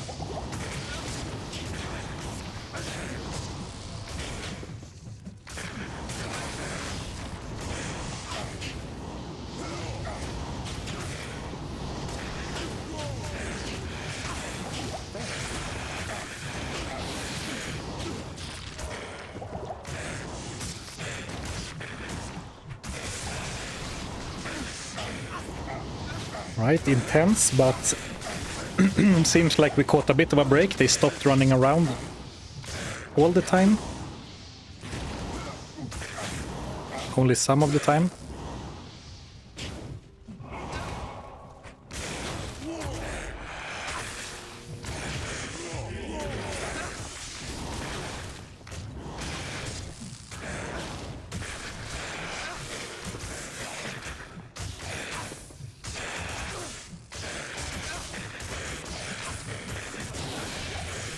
Alright. Elite down. need to bring a lot more potions for this. Yes.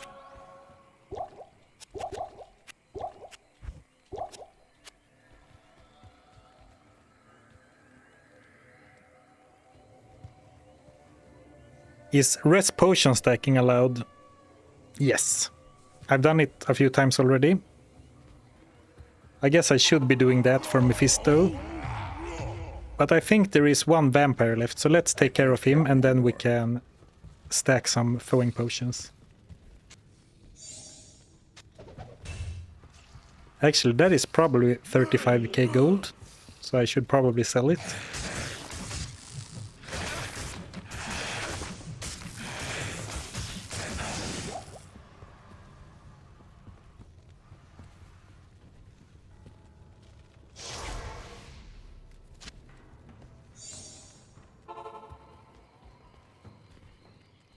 Hello.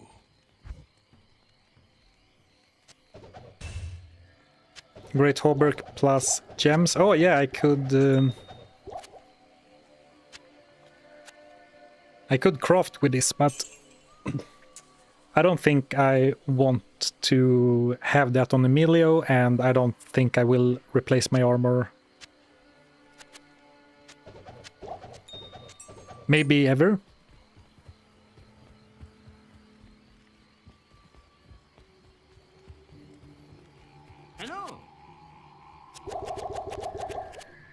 So let's give Emilio some cold. I guess we should give him antidotes too, because Meph likes to poison, which hurts his. Thanks. Which hurts over time. Thanks.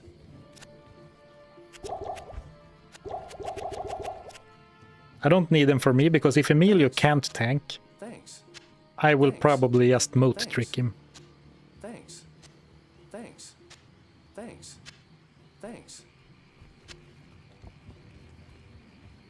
Thanks. Thanks. Thanks. Thanks. The great Hauberk armor you could use for a better armor. Yeah, but it's gonna be hard to roll an armor that's better than 2 sockets for 30 to 2 resistances. So I don't think Thanks. that is the right thing to craft. Like, prioritize the chance for an armor upgrade when we already have a half freeze duration. Oh, here he is.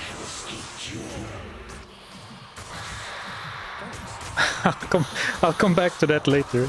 But I don't think that's something I should prioritize. It would help to have a better weapon or a better armor for sure. It's not like I have the perfect armor, but I think it's decent enough and very difficult to upgrade.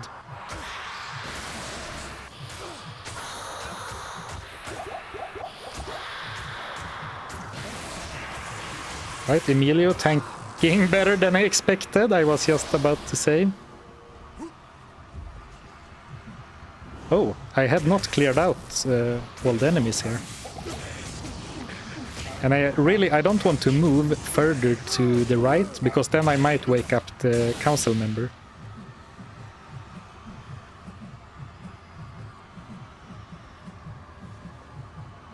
Do my axes not reach? It doesn't look like they reach.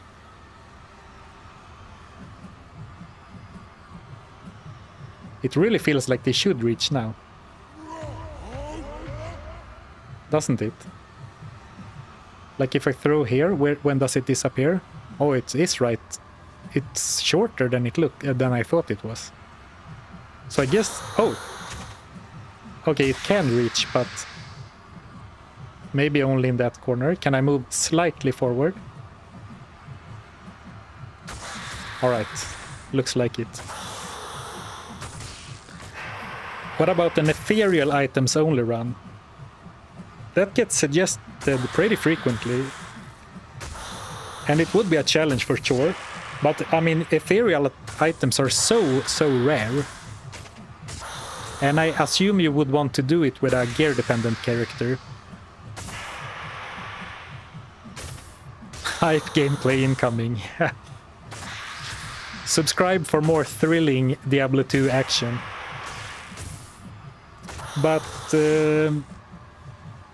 Yeah, I don't mind an ethereal only challenge.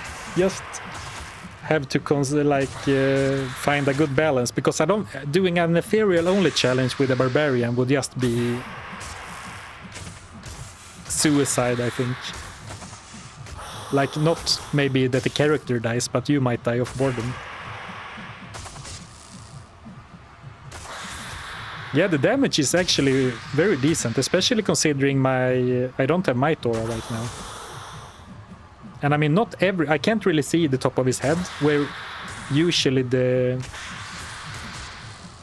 crushing blow thing happens, right? But I think maybe what does it is the open wounds, because it seemed to be ticking down fairly consistently. But yeah, that was not bad at all. Not bad at all.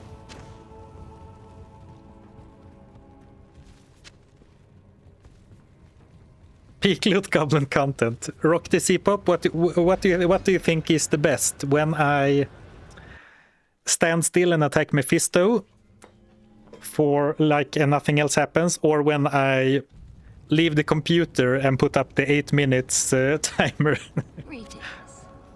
All right, I do have crushing blow as well. But that can't have been every hit, because it's only 6%, right?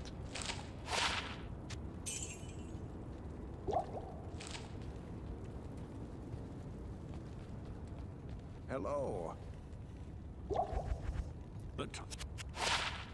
All right, Act 4, very nice. Throwbar got some good help in D2R, certainly. I would not have done this challenge at all if it wasn't for the new throwing mastery. Because imagine having to go back to town and repair your axes every 270 attacks.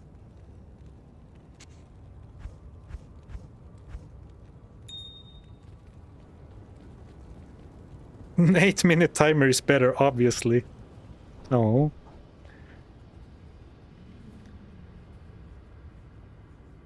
GG. Well done. Oh, thank you, guys. Thank you. Now do 100 more Mephisto runs.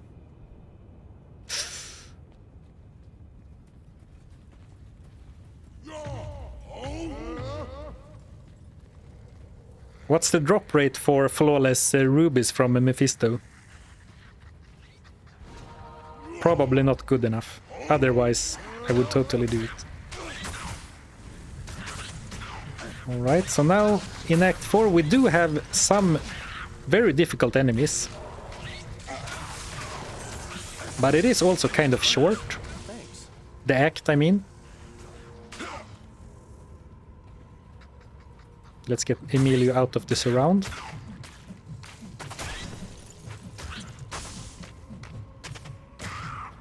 And of course, the dolls didn't end up being nearly as bad as they could have been, or maybe as I feared they would be. Of course, in Act 4 we have another issue. First, the potential of souls in the Plains of Despair. And then the dreaded Oblivion Knights. Oh, it's already 4:30, so actually...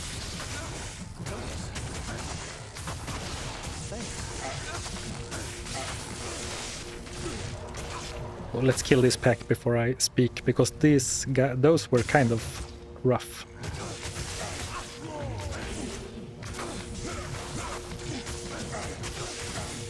I don't need to stand in the bolts, actually.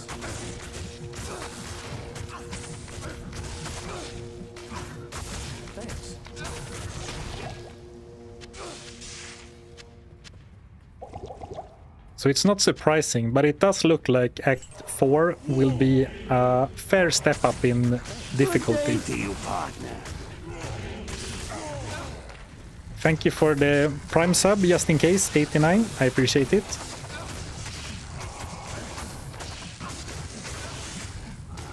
I mean, this is these are minions, like they are from the Elite Pack, so they are not your average Venom Lord, but man, those were tanky.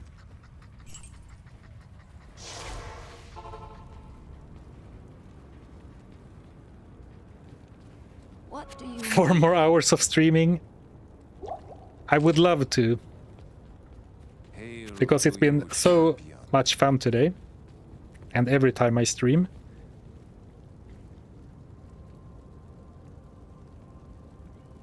But I will have to end it now. So good progress today.